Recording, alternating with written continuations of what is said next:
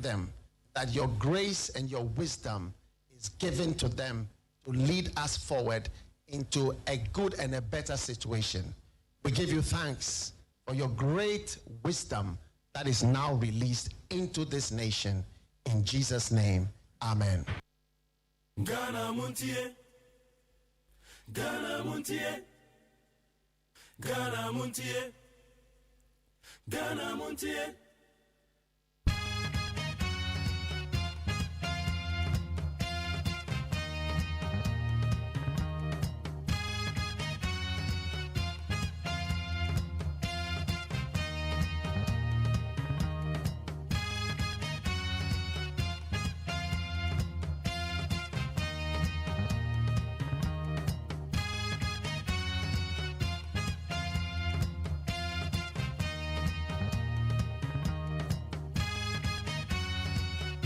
Yamagana phone na kwa Ghana MONTIE Sunia we need 100.9. And na ya yawada and na ya 23rd November the year 2023. Hey, erade what the yakopao? Afinya kopon the yakopao November 23rd ni. E just say and na watch pepe na 30. Say aka aya bosome pepe na ya de dwumadi nyina afi we ne ba na wiye. Eye ni titiri amanyo 7 ade aye your radio so. Aka Nyankopon ya adom abosome by 22nd December. Na se nyame ama ya hoden na aye ni pemu a. Na che se 22nd December no eye Friday. Ye sorry a na che se ye de eye yedwumadi nyina amanyo 7 aye no. Enye radio so dwumadi o na mom amanyo 7 ade na aye no. Na che se ye de radio ni nyina ba down na ekodi burunya.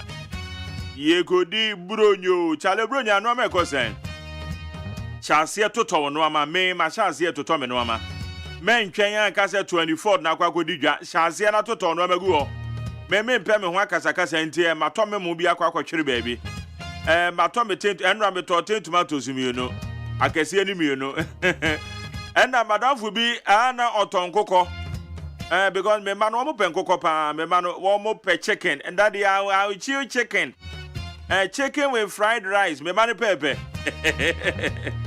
I did to me pem one kasa no, and then me besides that I'll cook on back and say also mark for 70 cities, bra. It is 70 cities, you know, and Macomano 210. Say only me and say ngoo, me babeji, and yes, me wahana me beji as. It is Shasiana to Tonoman 10 because they say the normal boy day. It is a one for plans and antia, Masa was obeshi. It's one for plans and nantia. Asobeshi pa, it's a brunya no man who say, what better to turn maybe a dear goo or a brunya anymore. Shall see not to turn in tem. And on the bed one and one hand, why? And one hand, that be behind to me, I could so come at the amount.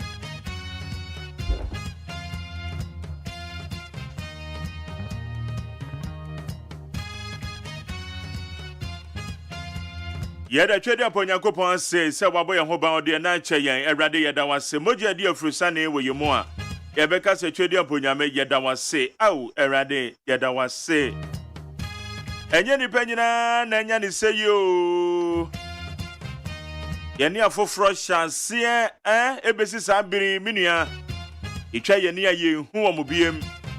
Adofo mo adofo. The chaya near you, who am beamo. It's in Yankopon de Nache and Air Sedakutonia de Mano. But your life is not about competition. And no way. When you be any competition, why? Now, when you be a competition and can be a baby, I want and can you now. Yankopon bon hobai. One day, I for the chance, I won't nominate in a classroom between a dear. Better be a Sammy Castle, number 7 and 4 politicians be. Menomana etina classroom between a dear. Bako pa de just say menene ye the same course our game pa. Tale say pa why a big man. First say my friend and no first say my friend on Fabi. One more abem or when people is here. Menene nyina na ete game pa na just say ye call lectures ye to koko. Sabre na me won koko. Na me free koko na me ba lectures wo game pa. Eh beso my bro. Ne pa bre pa o. I just have a bar, my friend, oh, Charlie, and yes, she and a cocoa joint to be on edge, ye, dear, enkomo sa why big man and also interest just me ni bria debi na se me so Nyankopon aye bi o eti wo so nyame aye bi ama o aya na wo ha na wra ho na me kra aden esimesi me man re ho ate me man re ho enipa ni bi di wanim no ebi so di wachi se re ho a na wahwa wani ahwe wo mo so edi wachi no wo me di wachi no kra de ebi kra ni asase su bi emo wo ma yira wo mo bibia ba na wie ya wo de Nyankopon wadom o won kwa wa hoden na to na odi areho da mpam nyina wo dwendwen na mafefo okọ ahomachi adwendwen nko a menua adwendwen ni tubigu ade ba akọ na ese wo sere di free trade Nyankopon ho se obehia eye ahodene a echese enkwa wom enkwa ahoden wom enkwa tentene ahoden ewom. And life is about good health and God's favor. Baby, ya can do the back on. It's a man drinking baby.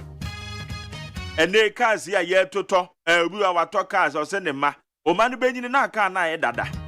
A fear na wutimono, a fear na wutimono. Say no. O man benny no. I want so that if you know, massa. Because o man will show me ye. 8 years if you come back as an papa, only if you benuzi.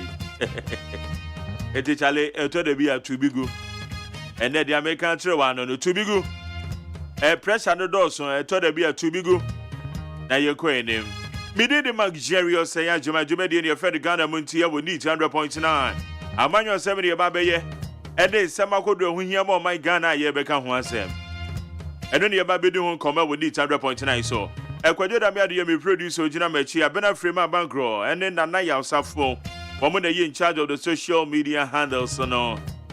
And then we're so kwesi Abuaje the darling boy, my boss no. On the name channel manager, my supervisor, on the name J. Oh, Baba coming home 10:30. Dear the Jumedi near the Abana. Happy birthday to those of you who are celebrating your birthday today. Bosho Mren about 5:39. Nyaseda Subekwa King David or the Rise and Shine Jumedi Bray. Hey, Enra, yes, I brought JB Didi Matem, or some ye Jimmy for me, idiot. Be an idiot, me cry, self at says I met national radio. So, one was so more friend Kelvin Taylor who say, why, I dare. I just said, Macoka, a ye teacher license exams and once. Now, I ya Ghana, ye mobo. The Pebby say, no, me pancho, I am Mundi on my chiwati. The Pebby say, no, no, say, me, MPP ni, Makwadi MPP sika. And I may MPP surrogate, and I may that manful, and I may protect it. Oh, Edion. Okanyaka say Ofuibi Ababy radio station. And ran a mouth for frame, and I'm Jerry Boy wine again. Only the minimum here, me a dinner me go no. Eja me manchia baby. I can tell me you are not, don't worry, me you are not. The Kofaka say Boniba, me more responsible. So mommy suya the any kind of crime. Man, your 70 year, mommy a fan of crane. Men can we baby, I say JDM ye lie. Men can baby, I say man, you need be a chantro, there be. So me patcho mommy a fan of crane. So I am not man your for no more dada you. One would dear Jane grow. I know ya real, but sense no. I think and we said in here. Now, in fact, I no pay metchia na mada. Professor Oduro Wusu Enkanena Oye Vice Chancellor Ewo University of Ghana Prof Bebacho Memwache Meda Sepanya Mishra Professor Subontain Efa Ninuane Eye Honorable Betty Modidrisu Oye me Professor Bia Kwa me fa so enya papa ya omu nyina wo motenetene yetu yefo no Mishra what Professor Subontain Enna Honorable Alex Chireme Honorable lecturer, one of the finest politicians, and when you know frame. Now, Benini didn't come on, one of the finest politicians, there be a Bonabaso. Honorable lecturer, nay on the NDC National Treasurer, Honorable Bebacho Medazwate. And now, Honorable Clementa Park, So, when you say, and the Yakazon politics, and one more year politics, and substantively, just say, some of the Fahono. It's Honorable Clementa Park. Good morning to you. And now, Wokai Director General Jacob Ko.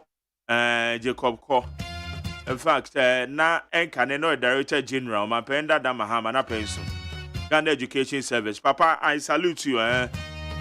So, edina ma bona mo fama sa kwa no. Oze ade no obi o hwa sebe o de yen komra ye ba. Ye kofa kase bo no ba. Na eja ya chire bibi kakra wai. When the atama na ye de wo ka asem nti wan kase ye jimifu ana ye de. Bidi matem me ka asem wini me baby ya me mo within asem na won fa ho. Bosi me ye jimifo na sebe JDM kra no betima ba abontan be ka se journalist bi ye jimifo. Oto was obi ye jimifo didi atem sa den am ye sa. Etumu fo amuntie won mo de mo so madwen wo fom so. Madwen wo fom ye tumu fo amuntie. Obia na mudidi na tem asante hene na mudidi na tem ye for panyin president na mudidi na tem obia na mudidi na tem panyin bia na mudidi na tem nipa na wabobra won sebe panyansa obenyiri kura kodu level bi no o se na asem ketua obia keke na mudidi na tem na me so de ma ba be ka reader no maza you're very reserved, don't worry. God is our power.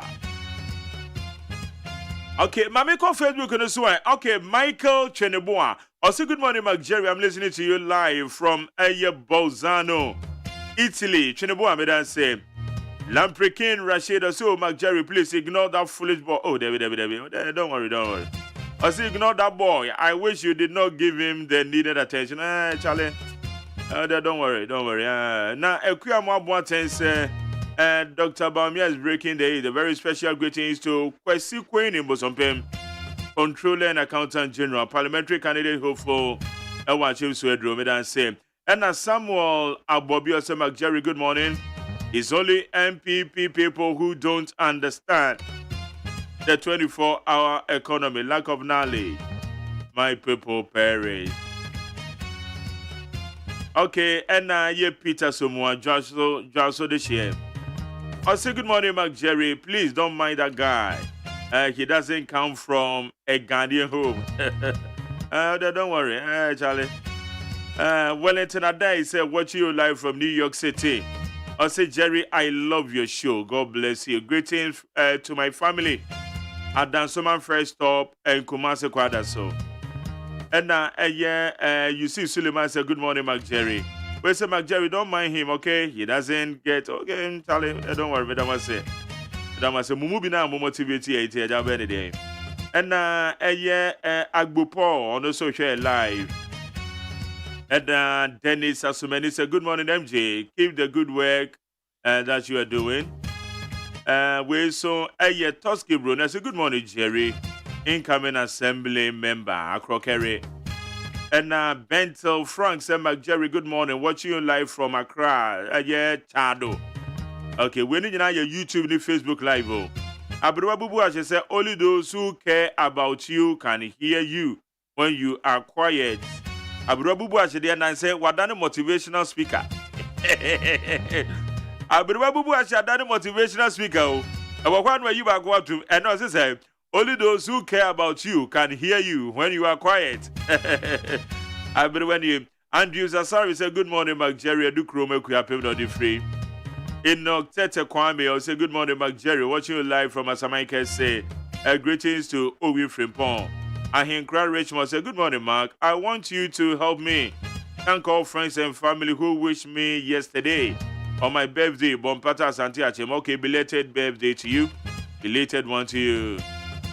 Akwesi Entry said good morning to you, Mark. Randy Ansa said good morning, MJ. You are doing a very good job for Mother Ghana. And Elijah Boache also Ghanaians, please let us all support Honorable Alan Kojo Chirmaten to move Ghana forward. We will fast Suleimanu Ayitetego. Also good morning, Mark Jerry. Watching you live from Kofukwe near Ajin Kotoko. Talimacho said Bremi Jane won't to Jane be Bremi Tali. All right, okay. We say good morning, MJ. Akwesi Entry. Noah the Ark Builder. I'll say good morning, Mark Jerry. We thank God for another day. God bless our homeland Ghana and make us great and strong. And then Baumier's government. Now, and Benjamin. I'll say good morning, Mark Jerry. Incoming DC, Jabe. It is possible. I tell it, Jabe, them in DC, na me the MP and Kasakra na me pay you, Jabe. Asante Jabe. MP and Kasakra na me pay you. Don't worry. All right, I'm a Sancha me come na for a better. I said, double crater musam near the bebro. Saranso na yewo a year be from the town home and so ho. And said Ben Ecoso, Yana, the futu, the man, a year Dr. Mahmoud Baumia say. Oh, who John Dramani Mahama say, or Yenunia. Oh, who ne say, on Yan the town phone. No more ye just a political opponent. A debente and a Yana, Edisa futu, the man Dr. Mahmoud Baumia. Adamiki Adam Tail say MJ, good morning, watching you live. Nana Chumesi said, good morning, Mr. Host. I'm watching you from in Carrier. God bless you for the good job. I say, now 24-hour economy, so the banter upon banter. Hey, I say more. I'm on for the Amukan in YouTube. Yeti Yayaboko, Yeti Kakranka.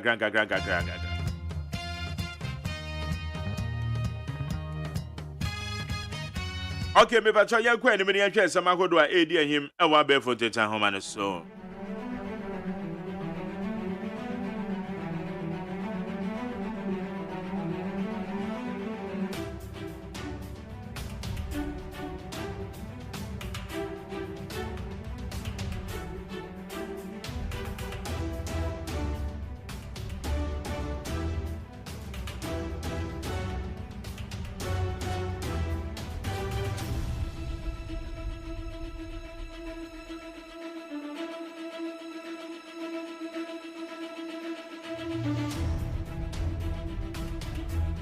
Media Sedema PeaceFMOnline.com, CityNewsroom.com, MyJohnLine.com, checkoutGhana.com, and yes, Star FMGH. Omadaro Mabe Fonteta, Homanasia de Samakodo, bro, we need 100.9. So, yeah, share the trending stories. Yoko enemy and funny and shame. Government seeks World Bank support for victims of Akosomo Dam spillage. The Chief of Staff, Fremont OSEI Pare, says government is seeking additional funding support from the World Bank and climate change agencies to facilitate the second phase of restoring properties of victims affected by the Akosomo Dam spillage. Abusamba Betoja said, Aban pesika e free a World Bank. Na ode eye ababishim enra yamame Fremont Pare okokasai. Okobrifi interministerial committee a eye omampanyen paw yes omonhwa Akosomo Dam spillage no. Obrifi no ama womoye. Emu bi no chese aban pesika de free World Bank. Na ye de akwa koshim e wa Akosomo Dam spillage no woma ye affected no. Na woma dan bi kura na ya say asisi de ama omo. Because ye ka say kwa ye basa woma life kura kwa kosisen. Na ye kofa kase abono ba me wonsem bi ameka. Why? Iti eno so no. Akufo-Addo controls MPP. Either his wish or you are out. Boabena Samoa. Former New Patriotic Party stalwart Yao Boabena Samoa has alleged that President Nana Akufo-Addo has effectively seized the control of the party. The former communication director of the MPP has said that the president's wishes and preferences supersede those of the party, rendering individuals who fall out of favor with the president useless within the party. Pepato Raya Boabena Samoa ne kasayo. Ose Nana Akufo-Addo. Watam MPP party na shena motuom ono na control bibia se ade na enya ni pemu a ene na obo akora obeyi we frim sisi e eti eje de ono no pe no eno na se obedi akire enya sa ade ne waso be hye. Licensure exams shouldn't be cancelled. The approach must change. Tutors. Some tutors in the country's colleges of education says the conduct of the teacher licensure exams has never been a problem to them, but the method of writing the papers. A church of one say licensure exams no. A church of fobi na ekase yo. One must say licensure exams no. Enyo how the maumo. Na mom kwanya ya one mo fast write exams no. Eno ka ho asem nti ene ye behwe ye ka say examination ene de ye wo a mode of examination ahodo bebre.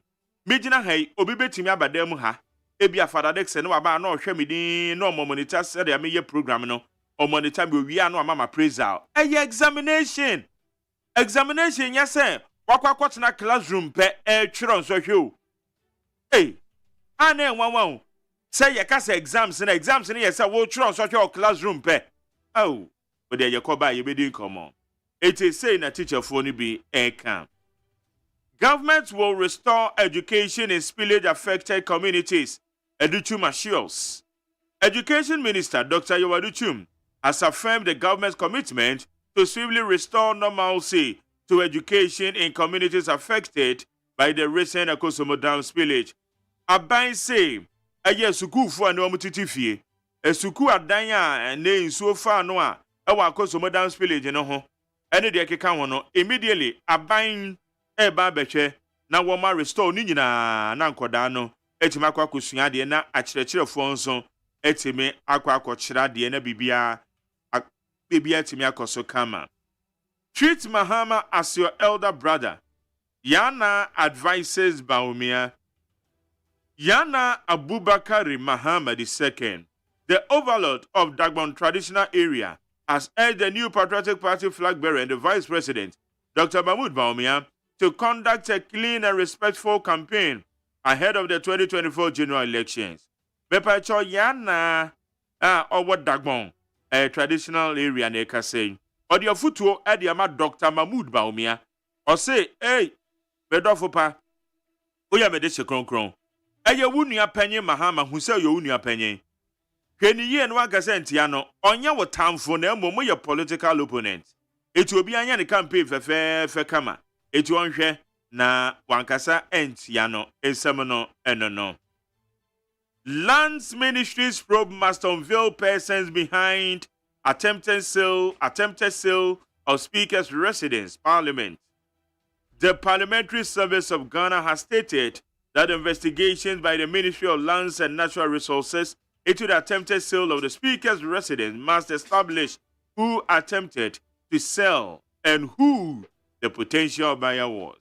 Abusia Parliament say Lands Commission it is a woman who obeka the Speaker ekokas eka say na nipa bi nanka nipa bi beton ne dan wanka say edan no moton obechi mo say na nanka nkrofo bi beton edan no manya anton na no na Parliament ka Parliamentary Service Board na ka say Lands Commission mo nya twhwe mo fanfa ho hwan na nanka obeton Speaker dan no na hwan so no ye ready say all ti the bottom sika akwakoto dan a Speaker of Parliament team amafo so akokudro eti eno so de omdia to dwane ye de asede ma peacefmonline.com cdnewsroom.com myjournline.com check out ghana.com and the Star FM GH o madaro ma de abel fontetan homa no so ye de sama hodo na ya wade ye de bre woni 100.9 ama sancha me kwabra mafo kwabra transe kwabra ma che so bra eti say ye de yakopa ase ye de me ase good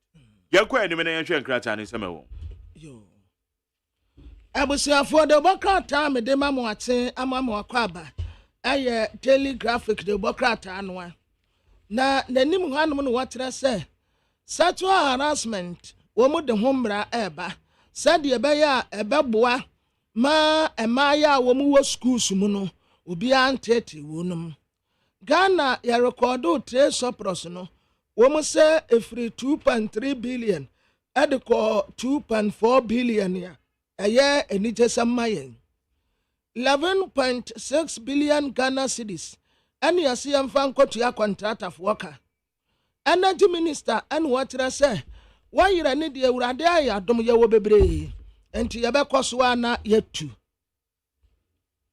the insight the democrat ananim ha Martin Kwegun watere se 2024 budget no a ebeto odwa no budget ne de wa kan de but entrase koko bo ebekofom koko 3 cedis dokono 5 cedis eno ene ya fra ne se budget na nya budget ya wa beka no watra akwakope obabi atena Comfort not teaching hospital ene ya se omu esu adaya ya se ya fra de bi mammogram machine ya womu de 100 breast cancer womu tese ebi ni ho Education Ministry and what this time fufro bi eba ya prospectus wa senior high school ena TVET for admission eniama omudi beko school no wapa ho ntoma ewa ha na tebokrata ya frane se Ghanaian Times yenim ha akoso modam nsuo na ye biye ya no aban se obehia 40 million Ghana cedis yo na yade abo adese a wo ho akam no Ghana Revenue Authority for confiscate 7.5 million illicit tobacco product ya enam kwa abo ne so ebewura ha watase nipa na yawu emu ebi nso eprepra we de nye nipa na ya Ghanaian Times nkwanta de no eye nipa enwoche afi wose yamfa procedures ahodo a ebetumi aboa Ghana Police Service wo mutumedie na akwanka bra wo mu ya graduation enra ene na ma traffic be kromu a ma nipa tene ho ano enye no Vice President etu wo no mofo na Telegard Democrat ananim ha en water accident bi asi nipa nkro ato ananam wanse do ewo ho Dr. Laj Mahmoud Bawumia wo masi no enkabom hene ewo konon konlewula ewan yesi no NDC fo bi na katre pani a wotu Frank ama NDC se on drop Professor Nana Opoku Agyeman na won fa nipa foforo mra afa womu a yakwati wonum se yesusu se omu gbo poso omu betu aban agu no eda ya de bedu omu asam wankasa judgment day January 2024 aban early introduce o visa on arrival ose no so ensese pa ebeboa yenyiye na the new crusading guide Democrat ananim ha aban taso we create 4,000 jobs at the afabo somefra ho community mining scheme ho Deputy Lands Minister and worker saying mediama ena womo sre mampeni na nado danko akufo ado se na dawroma ena an worker so obamu womu 1 million Ghana cedis womu watri womu kakranti onfes kanomra Dr. Alhaji Mahmoud Bawumia ena wodineni ese bono region se obenya urani mate edi efri ho wase wo mu baye atuma bom se de beya MPP amanyoko betumi break 8 no owura Steven Ayensu intim en wo kan asem wase obie ni wanom a wo mu beja no wakire adesia ye bie akoso modam ekofa awo no aban be se obia court na oristeni doma hene se eyie bi ewo honom da sebredi ewu a wotosum yenu ayie ompese doma hene ebekwa ayie nasibi na tele statement Democrat ananim ha na pona ekase watrasa eniema ebetumi aboa wo man no na yesi kasem wagina ne naso de enya ade a yede beka me wo manfo na yiri ena wo katre Dr. Alhaji Mahmoud Bawumia se onye obi a obegina hode ama nkabom na mom onye obi a obetiche nipam na entokwa nso nam no so a ebeba Ghana borders no munsiki ohanom kama sade ebeya nipa bonefo meto nhyɛ yeso mampeni na nado ene wode afutuo ma sojafo chief of staff a woka kira adese a wovota ne fa bie Greater Accra ne fa bie ena Eastern Region ne fa bie nsuo fa wonum ne se enya ade a wobeja wonum akire Daily Dispatch anim ha pani a wotu Frank Amandisi John Dramani Mahama ene wo mutere se na running mate ni be Julius Debra na no Opoku Agyeman anasa Slimensa sa nipa miensen wo beyi baako Dr. Matthew Opoku Prempese ya babua na energy na tumi a drive wo man no akonanim 40 million Ghana cedi support ena yede ama wonum ye maintaining high standard of professionalism ewo 2024 Dr. Alhaji Mahmoud Bawumia ena wo katra posifo abusia beko peace 104.3 FM so ena ye daya wada magere osei Agyeman ya tenase ensam de ye wo bebre ewa ha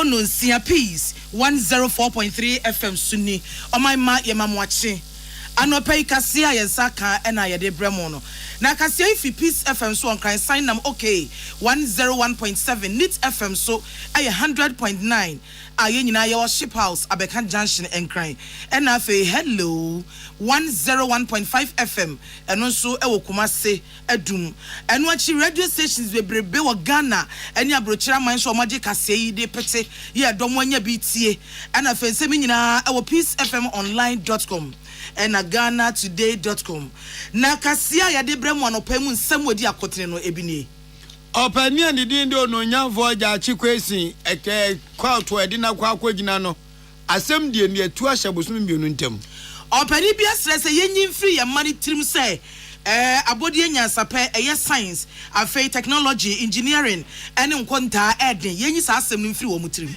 na wodi wani che Ghana mashebedwafi a opani oye deputy minority leader ononyanfo Emmanuel Amakofibu say petrol revenue management na ho asem be pie friends budget no yenhwe nyemu yi mrashe bedwani bi dia todwa say NPP aban we say abakosem wono ne aban a nani ekuka akwan ho pa na yedemokọ amanfo aman so a dima ya oni dimakun a ayiniti ewo Israel ene Gaza mpapre so no yaadwo nanka yesi enne etu obi ankasa yenye obi ahwe nanso de yatete de asenti ase apam no eye adwiragu wei ani nsembi ya emu ehwam ne ditie nia boa no anopa ya ya de besom se kasebo na eye enwumako bi adaroma ena da bia anopa ya omoso yasene ema ye de kasebo yi ebremo ena anopa nso madaroma masan aso yasene bio etimo ye ntie wo mo oh eye Suzy Eba Center wo mo de ase no ma na ekoba o se na nse nsu etumi to ba bi na eje ba bi Abeka Junction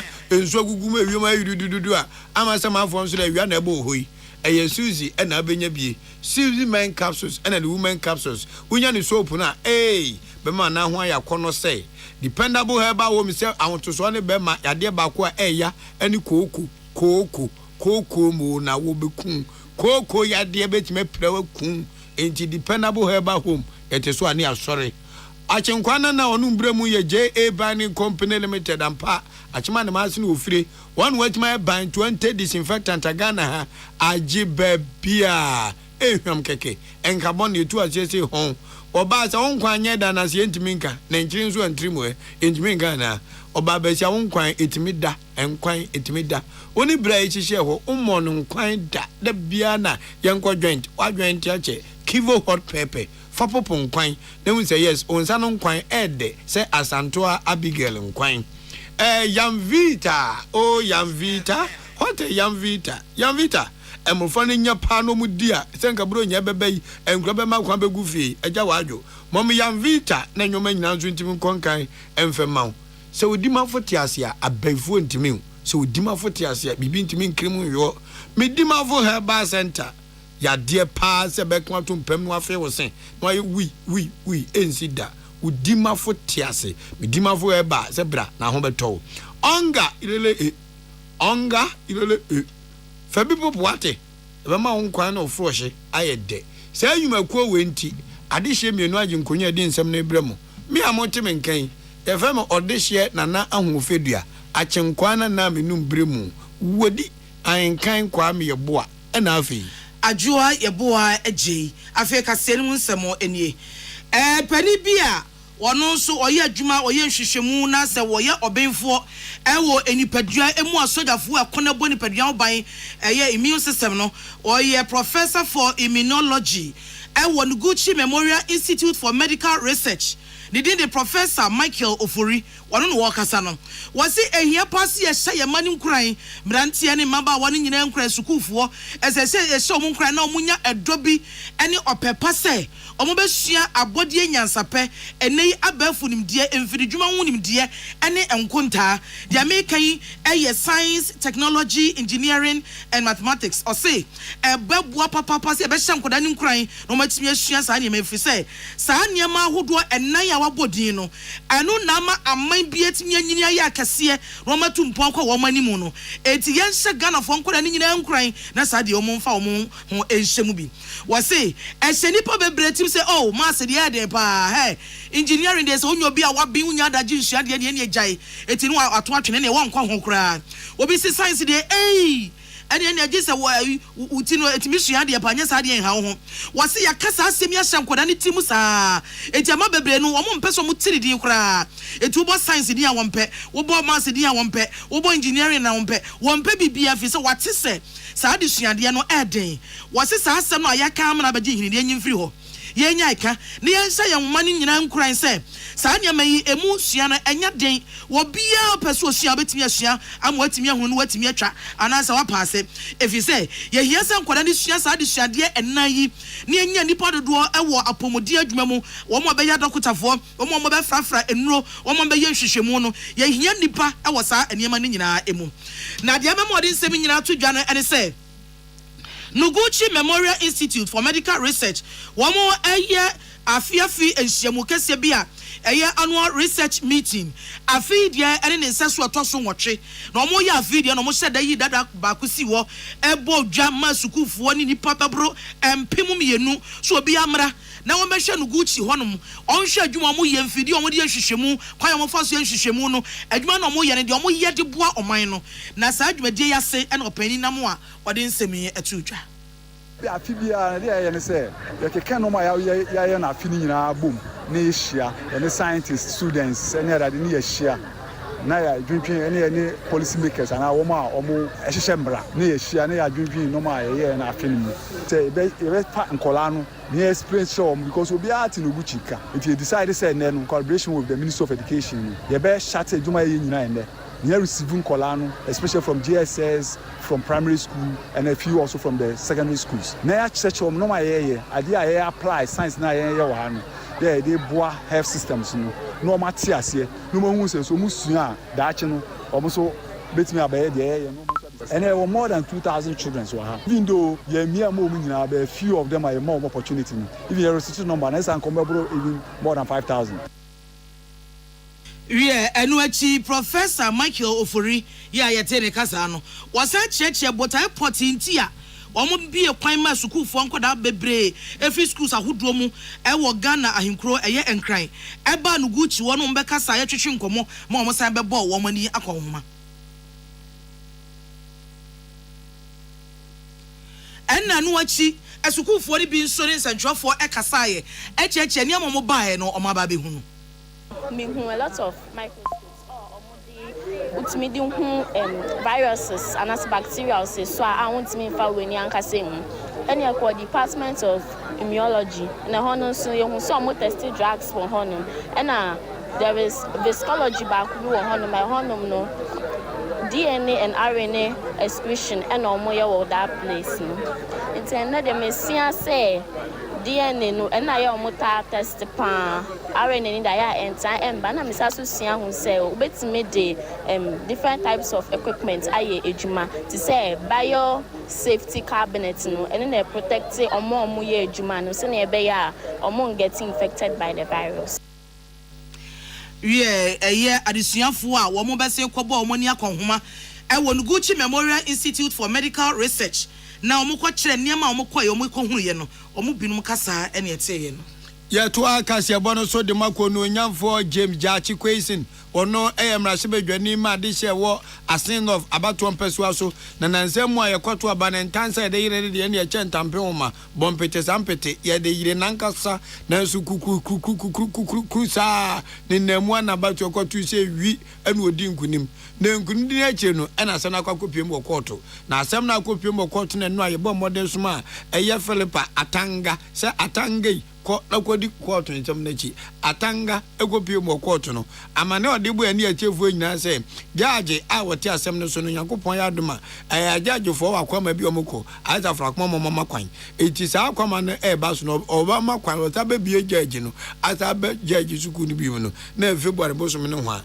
timene mo ka sei bosom a fe no February ne de to sonson enfiem pimenu na aduonu 9 2024 7 February 2024 ho ena ononyafo Jachi Quasin, as some a day and they say, I was a son in Gratem, and Mera woke with Jancy and Tunoswaba, no mem Rashabe Granino, no one should I Gana Nisa, passport to Kutan and Nagana, the engine there in Grano, into a semna ye dino.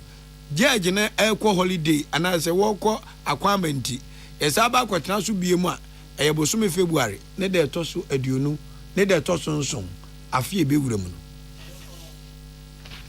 We are yet to Akasi Bono Esso. Who come Rasabedamua Basumbedja, Yamuno Moshe acquiring Ehon Semso, a year committee on roads, on more parliament, you know. Penny or that woman, no, a year. Honorable Kennedy or Sayakon. Now, Honorable Sayakon, once soon a year MP, Ewo Achim Swedru. Now, no Wakasan or the other amount for you, and say, Abai will say, what Chessica Cassiapa, and the after a year, acquiring a year, and acquiring a CSC AGYEMAN. Was it 2024 budget year? Nano Sika Samson for the Quatujano. Sika Pepia Kuma by Echa, so the Bay acquiring one. A city or pay me and Sunny a chip on 3.4 billion Ghana cedis, Nisikawa, our 2024 budget in Unqua Emu. Wayne was there to just say, so Shamua. Nature Saban was say, well, Chessica, the Aya Crime Papa. Was the best and fear Sunni about where say Betty to me, no. Once I across the Capes city or pay, Dunsia. 16 billion Ghana cedis na buying what they were acquiring ye ni acquiring SCSM was this ocean wa Ghana bako semuno or buy be any waba what this Kabebrebe I acquire sir. Now the amount this has some way now to Janison or Chena Jane a woman Rasabedam Fisa, Omuya Bobo, a dear a war, and nano budget Sika Sansa for cooking Kayanum, and will be a Chena Jane or no sorry I walk asano, no this has some way a tuja. Now no aside to us to say. If it is Saban way bar budget to me by a fee 2017 no Nanka Ghana ya ka kwanya ya wonya kan nyina bomwa a ye kilometer no a ye empem aduoso nwoche ene akire hanan ni mienu na eno achi so wo hwemu a 78,402 kilometers ekwan na ye wono no aban we say by 2017 wayi yakwani bia kan wa cheche bi mu ama sese yakwan no afi 78,000 aba 98,000 kilometers ni akire e wo mfie nso entem eti se wo hwemu a na chese aban we say wayi yakwan dodo si na ban bia e wo Ghana bakose mu wase won che Ghana fo akire eye kumase ne nkran kwante mpoan a aban eye na abonta ekwan no ni nyina ya de di adanse pefe say aban we na ni ku ka akwan ho. Terrible this road was. 8 years in office, the government, the NDC government did not see it as important in tackling this road. Under President Akufo-Addo, as we speak, we are building 10-lane roads with 11 footbridges and 4 interchanges. Mr. Speaker, and when we talk about it, they will be asking, where is the money? Where is the money? This is investment, the kind of investment that the Akufo-Addo government is making to the road sector. Mr. Speaker, I will go on. If you read paragraph 7.0, we are talking about dualization of Accra-Kumasi Road. 8 years in office, the NDC government. Even the little that President Akufo started, they couldn't continue. We are nipa etenika say ya chimso adrom na sebedwani ya ono anso na committee on roads e parliament no pani a woda ano Honorable Kennedy OSEI nyakon ne tene ne no Yegusa wa Ghana mrasebedwafio no nyamfo no nso gyama de hye wo elembele abato mpeso so ayo no nyamfo Emmanuel Amakofibua no no nso no waka say osi Petroleum Revenue Management Act na e wose sa bimpanifo timisi nkonwa no mo ye nsakra kakra wo mu pa na aboa ma esomfa so no ye nya atimanya bi no kra wo kan say osi pempen wasi ni pay osekire naka ama mansa nyina te say eya fangwa yetu wo memu no na nka ne hihye mu no wose yetimidi ani kosuo hu de de ye o memu ni edi adanse say enam fangu tuo so ana Ghana yenya yenya B yenya C A B D E F G nanso ye hu ni sa ade na pani kasa wose emna na MPP amanyuko tia fikire ehwa memu ni bi mekire opposition no ensema mo ka edigu NDC amanyuko anaka ne mampani John Dramani Mahama eda no ne say sabe akwakwa contract bi a watu din say take or pay aja contract no MPP voice say eyefun papa amwa Ghana nanso MPP for ba ye ka so mo tena fikyire ka nyoma ntime ntwa contract nim toa no mo toa so was we ye bedi say anwa mo amukotwa na pempem to no amakofi bu ase wono no wo kan pain say fangwa ye tu o memu ha no wo hwe NDC aban emno mo di tumi ema MPP na anya bia amna bonko aye twe wayiri film no omu gya ma akoma yensa aye say wayiri temu say den edema MPP aban ba ye na pomo ne na mo abepem ne well no amna bonko na eye wayiri wo mu no efa kromuntimi fanka ho no asi wei udu ani tu sa ba wei so a sa otete wa sa na emfie nwatwe ba na hwe ala nko yenye hwe yenti ono nyafo Emmanuel ama Kofi Bua. Still region where the oil has come from. Mr. Speaker, you go to the western region today and look at our roads. The region that gives almost 50% of all the resources. Mr. Speaker, this country must live up to its promise of fairness. Mr. Speaker, as we speak, let me say that the president was almost made to believe that he is bringing a new field when he opened the Jubilee Southeast. Mr. Speaker, I'm going to conclude. Mr. Speaker, this budget is empty and has not inspired any hope.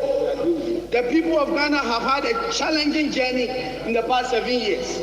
This journey has been characterized by mistrust, hopelessness, arrogance of power, mismanagement, excessive borrowing. Aba we be di Ghana so mfie nso nie. Erida so Ghana so we ye free ho. Hwehwe ni kwetira yam baabi a Ghana ha ye nya foma gudie nya nwoma kese western region so de fatom no monsanka tinu kranie o ma na diamia e wona na dodan kwa kufuado na mambo penso oronyafo Emmanuel ama Kofi Bua MP elembele na motene nka no we abusiafo mutie kase fi Peace FM so won kran madaroma ye home so aton kratew na yasan ba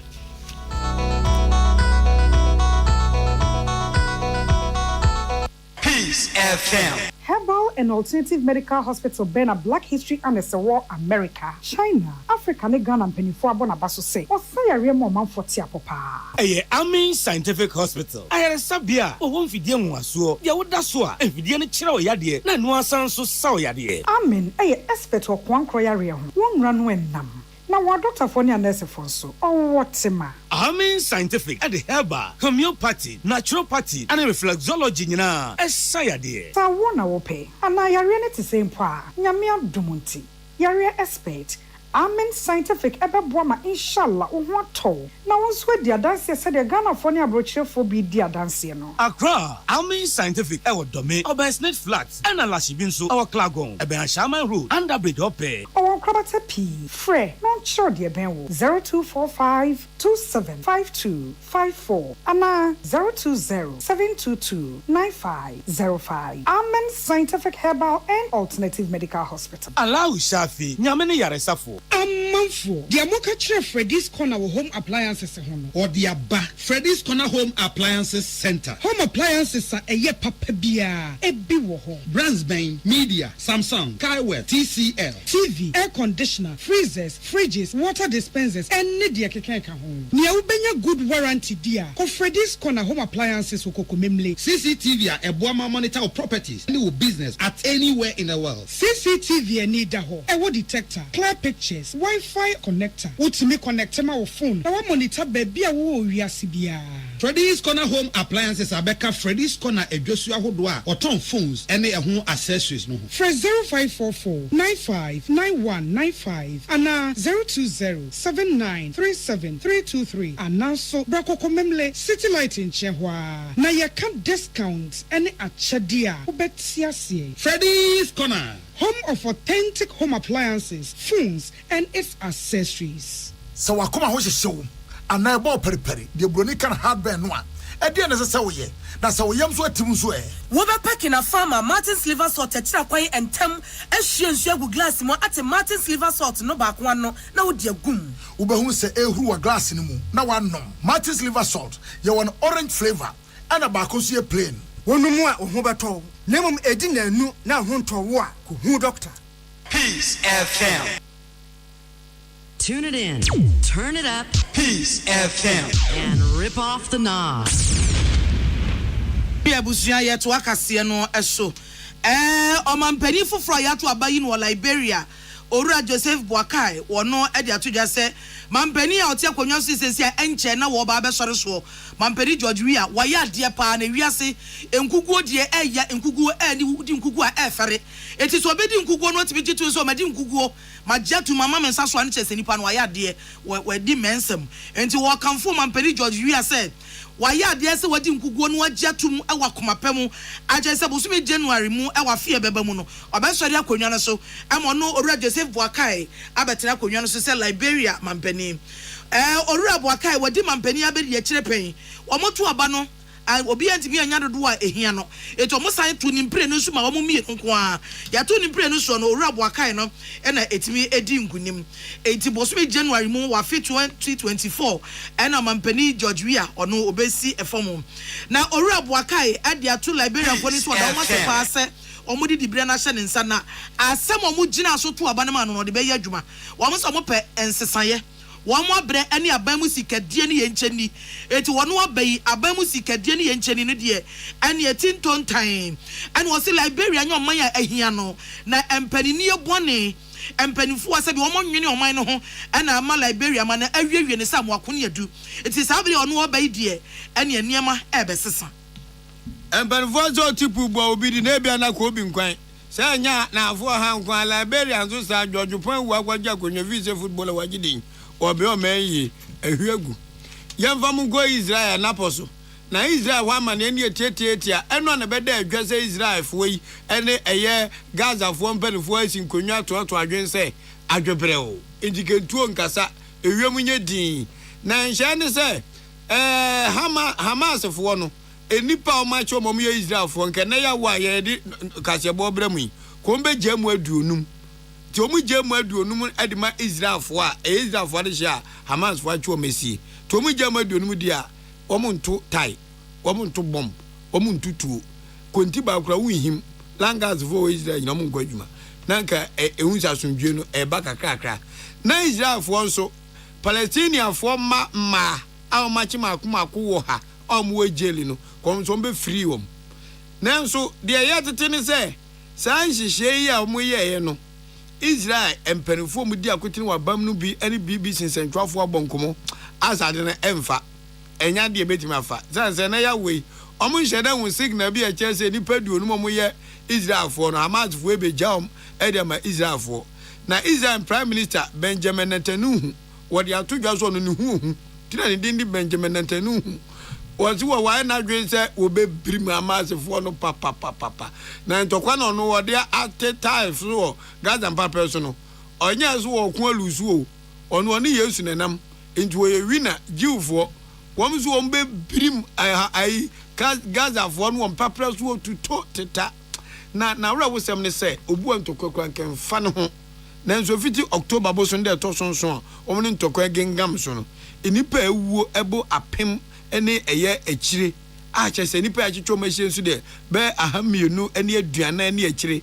a chese wiase nyina kasa senke be ya entokwai emra fom enkola empim num ena ahwere omo nkwa a chese akoye asema emu oya yesere Awurade Nyankopɔn so ma adwobrɛwo enyiniti wie abusuafo kase a de bremu no asi na kenkanfo amote ye ne yadwoa yeboa agye ena nana ahofedua odehye achenkwa na menum bremu wodi ahenkan kwame yeboa na enyumaku anopa we nsombo echidom ne de nsem ne bremu eni so eye Suzy Eba Center o said ye ma minro papa nro ejumaku ni nro no eye nsenkyerene no ade a eya se wo office na anyonko be ma akwehye washroom so ogunsuo na bete o ye de wa ose ma aja wo pa na ni so na age trrr na no ate mesrew se sa ya de bi wo so a ugu wani ma so office wo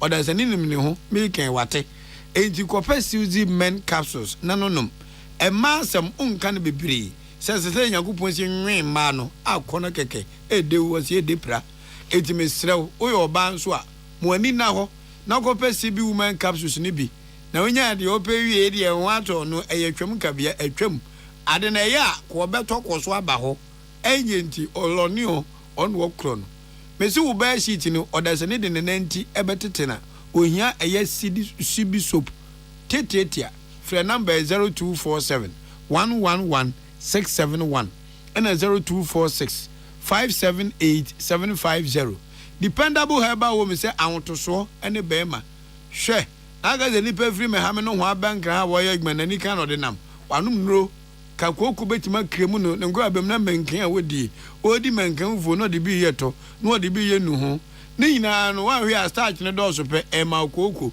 odasani eni beye ni yana koku wase a ohia dependable fo no ebi adum kwe plus abusa mic 2 koku be begu ni tompo ano no ko anya adum kwe plus ege no kwe ene je hwe abanje timi trans memu abebre tebe mo trans no atra o se me trans stylish oboa kogu gine tofa to de tofa na trans e bomade so be free number we 0242 223555 0242 223555 amma number nya kase kakra AGYEMAN company limited AGYEMAN by 20 disinfectant eja wadwo me say aponche be ma tembia no ohia aponche be aba no no oho se wonyema junso aponche junso bon papa na obu onso a wokọ junso se wi enkan wa kiri me srew se washroom wadwa aye wo hotels guest house afie schools wo ba se ba bia te nwan a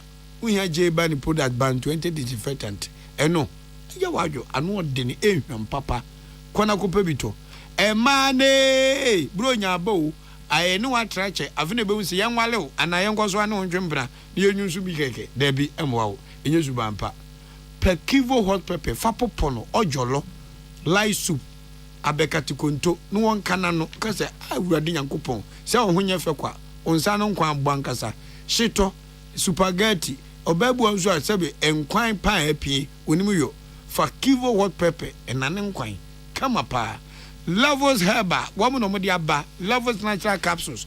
Eno so de ena mi kotodwe ena mi sisi. Sanga Despa Media fra this ame anye trainer ye ne nkokora ena gufia ha. Obi timi ko ote atwe antwe san. Lovers natural capsules ye bubo obi ena nkroma bo ate kwan. No asom, no mpe na poso ina ye ne fine. Number be fra pe bia to 0599 056 033 0599 670 402.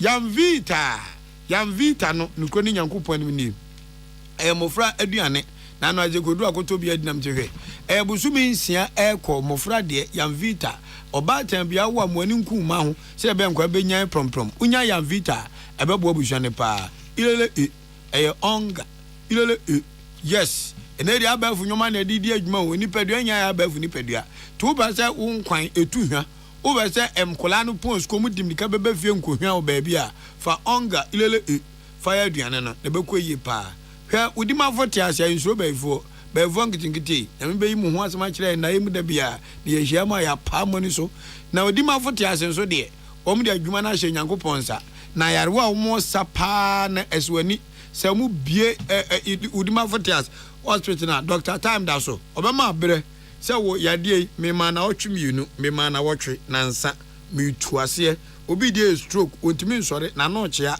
obi nso ni sisi adwonku ne fe achia mesrew se wo mpese ye besew adwire signboard a ko dimafo heba center na ho de yesu asa yade number ne 0244 774 282 and 0500 727 215 enyimakuo nwotwe ena nopei omobo ayen ye homeso aizekopoku ene pious wa hedie ensema edi ahimbia no mobete ne mrepem amen.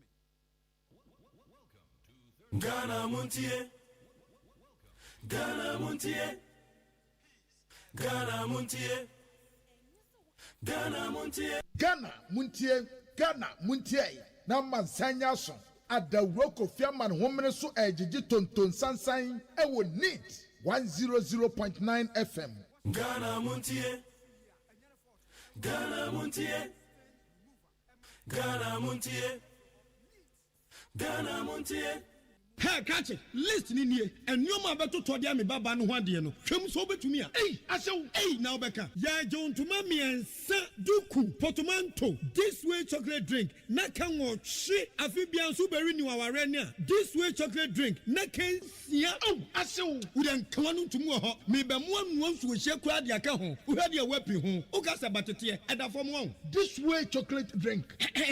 Crash up a baba worry. Asew. Ye fear say this way chocolate drink ya sorry no pa no ne yenom.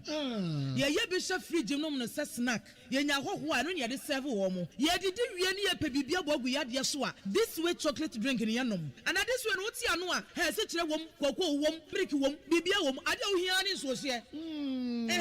This way chocolate drink. De wo hia ani so se. FDA ahwehwe se adwede nkratoe mo agye atum se eye.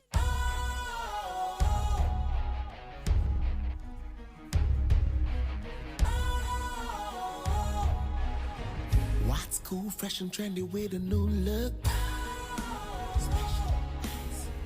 Makes you feel real good, that refreshing vibe. Satisfies you right just the way you like. Do you know? Do you know? Do you know? Ain't gotta do it alone. Specialized makes you flow. Anytime, anywhere. Specialized feel different. Always think specialized. Special Ice Natural Mineral Water. Feel different. Think special. This advertisement has been vetted and approved by the FDA.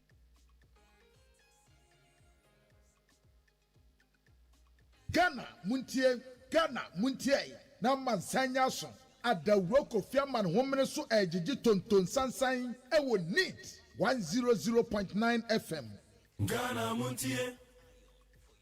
Ghana Muntie. Ghana Muntie. Ghana Muntie.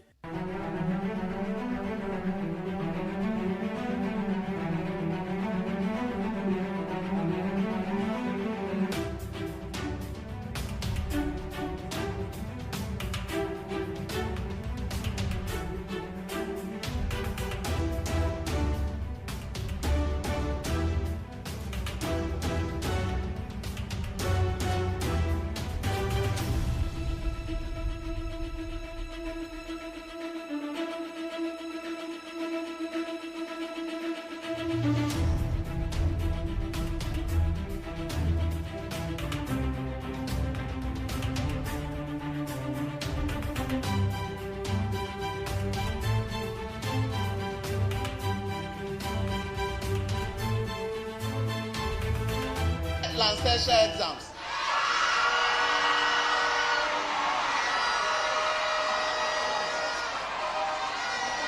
Lancashire exams. Lancashire exams. See Adani headache among students because you can't see get me both to every call. Not my son for Kwabi so or my son for Kwabi so as you see say ya fairly ya intimate pass it. Abra, yet maybe 4 good years at our college. Not my son for Kwabi so I Kuluni be I say where they are straw bar said John Dramani Mahama was I'm back. When they be found Lancashire exams, any students allow us number. Lancashire exams, you can watch them 2020.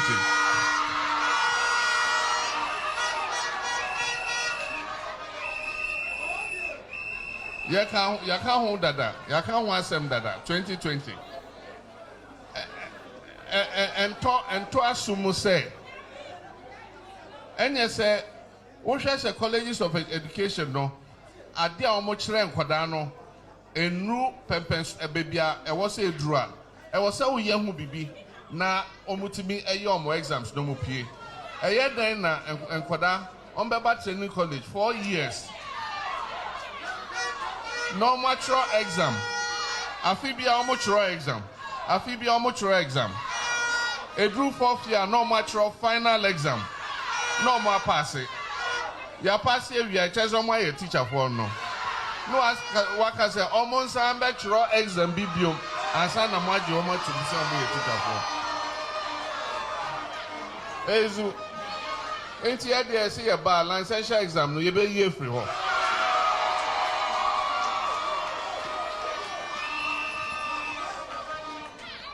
ni ahwe nhihye a ye be ye make sure say nipa bia obekọ college of education obewie no na eche say oye teacher ni akukudam oye teacher ni a onim mejuma e wo so obeye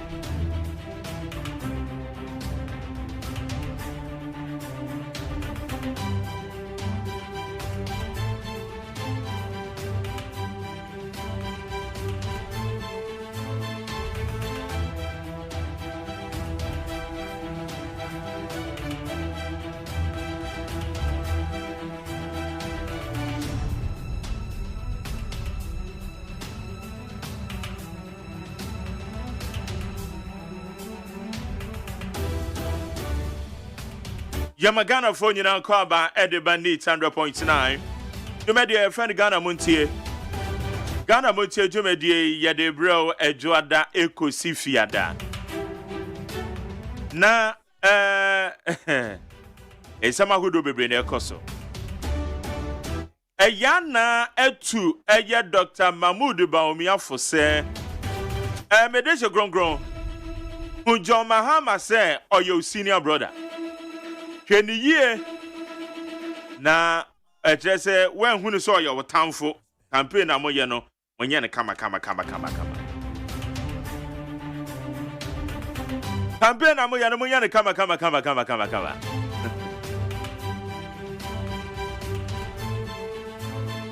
it is ansem no eda ho still aprobo no nso emu nseme wo ho JDM Oguso Ba Pro Dr. Mahmoud Baumia Oguso Ba Pro. Hey, chale na Kofi Akpalu so we dey no wonam he. Ekua donkwe. Ekua donko so ho. Ana gum Ghana Union Movement. Osofu chirabosom. CPP. Na CPP kra tambe na mobe mo flabere. Reverend and we that's a model leo. And watch it. I can say for no cry ye ni mo dada no cry ye in tem. Na mo be the time be. Mo be the time be. You go so high you need 100.9. Na mepacho ye to aso ye hwe eye abe Fontaine Homane so Samako doa ewo ho peacefmonline.com citynewsroom.com myjohnonline.com check out ghana.com and star fmgh na ye hwe nsema ewo ho na ye bia enra me catch am say me chance you know. I received a lot of calls from some friends, especially the MOOC professors. I've already acknowledged them. Now, you're your man way that your generation on bebrepa. We are suffering. We are suffering. You cry, yes, suffer. Until your generation idiot, you know. Among your partisan politics, Tantan, ye will suffer. The best of our if care is not taken. Na yanyi gullibility and fame free one young kind of create and find church young one. Will suffer. Will suffer. Professor Drew Wusu, former Vice Chancellor, University of Ghana. I salute you this morning. Honorable Alex Shreme, me interview na nani answer. Enra numere Honorable Alex Shreme frame. Na Kwarama Vobeka is a Honorable Alex Shreme, one of the finest politicians. Mepanase. I salute you this morning. Professor Subonte ni nuane eye Betty Modidrisu. The school a year so to our very, very big academy. It be Hokran year so to way of Anko Remo Hono. Oh, them refugee. Also, well, as of Uncle Professor Mills, who Remana was Uncle Lieutenant. Oh, common name now is Professor Subonte and Ninia Bane. Better Modidrisu. Yeah. Professor Subonte, good morning. Me chan none of it. Honorable Clement Park. I say good morning to you. Good morning to you. Former Director General Dema Ghana Education Service. Your friend Jacob Ko. A penfam bomb within you nipo omotias or mumwi. He womotias. Good morning to you. You know the reason why that I'm greeting these personalities? Because Amanyo Semini and you be a Yamanyo Nibiana, as some of Becano, a yentro, Binumo Homo Yamanyo Seminoma Yanoma in a year now.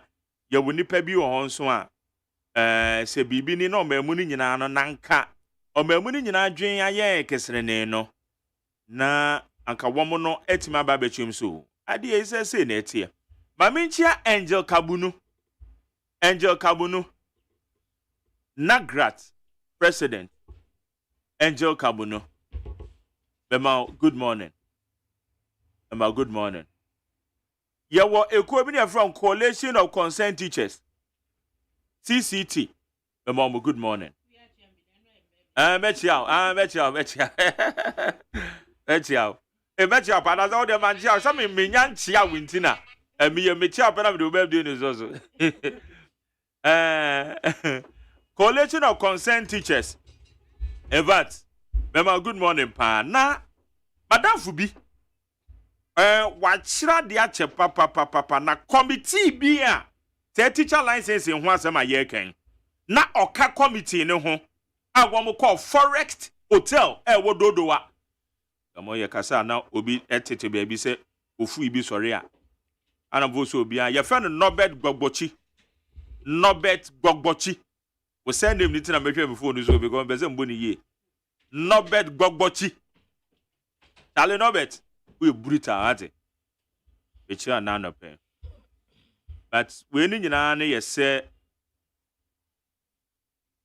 obi ka asam na na nya adwen a adenti na se udi na tem ade na aka se nipa na ye idiot memetu me ye idiot on I say adwuma ma idiot for ne fa ade na obi ka asam na udi na tem ise wo yi nipa na no na wandi atem na ka ye de ade na ka che nipa se wagimi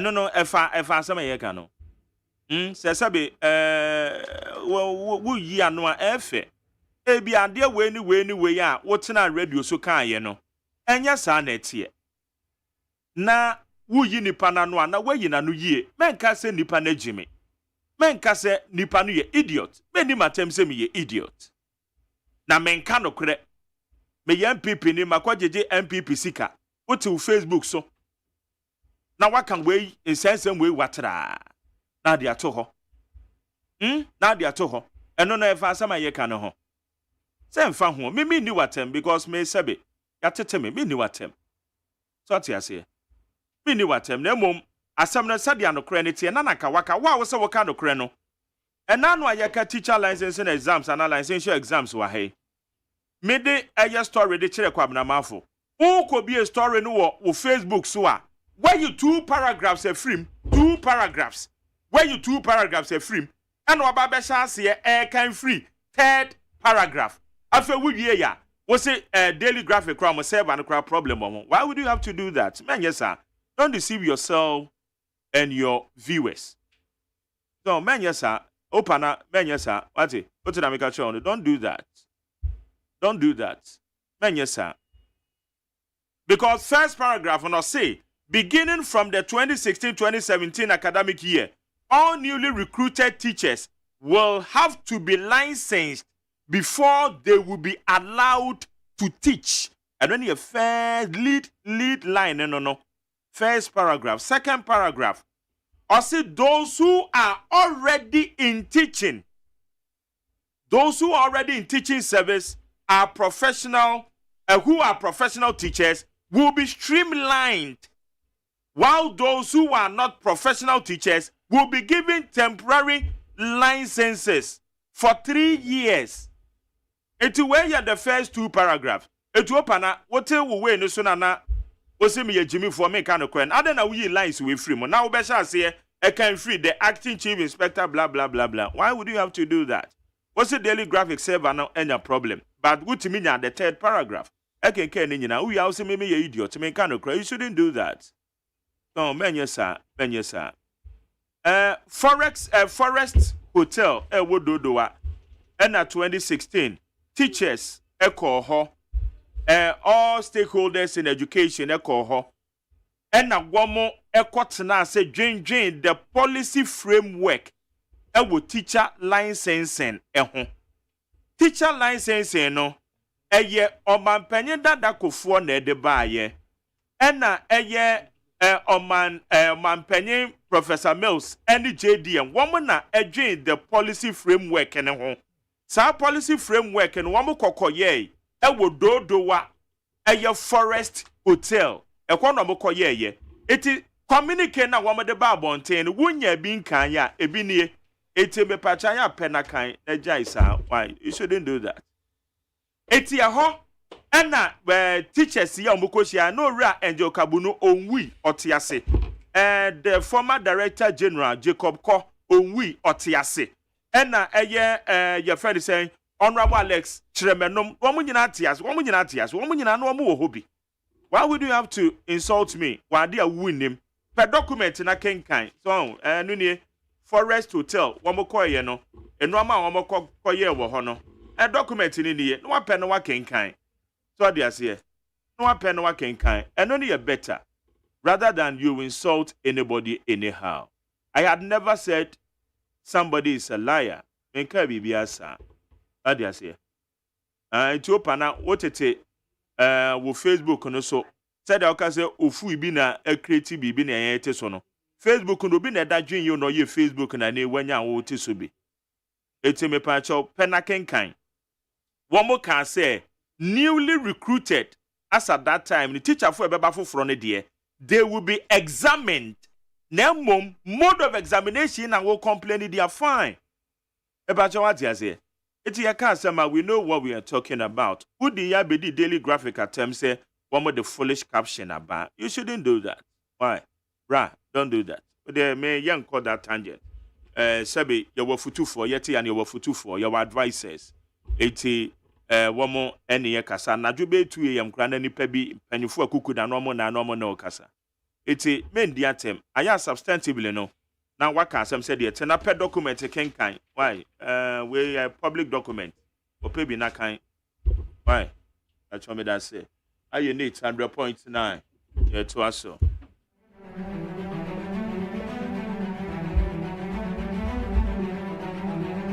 Amma sapon kuma jesse would you birthday and enra enra me 22nd why fair what that's it. You're looking good, man. Thank you. Belated birthday to you. Yes. Memo Oscar. And right, telling me 50 cities, right? Hey. Sir? And yes, I'll get to all. Yeah. The empire no one say me 200 Ghana. And 100 Ghana. But when I say I mean, Sikata, you're on Butum Pound. Hey, I grab him. 200 cities being so tough from. But try the immediate send 200 now. Can a dozen. Hey. Which one better from that? 200 Ghana paper back open the shimaka. Hey, I've me ya me go do and I'm say, tell 200 cities. Yeah, two to my eye. Yeah, careful, yeah. Tell me, be able to go there. I'm a Sancha me quadramafo. Yes, sir. Jack Toronto. Tell it to say. And then you go for say, and the message, I be the chain. But ya quite no quabrani and share. My main kind, and this was and this you doing one more day. Your friend is saying statement about the 2 abonten. Clean up exercise, no say a basso. But what my idea? Oh, GM officer. Okay. But I mean, I statement, you know, quickly. If we Greater Accra Youth Wing of NDC, or say all is set for November 23rd cleanup exercise at John Mohammed's office. The planned historic cleanup exercise at the cantonment. I'm out of Tantrana. Wouldn't have a no from Oba Hanuman was as your form. The planned historic cleanup exercise at the cantonment office of our incoming president, His Excellency John Dramani Mahama, will come on this Thursday, November 23rd, 2023. Not just say you know. The regional youth wing, in collaboration with the entire regional party, is pleased to announce that all necessary arrangements have been made to ensure we embark on this exercise as part of our party's civic duty to help the failed Akufo-Addo government's abandoned promise of making Accra the cleanest city in Africa. It will be recalled that on April 24, 2017, the Daily Graphic online quoted President Akufo-Addo to have said, the commitment we are making, and which I want you all to make with me, is that by the time that we end our 4-year term, Accra is going to be the cleanest city in Africa. Typical of the Akufo-Addo government, they failed to fulfill this promise even after Ghanaians extended their mandate. Today, Accra is in a solid state so far as sanitation is concerned, of which Cantonment, which was noted for its tidy and serene atmosphere, is not an exemption. The prime residential and ambassadorial enclave, like Cantonment, where the prestigious Bank Hospital is sited, is now competing with some bushes in rural areas that house residents. We are of the view that our flag bearer's office must be free from weeds and filth.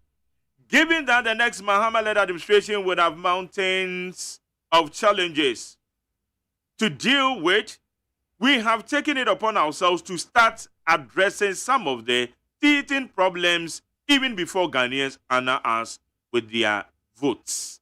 The November 23rd cleanup exercise is part of series of activities the wing would undertake. We are grateful for the unalloyed support from the youth of our party across the country and hope to see everybody on November 23rd at the office of John Mahama at 6 a.m. For the avoidance of doubts, trespassers would be treated as unwelcomed visitors. As a reminder, come along with anything that you can carry. Signed, Amos Blessing. Hey, Amos Blessing, Regional Youth Organizer, Greater Accra. Pamela, Bomuni Yanko. Abusiafo Greater Accra Youth Wing, eye emebunu ni ku, and womukase womutese, womaye already say ene, eye 23rd November. Womu kwa kwasiesie, womu Frank Tufuo, John Dramani Mahama no office wo, womu kwa kwasiesie hwanum na ehwayefe. Na watra se saa adeɛ ya a womu kwa akoye ɛyɛ abakɔsɛm ebi kura nsida sɛ womu mmebunu nyinaa kabom akɔ cantonment office ye epani a wɔnam kwan so ba bedi president His Excellency John Dramani Mahama na office ye ɛyɛ ɛnɛ ya wada November de toso aduonum yensa na womu akosiesie hwanum a ɛbɛyɛ abakɔsɛm a ebeda hɔnom a ebi nsida na amantem yimu mebunu ana womune amantem nkaye no regional party ni nyina kabom to nsa fra adofo ne abusuafo se ensise bia eda hɔnom ya womu pese womu kwasiesie wo esan se mampani na adoda nkwa Akufo-Addo ane na bedi etire Dr. Alhaji Mahmood Bawumia bossa womu se ye nyina ayekwa se womba mankran ahanum ate kama we bibrem ha nyina sa bossa no antumi amem ana womu tumira tresie se April da tosu aduonu enan 2017 ho Daily Graphic impona kire ya wo kotu mampani en wo kotu e wase wawi ata so se ne 4 year term bekwa wiye no na Greater Accra ena ye the cleaner city awa Africa nyina na munim dada se mampani na nado ane na bedi etire Dr. Alhaji Mahmood Bawumia womu tia good morning a se bebi ewiada ansa na waje so bossa womu bese nyina aya na yi obreguo empo se Ghana fo kra mpo asa de mandate ni bi ka womu ho edi besi nne enkra hanum sei eba no ahunidi a akwayi obi ahaw ema cantonment krampo eka ho enti environment ya nanka hwanum ye kama ehwo ye serene sisi a hwanum nyina ya poto o sabe bi te se prime residential ene ambassadorial enclave hwanum sei etitire ni ambassadors ena titire cantonment wo ya Bank of Ghana for hospital krampo ewo nesi enso anda ukọ cantonment ya ewo afu enwura gotemu atoki ewo asetena kura anya akono ewo ye fia ya na wobahu ne se next president ya woba eye mampani John Dramani Mahama waba saa challenge wei en woba besia esansa aben wonya nantene kura se wobetu susa eno en wo mo peso o wo mo beye bi na ansa na wobeba be di president no na teso wo mo aye bebre kura na efi no wo mo aprapra bebre firi wanu nti enne ye November day to so aduonum yensen John Dramani Mahama office wo nonsia kura de abapa ho nti se abo nonso nti kire se wo mo asase kura dadaada ya wo mo esiesi ho wo mo kire se wo mo mpa abodina keka baabi a wo mo siesi wo mo mpa so obi aba betwam wo ho emu obi a mefa ho wonim se wo mo siesi ho wo befa wa akogede enti obi a wo beba betwam anase wo beba se wo ba besra wo mu wo ho no wo mu nweka mo wo mu ni wuni asem wo mu ni mu ena mo nso a mo ba abeye clean up exercise no mamu mfa mo nsapan ade bia fabra na mo mfensiesie wo Amos Blessing regional youth organizer ena nensasase ntisese de It's about now more. So almost 6. Okay, it's about now more clean. Okay. Yeah. All right. Yeah. Okay, so 6. Yeah. 6 in it. Yeah, okay. Let's just say one. Also clean up so yes, so you're in so maybe I will. Okay, what my idea so clean or my idea. Remember name say national security for ama there be a clean up exercise national security assembly no. I was assembly staff when the could be assembly staff when be we one with the statement about I have respected them. I respect you more. Na minim say na kombe postpone do. But ampa wo madu mo boshe so mo kwakwa mo clean up exercise. I don't know postpone. Sana na ye madwen. Okay. Sana na ye madwen. Because I assembly staff and say one postpone no mo kwakwa ye de no national security issue bi ene o. My jerry na me say I assembly staff when ko bi assembly puno. Sir, and so Subempa no was say or the petition be ho. And woman say, Omo man of crime and no maho, no more cry that day no. Omo clean up exercise. Clean up. Yes. Then national security I stop you Subempa say, Omo man no ho. That's right. Because Enra Subempa the general secretary fixing the country no. Okay. The general secretary baha or by your program so Emma Bibisano. Emma Sampa National Security Force Emma one more encore. That is all. And then none make sure anymore say a year bambo for because bambo for no do one more and come I'll be surprised. Yeah, na me grandma na me can say Sadia no Emma so. Uncle. We say also to me and where the national security because bambo for na bem na woman to me take his bold decision no ama one more and who say because they are not cost no na woman change their ben mama okay ben mama and that is all but one more so ya there so we clean up no more and to also say because one more recent yanka I'll be a bit surprised say one because one kon okay yan share some go don so ekosom government seeks World Bank support for victims of Akosomo Dam spillage. The chief of staff Remose Opari says government is seeking additional funding support from the World Bank and climate change agencies to facilitate the second phase of restoring properties of victims affected by the Akosomo Dam spillage. Yankwe. Abusiafo chief of staff, your friend Mami Akosia Remose Opari, and what say aban kwa kopesika ebi aba kauna sikano wakwa kopedi free World Bank etase yakopa bosia free World Bank na climate change ya ebaye enam so kra ma adesia ne japade bebre wo mu ho akam wo Akosomo Dam ya ye bie ye no ye de sasike aba beboa wo no wo wure de no kra no sika so far abanya se no hompo 40 million Ghana cedis. Na sa mami ya waka say womuti kuobi interministerial committee on na chairperson and what says so far woma say 40 million Ghana cedis na isa enso nti yebekwa akopebosia World Bank e de abeka ho. Okay. Akufo-Addo controls MPP. Either his wish or you are out. Boabena Samoa. Former New Patriotic Party stalwart Yaw Boabena Samoa has alleged that President Nana Addo Akufo-Addo has effectively seized the control of the party. The former communications director of the MPP assessed that the president's wishes and preferences supersede those of the party, rendering individuals who fall out of favor with the president useless within the party.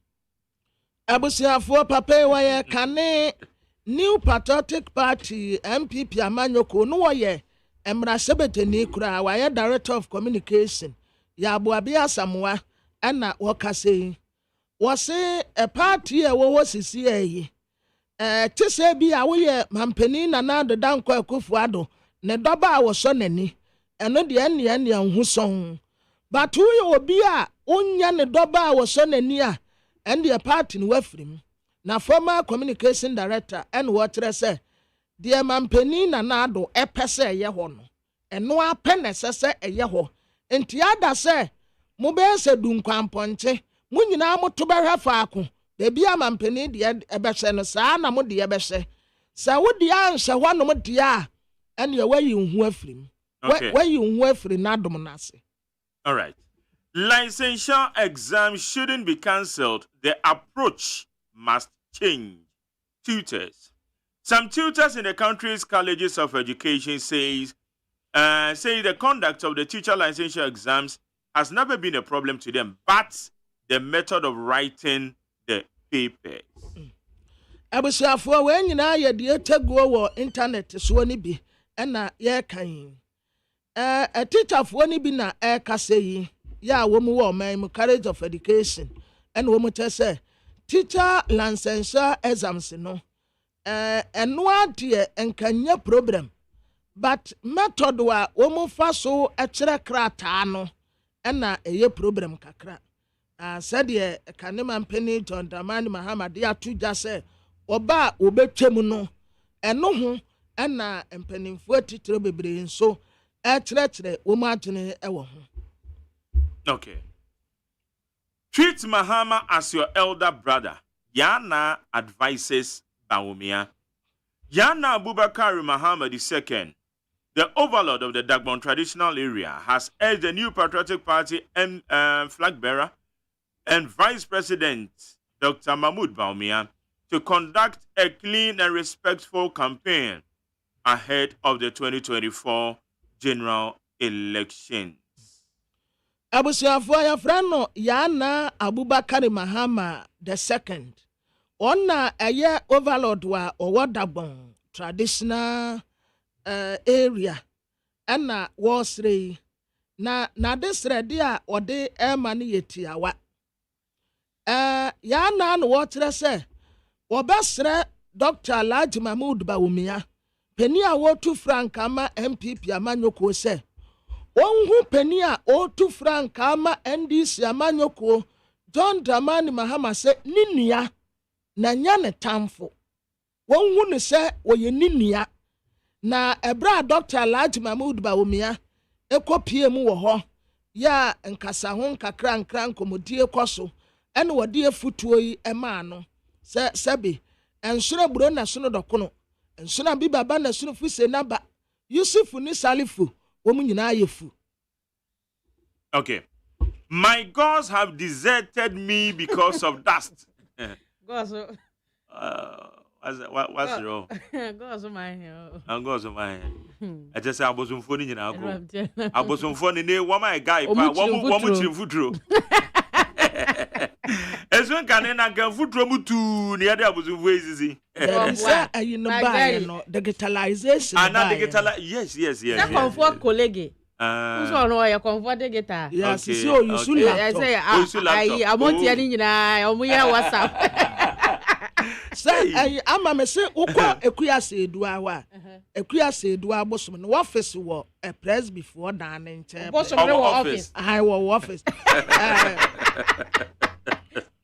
Digitalization. Yeah, baby, a press before I saw any scene. What Ubetu Nabaye in Num na watu I don't hear fine no tufu praso tufu praso ya ekuase edua wono so office wo nten wo pe ansa na kofim ya filling station foforo no eno nso wo sei enti wudru ma ga ni ma sesa o me se wudru ni office wa wudru ekuase edu office wa wo mo de papers ya na nso wo mo de tetale dem wallpaper wo mo de wallpaper nyina design no light wo ho na bosom ni gum secretary wo ho won wo be receive wo answer yeah and the net said na need draw it God so mind he weeps over underdevelopment now say chief of God so Nana Kwesi Bosompra shed tears while speaking about the poor nature of roads in the Ahafo region.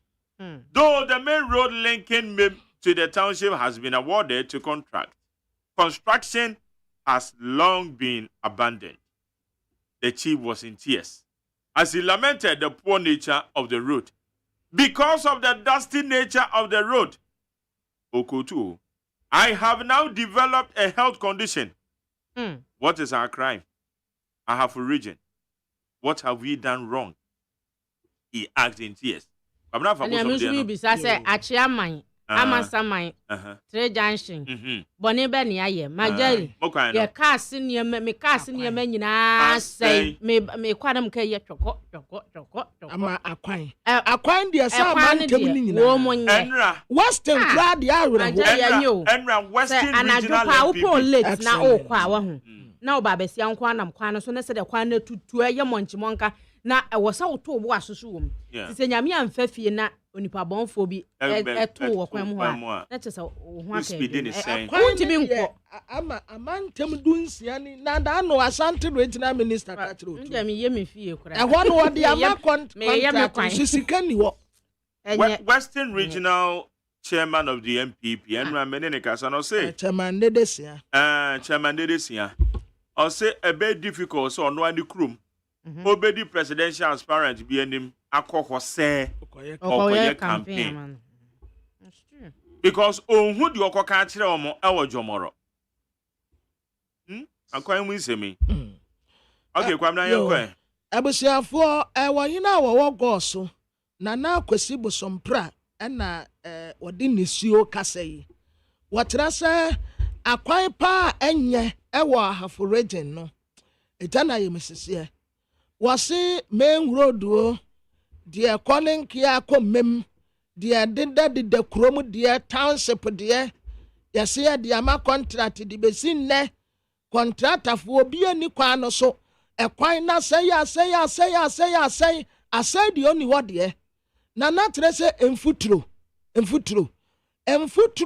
etumi di kro no boso am wono kra wate wonum yi emfuturo ni nti wonya yade no obisa senti boni be pa no wono nana waye Ahafo region edia boni pa no wo maye edia pa no wo maye no wo boni kwan so a enti wo mo asedanie beda ye ni sumina so nana di nisuo na ekasa isi abosum a wakrom wonyina wo bi akọ emfuturo nti wo bi atu abosum ni nyina atu ebia ba se wa munyina passe se kura bebre kwa brochire da bi ebi wo East Legon yes sa kwa na futuro ni ebia ba cantonment ebi wa taado na chalonim se yesoro ke North Canadian area ha so omakwaye pa nsio na ya na twa wo ho chire wo be ye sure sa bosom ni bia ba be tra wo because eni abosom mpe futuro condition room sure but kwesa asago but any blisa makwane de yesra mo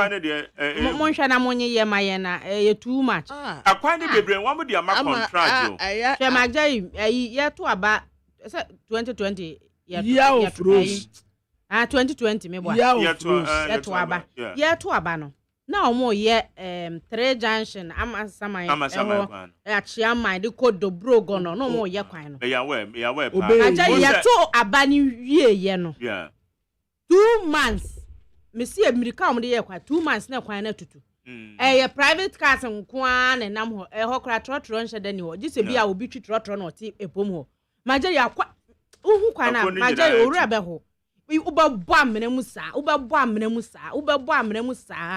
adai Money be ni ayi wo wiase. Ena hwe te se Taifa. Do me kwa benya constituency. Obeka ya honorable Amwakwata. One eye ye favorite MP. Boga. Your favorite MP. Honorable Sarah Joseph. Na wamoko ye Taifa banchi ase kwen ye free atomic down roundabout na covered banchi ase double road no mo ye wo no. Two. First quote na mo ye no anu no. Ena kwan na sen ye tutu biem. Oh, ena se so ye me ye ena manja mpacho. Me hu how back we yen ya beka junction he ye ya tie. Ye traffic light isi. Na nu nyame nko manja enka minya accident wo ho. Amena no. Me di middle lane no. Yeah. Nsa amena da ho minimo. Wonim okay. Na light is so ye na ye ko. Ba no be park we anim ha. Majai nyame nko a. Na ada wo shi ba chi ni di hwim. Because me di ebo mi kusa. Nti mo twan ama accident asi. Na obi awu ende ne ye dimirika. Ada wa. Sa amena na da ye anim ha ye traffic light ya see. Asa do obi ahu eye principal street nso. Ene ebe kum nipa o Majai. John Jekukofo Avenue. Na amena ye da hai asa de obi ehun ye no me de aya na ehun because light no so obi emu bi na wo ti agora wo ho aya na me dwene ho ase Majari se ye mani da so se sa akwan yi mampeni ene na ban ebe ya aya na me da wote me ba o sa ministries na ya tete no roads and highways Majari se kwan no mfa nse de yenya ye de yemfa ne sa aban e wo so hwe ho ntoto ye na ebi a contract ne ade ye wo ho so mo eye na de ye mu atutututu highway ti se de o ma ye ya afiri aha ekopu kwasi unse highway ne atutu emu atutu sa enti ti sa wo dodge aha enye de ade free pokwasi kono wo free he ya ansa wa go do highway na wo ba de highway ensi ni nyina atutu o enti wo dodge sa na no so speed wo so na kuma se wo wonam kuma se kwan yi so a udu ti se nka wanda number 1 enya asem ketwa wo tra eye baby a double road no esi na your friend say oh nanado junction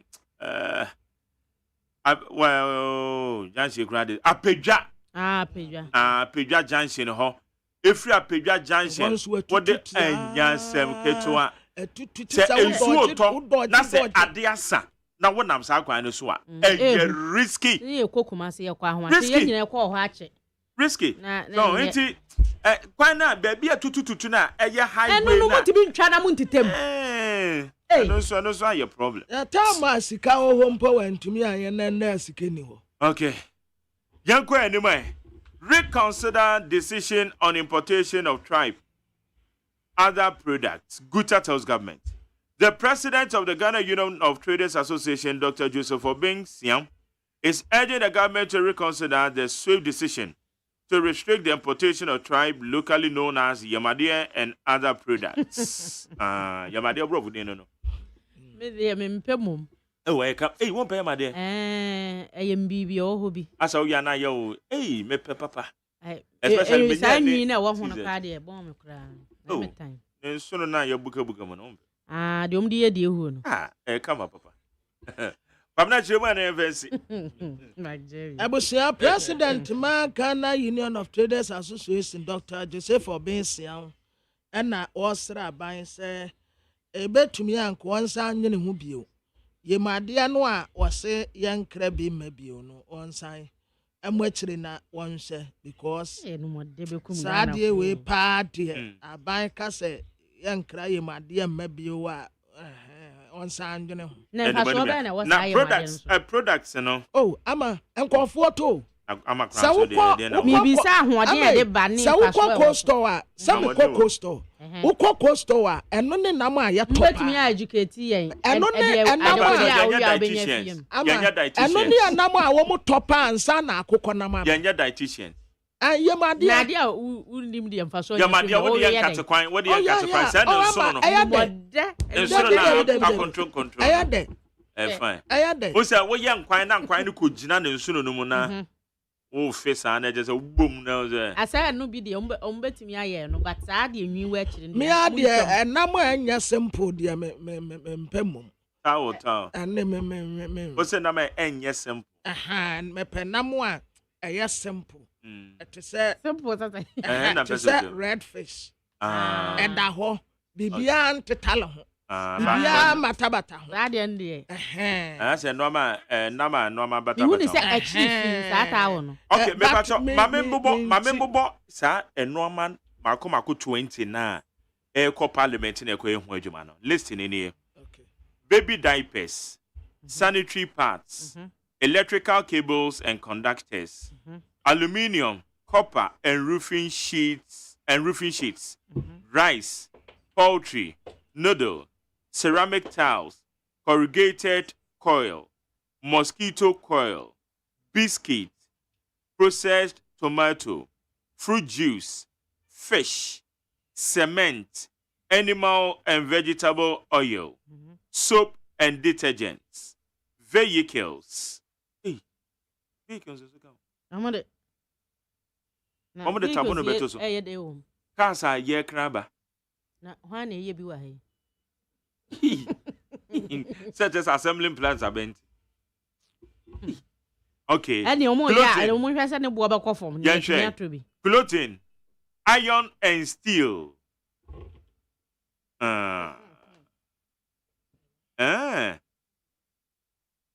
Okay. Etina chase abusia enoma makomako aduonu na eye aban ye de tabono ebeto so. So ti ase ente say ye krade ba omanyimo no enra ye di ho komo no mene honorable eye Kwasi Akwa edi ho komo no oye vice chairman Trade, Industry and Tourism Committee organ and Rachel no man mabo so ama no baby diapers etina cha say your companies won't be to my baby diapers amana so yen sanitary parts are ye nom ne your girlfriends wo mu use no na just say you benya companies won't be to me and you dia man ye ma no ye mama ne aye wa ha ne aye e say companies ni be ye bi wa ha dada but dia wo mo ye wa ha na say etumi so mo capacity won't be to me aye to that level ebe so yen and electrical cables and conductors and also your companies ni be wo mo ye bi wa ha etina just say so mo timi ye ma no so yen aluminium copper roofing sheets aluminium copper any roofing sheets also and also companies wa ha wo mo ye emo so de ye wo nipa bebre mu dua mo e wa ha Jeff Kunadu emo ne de amepene so pa madam for Jeff Kunadu yeah odua mo there's nimufuo pa oye regional chairman Eastern Region MPP emufu a wado wo afran place in Yasem Ketwa enti emo eka ho na ama wonim se emo no Nigeria Ghana niu your friend no Abraham Odum Abraham Jumodum. Yeah, Abraham Jumodum. Na oye deputy minister of health. Omampenye dada kofo na penso. Okay. Obeye deputy minister for Greek. Wonim say, "Hwe Nigeria kakraka yo." Woma enye obi a say, "Yen de hye Ghana ni." Product no. Enye the product. Me see your product. Yen your product no. Eno mo be fa no. Eno okoboa Nigeria. Enei Nigeria. Womu import rice bi. Ye ma ohene no ani a.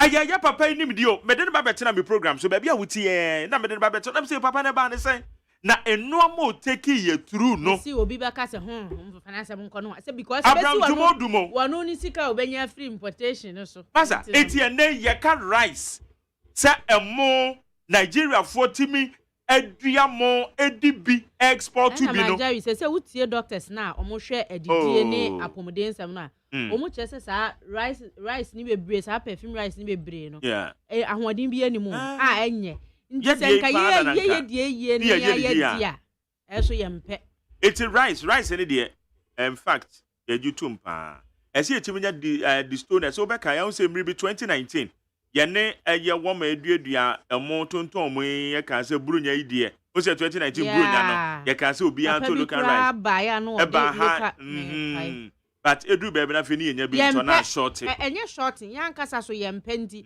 mo mo adwuma no mo ye na ya na mo abamabu na mo so atiada because kasa burunya ebai obi nkoto ye local rice enko no awoni fi ya ne mabeka se wo mu ni mi wa de ekum nipa no eno no mabeka se wo mu pepe okay and a poultry noodle tonim noodle Talia for. Ceramic tiles. Corrugated coil. Mosquito coil. And when you know your company is on you. Oh, say so one mark on a before. Or my yen come. And the biscuits, pan and no send you crab biscuit. I bakuya near we. Yeah. Cabin biscuit. Cabin. I mean, it's all become bona biscuits. Unim bona biscuit. And then a good chance him. There be bona, ne war, wrap them. I'll tell me your GHS and I say, me papa will be near the divide them near the traffic. Oh, dear traffic. And chance him will come.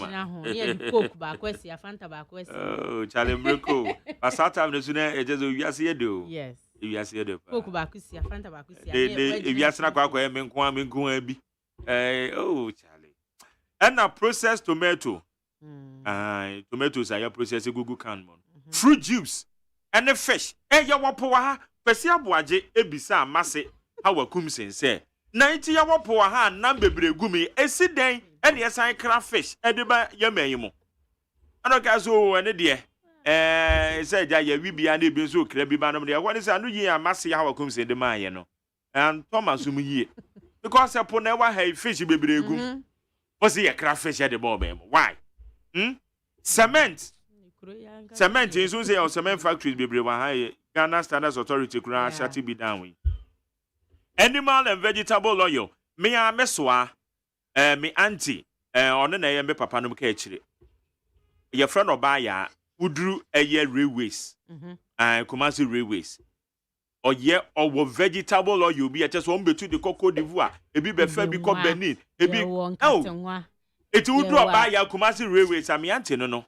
Abrosan we Edia pharmacy Abrosan Edia pharmacy woman to aso nyina ne dia oye oil I just say vegetable oil wa hu out to me say yeah it oil no ade nyina soap any detergents kwabna we mama vi zolali mama dogbe the detergents no why you so be very fine it is mama zolali mama dogbe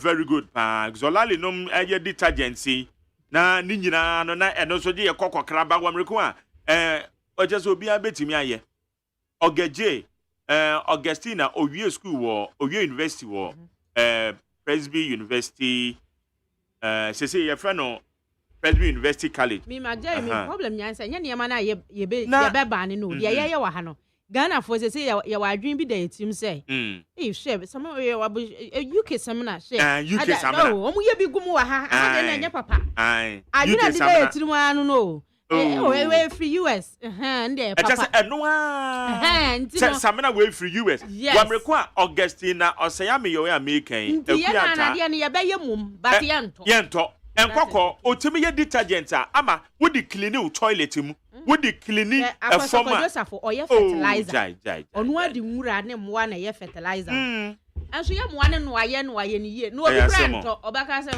on to ne fertilizer eti ye taste no so say yes free ho na eye vehicles no na no de kwamna vehicles eno so ye de importation ye de ban beto so no nana vehicles ne de wo mo san hwe ne biem eno na wo ma ye kan wa ha JM so obetwam no because importation on ban on importation of vehicles nipa dodo se na betumi enya ska to brand new cars nipa dodo se e de menya so se ye duru ho vehicles ne de menya na ma jere mesre mpanimfo ne se say na say omo semre bia maji ya dwenkyere yes omo mpe ye nyina ya dwenkyere mama omo nse enipa ba akumienu bi selfish interest omo nse wa maimu ni nyina ebia magari pese wo to year peace wonso a wo nioma nso akwankro no wa yese o mo nse mraso mem wo bia mfa year peace ma na akwakofa wo ye ne ede aba uye peace na waye na nya papa eno so ane bo eden adepa ne ton ho se woye na se ye kama ye beto but woye no biala no wabeto agum because ya semra se mem obi ankra bi owuma no waba be fa ye nyina nkoa na bonyanya na fa ye pe depani bia ye nya wodi anso a woye no basa Ghana ni ya ade ne ya bona baso kakra mia ayibi pie bi me modin ma jani se man ni pie no da kokura me ntumi ntena na mani je ho ye bona baso pa ana anu me to the last time I me DJ di anyon ahu fi na se pie no o bona baso ketua bia the next month na say we menyonkopa oye adwuma of Parliament House kwabena ehwiren na kwabena na ascended ya ma mesisi no kwabena say minister ne say yamade anom ne ade ne de ene de ye de tabo no to so ye poultry no ne ade na mom enoma na aka no te say iron rods ene ebia cars no ne ade ne de wo mbehwe say ye bebe o man no no ebeye papa nti yamade na wode tabo no to so no wode bibi sha ne yamade na kwabena yamade de yamade de se I'm telling you the reality ukwa kostowa ye to yamade ten na mbi I'm telling you media ne se yes yo emirechire empoanchi ni wo dia na wo kan ebe so okay ebe so me na me ka tira wo se kwabena ususu se yamade na yewe na bia na nso yen ma jani me say se ukwa kosto wo dia ko bisa ukwa kosto a ade a ye topa ye yamade because ne bo no on say akokọ no bo wo soro na face ne akokọ no ya wo ties ebia rings ebia legs ene ade ni nyina eno no bo no wo soro kakra but yamade no ne bo no wo fom kakra enti wuta na ebi o mbetita wo hwa ama ana se wudi kofia good no akotita na eno na ye topa no na ne bo ni nti ye topa enti bisa wo se sure say what my feasibility studies me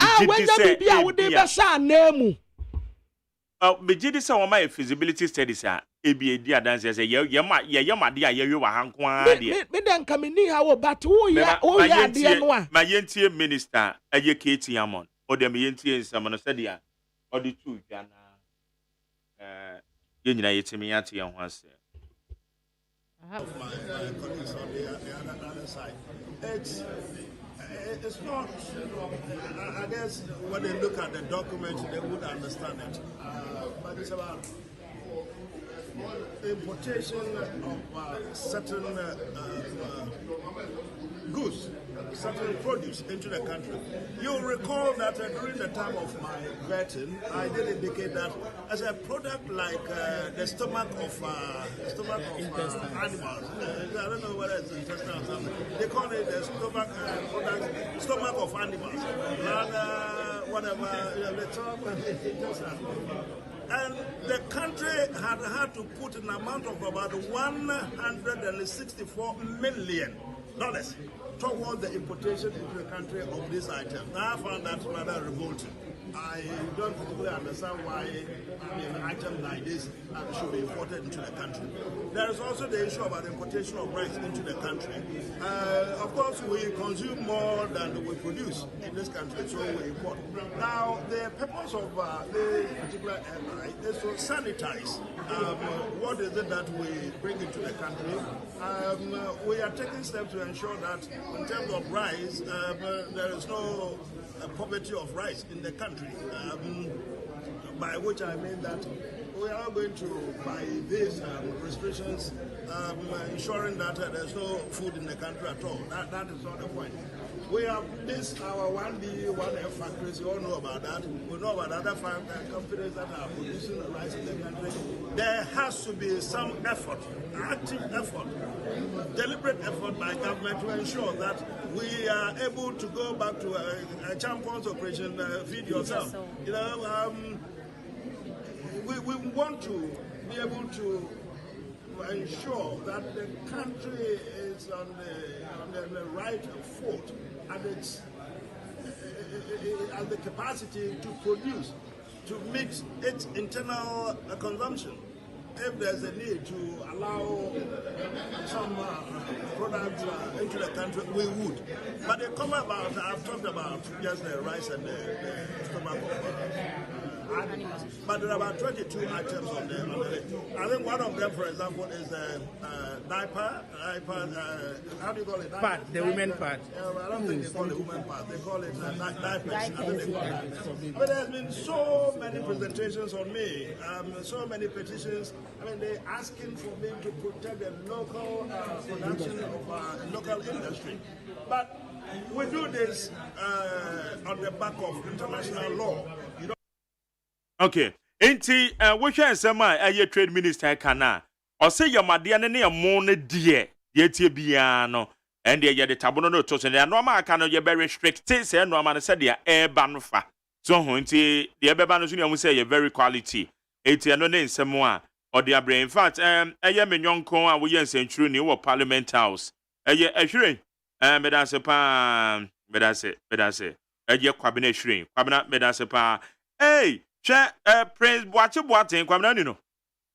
Woni Prince Boache. Okasa de ma trade ministry no. Beti ne kacha ate. Na Osibro who says extensive consultations were not made. I like the clarity from the texter that outright ban and imposition of restrictions are two different things. Yeah. Prince sanity yenche ono kra je betima frɛ me de ba mo odame na odame so betima frɛ Prince na ya je nkyerɛ mu ye ti sadia eye parliamentary journalist no e ka kyerɛ no ene amebo ye kyerɛ sɛ restriction normal bu ha be restrict na mom yamade ne yamo ne de ye tie bia no ene ye de tabo no ebeto so because yamade ne yamo de zedi anyway eti emunsem ena ye de sa clarity no yet media ban so but Prince you sure say extended consultations also only one me crack say no me din komo say how was the line don iti maka yate ye be din komo eye komo a ese say yet media na yenya ye ho entias ye yiem high neat 100.9 media the luxurious say AGYEMAN jumedi eye Ghana montie asasi ni o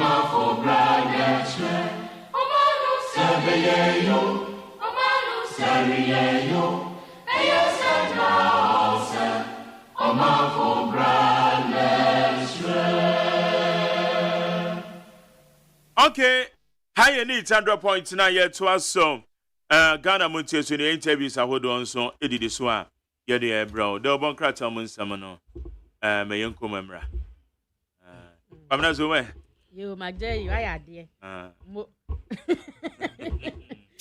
ba kamera dikaye yo what na ko sa yo de yenko good abusuafo Ghanaian Times de bokrata na yede mamu akwa bebie hu wode maami akosia fremo se oparimfoni abetoa wo ye chief of staff ana wasana space no a wode di chief of staff no ne chain no nso da no Congo chain ana wose African wear kama watrase so far adesia wo mu hu akam e wo Volta Greater ne fa bi na Eastern region ne fa bi no Omanya 40 million Ghana cedis ya spend kura wie dada na tese ye kwa akopeska foforo e wo World Bank e beka ho na ye de akwa akoboa wonum sanse sisi a esika nkasa de ebi nsada ni wo aposifo graduate enra ye 344 police cadet officers na sa officers na vice president kate wonum se wamfa obuo enidie enseseye da wo mu atuma hu nyina emfanya adwumenti Dr. George Kofu Dampare IGP tina ha na vice president nso etina ha enkwanta wose nipa nan na ewuo na ebi nso eprepra Ghana Revenue Authority for akọ confiscate wɔn akɔgye 7.5 million Ghana cedis yɛ tobacco product ya wɔn ne sɛ anfa kwan apa so mpo ɛna bɛwura ɔman yi mu a wɔn egu so a wɔreti ho nkɔmɔ. Wie Chronicle da Obokrata na kita mie na Owura Emmanuel ama Kofi Bua wɔyɛ mmarahyɛbadwani ma adehye wɔ Elembele wɔde ato edwa si wɔno de wɔsrɛ ɛsɛ mpanyimfoɔ ntena se biem na wɔn ensan enhwɛ enhyehyɛ fa Petroleum Revenue Management Act no ho ebio na ɛbɛboa wɔn yɛ ne sa betumi aboa paa tonto kroma de hye no wɔn se wɔn srɛ Ghana mpanyimfoɔ wɔn nya akwadwofoɔ wɔn yɛ mabuna wɔn bu wɔn ho so ya sepa sɛ adwuma wɔ hɔ a wɔn bɛyɛ nanso so adwuma na bi wɔ he wɔn srɛ wɔn manyuma mmara no wɔn nya bi nyɛ na wɔn titifie kwa ya wɔn atifie aduru so wɔn tu firi wɔn maame ne wɔn papa nkyɛn na wɔn so bu wɔn bra enso ennɛ adwuma ani hɔ ɛne de wɔn nya nyenti wɔn sa hyehyɛ wɔn da mmiri fam saa atiti nnua ase ɛne nkwankwa nnua ase a ɛha adwene na wɔse na yiri ɛna de ato Dr. Baumia nim sɛ ɛnto abo a wɔbɔ no ɔnhwɛ ma ne nya asomdwie kasantwie ɛfɛwdie yanwuru obi ho ne saa nyama ne ma nyina wonyae sanse wani Owura John Dramani Mahama ne nyina wo mu nyina firati fido mantam enti ɛyeniwa ba akoma adidie ɛna atɔ ɛna obi ɛpere ne fa sɛ nti bɛyɛ yie enti wo mu enyae wonyae nneɛma ehuruboɔ ne saa nneɛma ne nyina wonyimfiri na kwan mu na bio na bosome frɛ ho Owura George Mirekuduka Deputy Minister of Lands and Natural Resources Symphony da ha no wɔkyerɛ sɛ community money a wo mu akreti wɔ hɔ no ɛbɛmba adwuma ama nipa bɛsɛ mpem 9 na enye nnwuma ayɛ ɛwɔ mpɔtam hɔ ntia no ho asɛm ɛda ha ma mi frema OSEI opare Chief of Staff enso mfoni da ha no wɔkyerɛ sɛ wɔn mu nsuo yiri fa wo mu sɛ de kwabena di kan abɔ ɔsoro no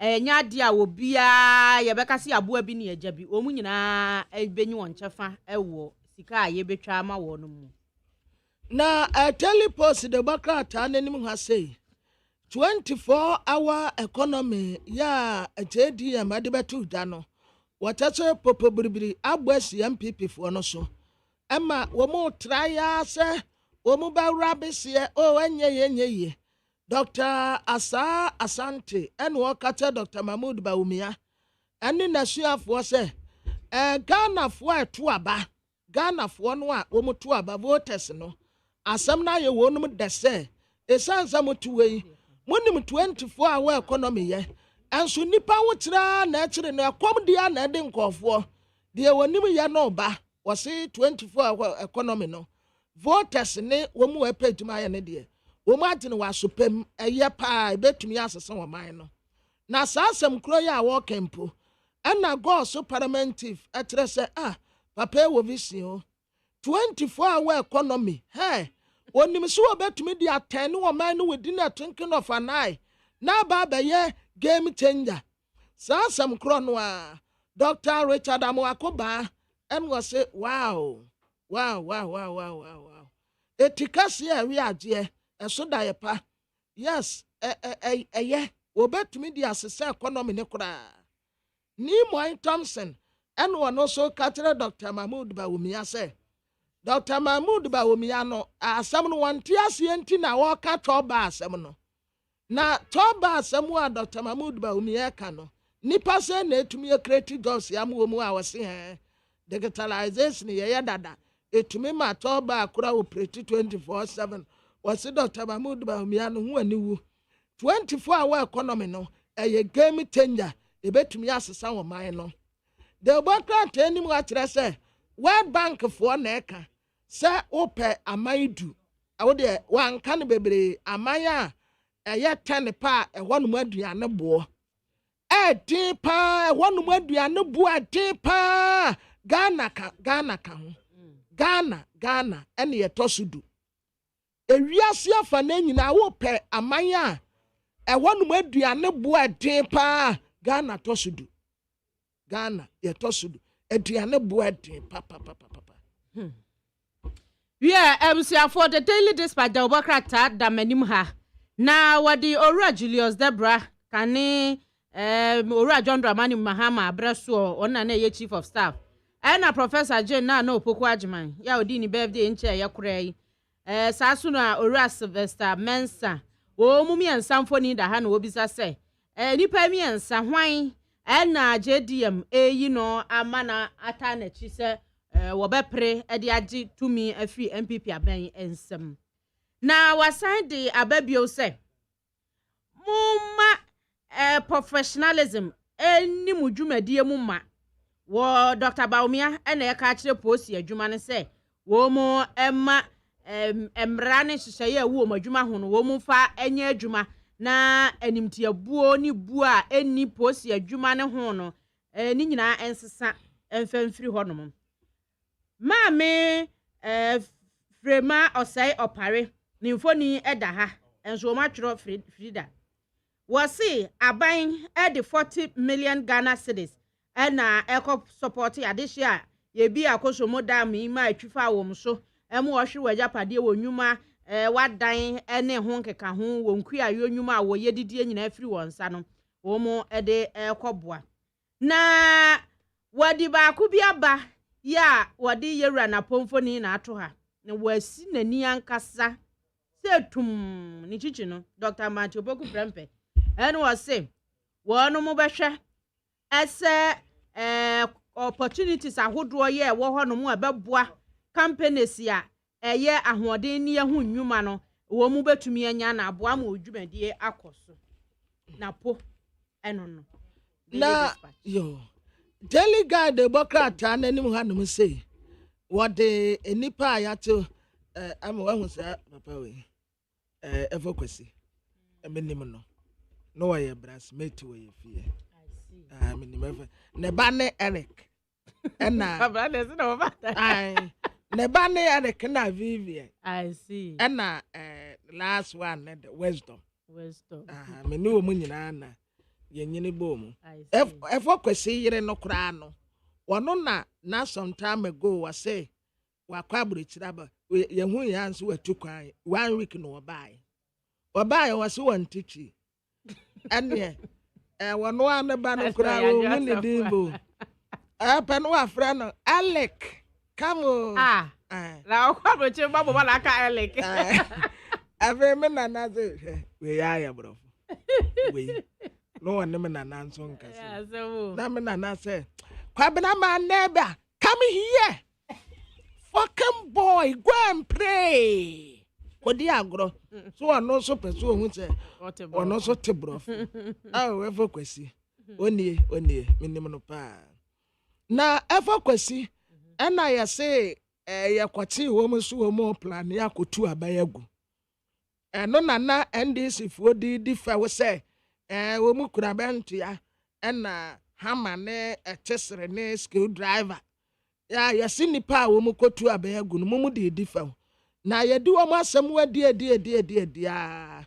until January 24th na judgment no ankasa ebeba say yanyi wo mu den January 2024 na ebedi asem no ankasa nti evokwesi da ha okay no ya brassmate Pabna mame ko amano so ne Dr. Joseph Kwaku Oben sama ne ye kan fa enoma be ye 22 ane aban eye nhyehyɛ se ye krade aba oman ne mu no nhyehyɛ kakra wo ho gutafo a kyerɛ se aban reconsider sa decision no die tino mo kan sa Dr. Joseph Kwaku Oben oye president of the Ghana Union of Traders Association dog machion Mejo Sumira Eba chana out to say. Me we Ye den Yakopon sepa. Good. Ede na ebe magutafo ma kire se aban san nwi hu biem. Eye no ma o de nhyehyɛ ato ho a aban ni susu se ye bi wa ha. Ede ti ye nkra no yo e famba megumi.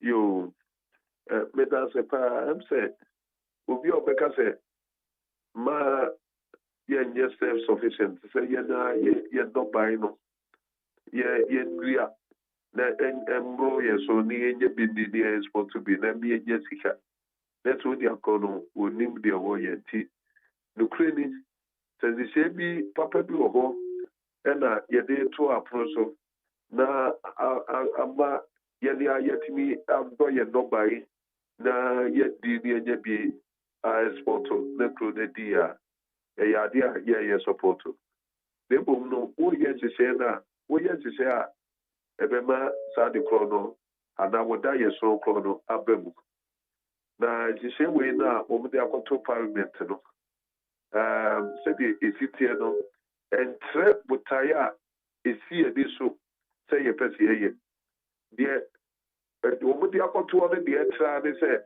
yɛpɛ sɛ yɛma import license na yɛ control import wɔmantumi antrɛ mpo ɛsɛ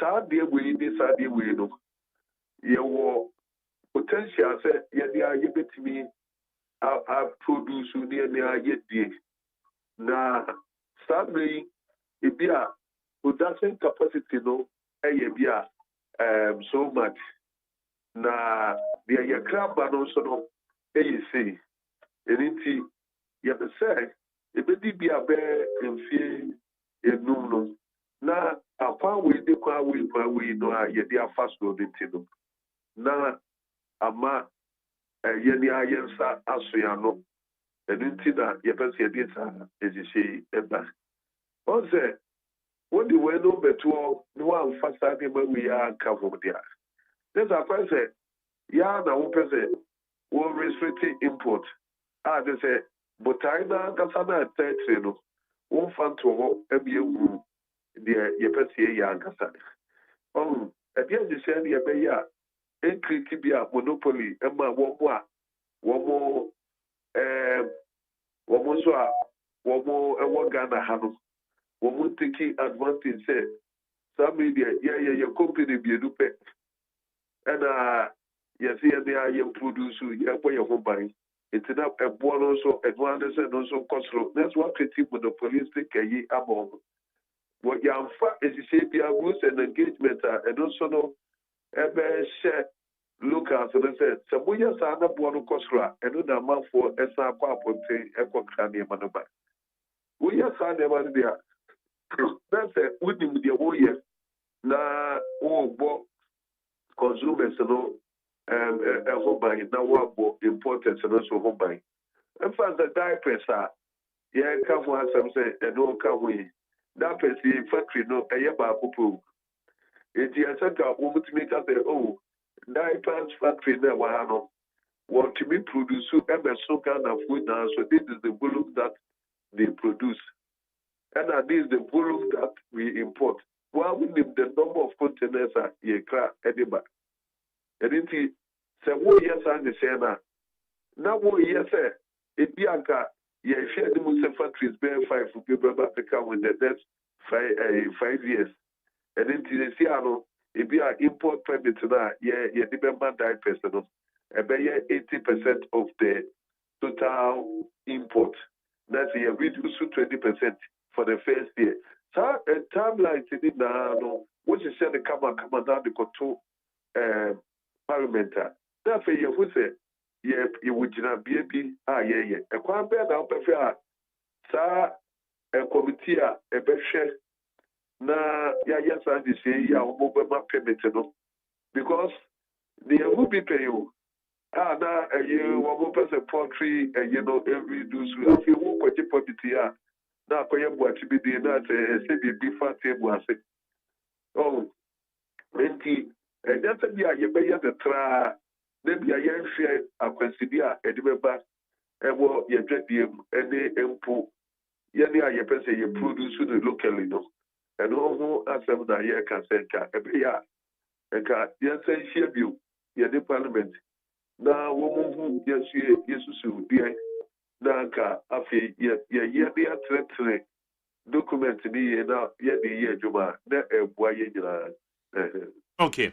Doc, the awoken there, does it mean say asoye no eye trade ministry no womo engage mo ansa na won prepare sia ne de kwana? Oh, and him said on about 2 occasions nobody will have to just say we want to do import restriction and then they say that because we have capacity to grow them. And then I know to say they see over the to parliament you. But sir, one more I guess you said you didn't put to, but now one didn't put to no social there be. And put out who answer be because this is how we want to go. No one they listen that say go for a listen. You be able to over there about out. Maybe you put at your own list way, they are travel there. It is yes. One more and the tray, but the woman answer that I can say this is how we have to go. So we have a bad and also I am very successful. Okay. Now, as I say, the Ayatene say there will be import a year substitution committee. Womana ebehwe eye enoma beye list of 22 no. Emododo a wo mokra edeba. Etie bi awo wokra electricals. Etie bi electric cable bi na wokra ba. No ma hwe ehun se wo ba apply no ma hu se electric cable we na wokra ba ne de. Ya wo companies a wo mo capacity ye wo mutimi produce enough edema yen. Enunti na wama decline sa importation and now say your companies ni bi wahamum na mom they don't have sa capacity no to produce enough na no de wama timi approve application no say na yanya the TSS system ni be ye adwuma enunti samre ya over parliament edi ho dwuma no nanka sa figures na ba no akase bia local cable manufacturers no Womo produce 20% of the total volume needed for consumption. Not yehu. So what would we produce so because we say if one government procurement to be crab for so many things are local manufacturers and just almost free about it. And it we want to make a say, well, your food sufficiency, and say, you do some preparation, it is a crabby, but until I say, well, more far volumes, so no, look at your capacity no more, and the volumes are so far, then people will understand. So, I think we hear so many quantities for consumption. If you are 50 billion tons of cables, and you consume a year. But local companies, it may produce 10 tons of the of cables. Today, they are too senior. This is how we want to go. You resource local manufacturers, and then be 5 years because it can't be there. Yes, I don't know. So you need a solution. So, me feeling the gap on it. And then what is the essence of the permit? I just said, "Ya woken Enra me pancho minchawa noa Enra many the vice chairman at the trade industry committee na omrache bedwefe no honorable Akwasi Akwa. Na many the command and BBC and say ebesi den na the woken yon local companies no yebetimi a resource won ye no say ehu behia say aban in implementing sa policy way no aban ebe provide incentives ediama local companies no na wamatimi agina o manan so ye em say ya say dey na kai is the best government provided incentives for local manufacturing companies no wo ye central for what na yawo bo supeni peso what we provide incentives for local manufacturers we create the neighborhood environment. As a dear person, you see, so pain, near who sustain the year call. Then yet to be a year by yet now be pretty or nursery panic. Now, a month for also we not create the opportunity for some people that have a central trade. Now, they are creating something to be not look at and also a whole trio. It is here by ye did the minute you make a milk and yet say about local manufacturing at Chido. Na over 2 pound there be, and the yes, and my young papa. But yes, sir, and say you did a bed frame, then there is a way document a way. You went down and say, import restriction. Where are the other side? Say, acquire with the first na ebi a 5 years yet 2 times we as a cry.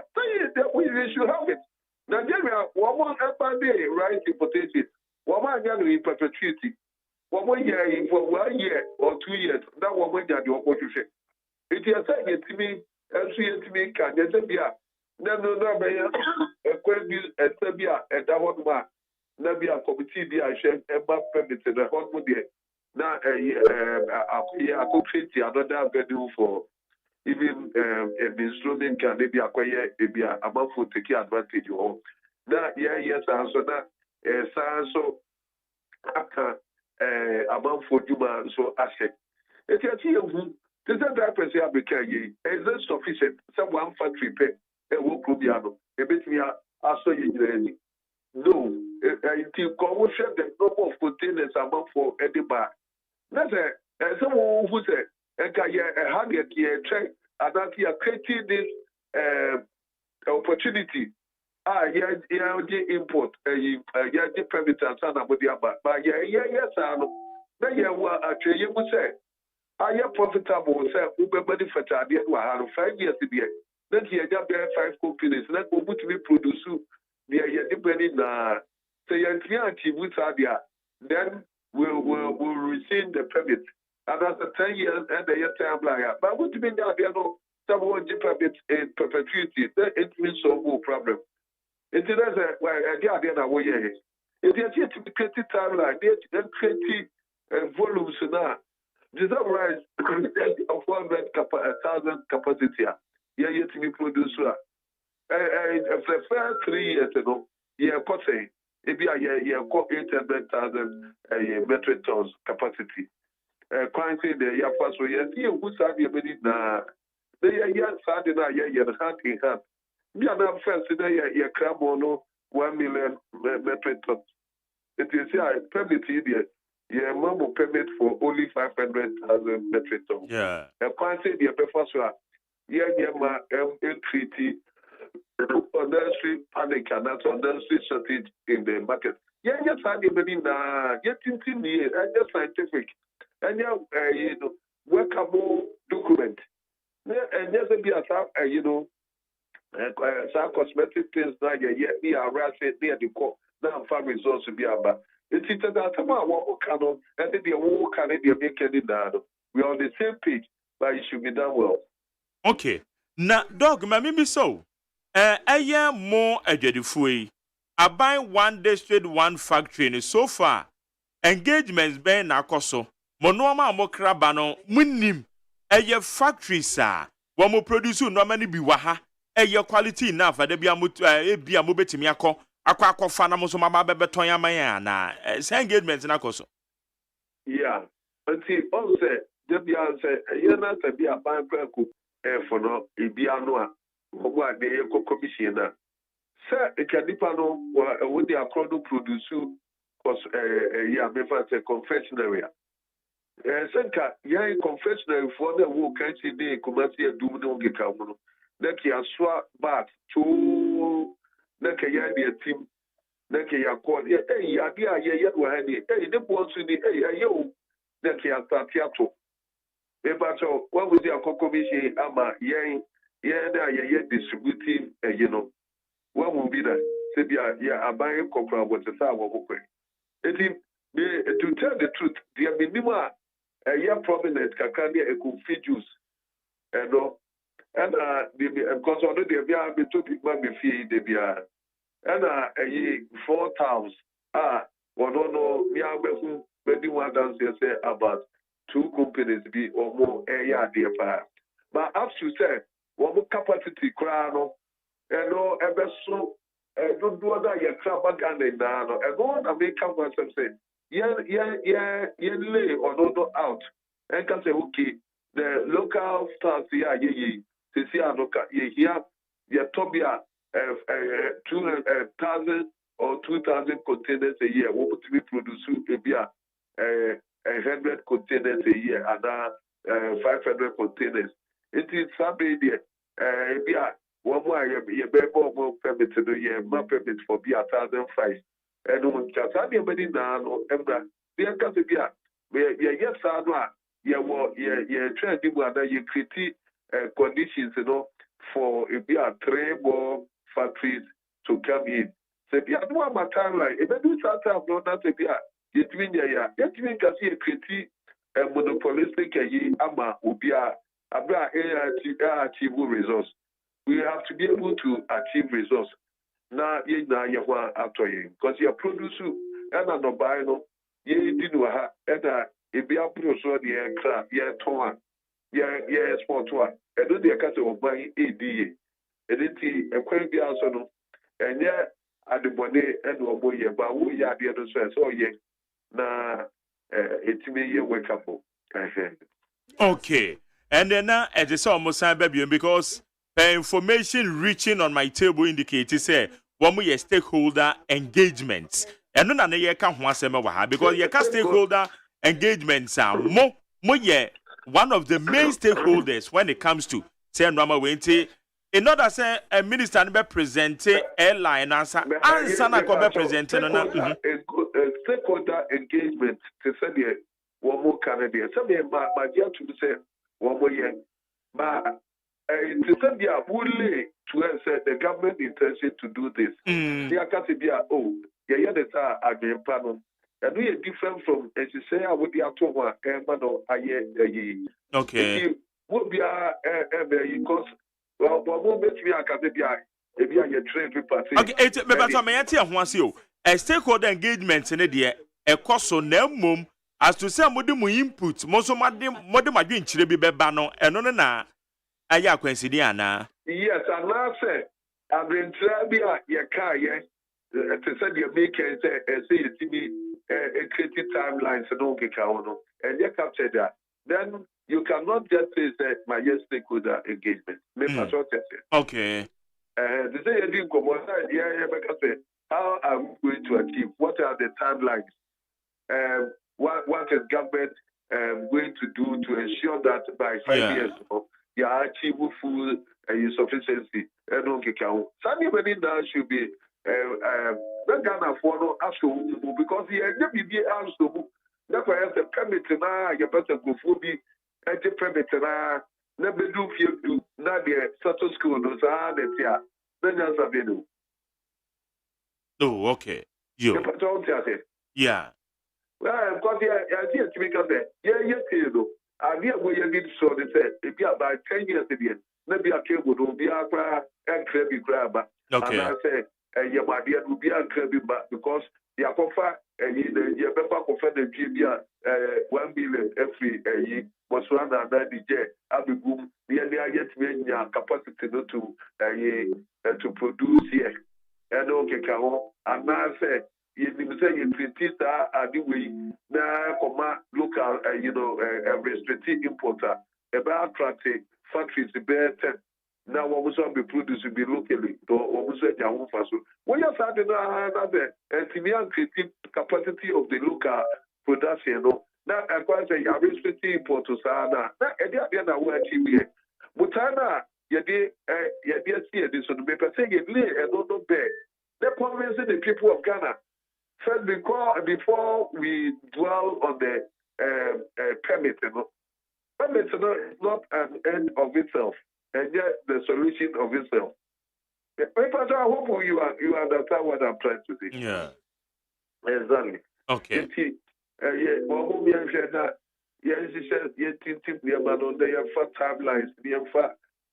Capacity of Ghana for the clear picture. Rather than say a day we're able to see a restricted. As I get there, we be a soup and can say, oh, but this are the way by, it do 5 years, yet me achieve. That after I acquire the WIA Ghana for a year. So that's it. Okay, all right. Okay. Matthias, yeah, better say now. So far, budgety, any economic policy, better J, you know when you come on. I'm particularly happy with the way MONTIE, VAT, education, water, I'm at 24, and they are GRA4 Kono. And papa, because we have VAT, and see a restructure, it's not a good thing, yeah, in the car, wo mutimi hyehyɛ VAT to ano hyehyɛ foforɔ sɛ bɛyɛ a ɛmfa saa wɔatuatwi no a ɛda yɛ ne GRA ntɛm no. They have the golden opportunity to solve a problem. But me tell you say, one more entry as a papa you can use na. Never watch out the tra na answer the critic the same confusion. To be on mobile cause of the invitation. I will abusuka because no. Because demonstration, no Marco, Opera Square, no Mosaka, the same, no Marco, Kumasi, no Mosato to Shopu. But no, it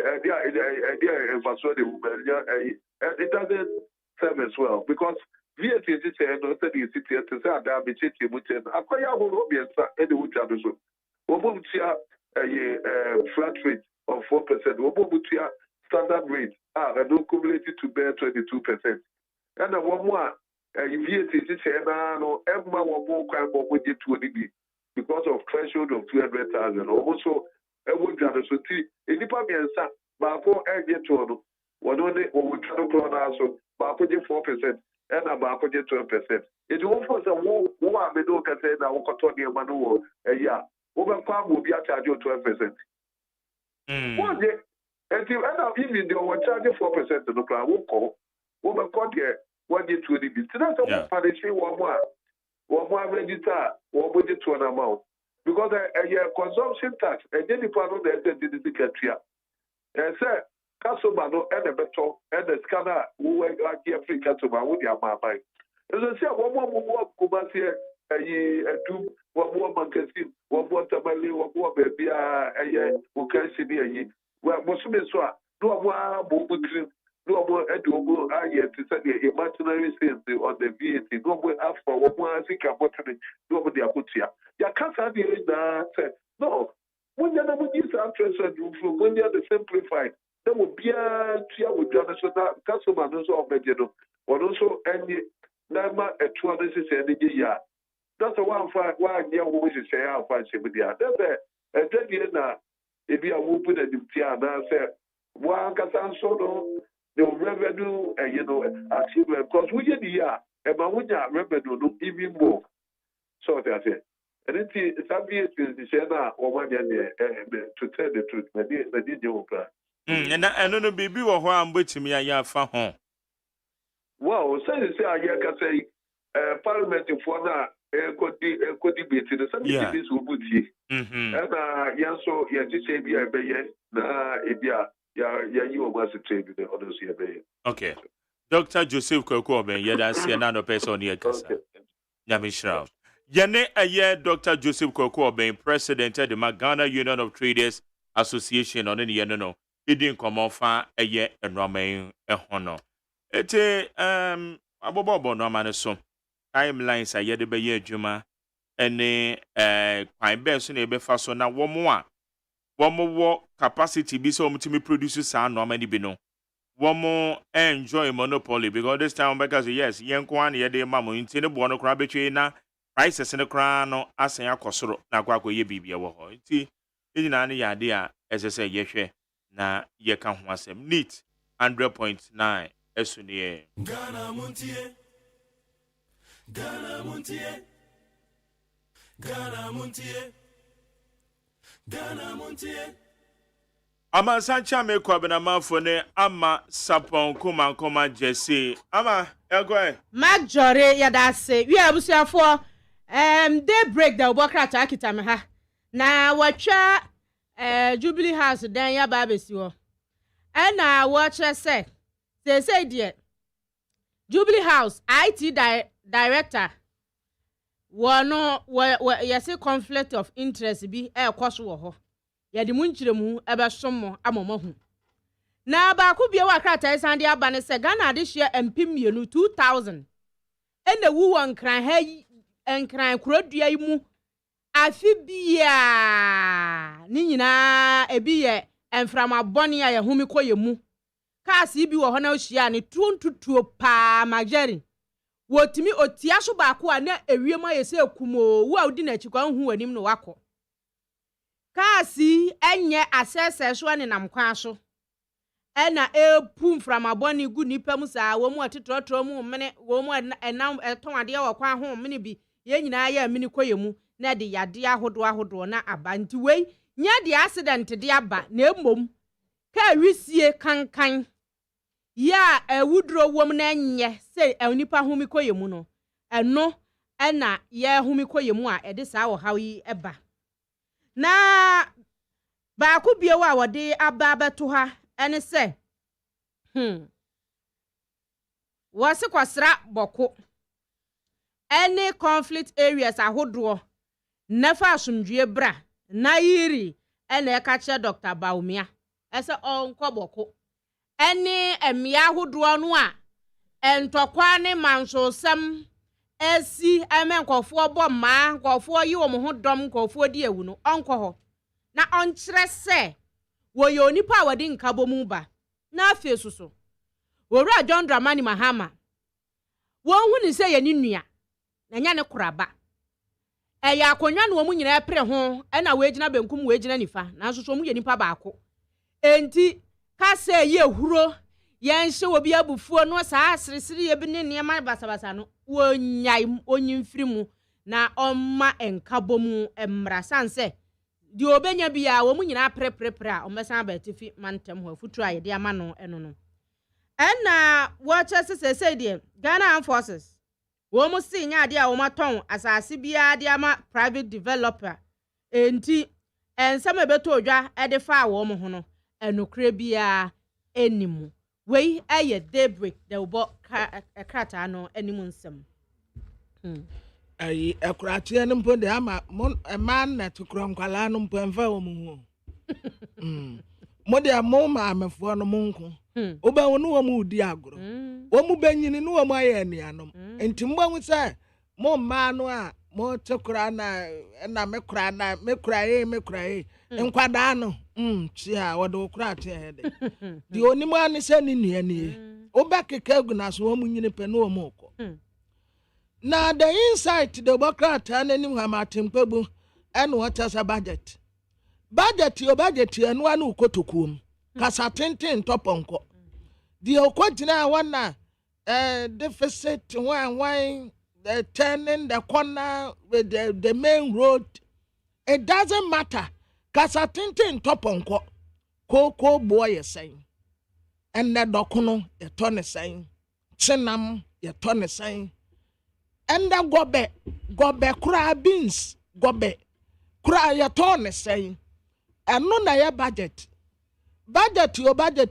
yo no eno ya usika se okotokuom ene ya franya de ononyafo kan wofori atakọ kan no eno kasa tenten entoponko education ministry ena wode style fufuro bi eba prospectus wa senior high school ena TVET womo eba totodi akọ senior high school fo nioma womo totodi adoso utumi to nioma no kura adoso ade anko Comfort not teaching hospital yesi womo eni machine bia your friend no mammogram machine na no yesi breast cancer cases no the hwe manufo from 50 ni 60 ekwa na wakutwa nti se o how bi wonufo ni mu a na ho Comfort not hospital kakrake ni bi oni sa machine ni bi ready agro we ni mese ama ya tikromu an ya se akroma ahu nipa ko na ante asumje baba Israel for ene Hamas for ntem na Israel for no wo musuma ne se wodi nka beto twede kanea wo mba ma wiase afono mba ma adekro no a wo ye no generation to come wo munya saade ni bioda se wo ku omu nipa baako 1 wo mba ma kisho se wo maku de be 1 million asanem said ye be ya next time saade no wunya bio but as at now wo mu guso kasenti ceasefire beba asumje baba Israel for ene Hamas for entem yo dia me di wie me dia daily graphic da obo krata na wode abase wo mu be yen hyehyɛ sonko policy bia your friend is sexual harassment policy ya no ye in full force o sai wakwala bi na wo teacher ni no abone to na sayija ha na ye jojo na saa ne ma no mamu akro mu ne omu wo school mu na ebi tu bi ho pon na ebi hwe obi anantu no anantu ti say saa ne ma ni nyina ya ade a wo mu behwe na saa mra yi ako atia saafo no na amankwada no wo mu adwiri mu ada ho atimi anya kwan asua wo mu ade ese so wo mu sua ansampo no mu de akwa akowura university na wodi ya ho ade ne asoafo wo wura napo nimfoni da ha en wo cha se wono no ade ababua wo manyen wo hwe animu nti no enyu obi akasa tenten na behwe so ama abu na bamu wo de wo ye ho de wo ye ababua Ghana no eno no wo behwe no waye na ya ho ode ne ye fa nwo ho nsam wo se fa nwo ne niam bi wo ho de frafra mu amagya isese wo mu se wo se yesesa na ebre kwa na anim no ye yusu solar lithium nuclear sa niam no eno mu na sese ebeboa ewiase kwa na anim no enti kane ba ko bia ne yese wo ho de fossil oils no wo se ni nyina wo mu ehwe sanse sem mframa de yade ba enti ebefiri ho na yape afoforo ya abai de ahyem nti eno nso eno no na a contractor fo obeka ise yeru amakwata be ye we bia na okase o matuatua omoka na adwuma no mohwe so nye contractor fo ni bi be ye yi se yentua wo moka ye mu sika bia se mode wo moka muntua nti mamma ka nche Ghana fo te se de mo na ye nipa bonfo no se ye se contractor fo sika akeka mu no yayi 11.6 billion Ghana cedis ese ye mfa nsettle wo mu mpamtwo mo hwe se de oda amasama akwa no so no nsa beka bie na waye ne ntem Mark Jore wo mu krampo ye se ye besesa aba krati mpenimfo ni bi na the new crusading guide ha media mafo na esre mampeni se ena na wo se wo mu bo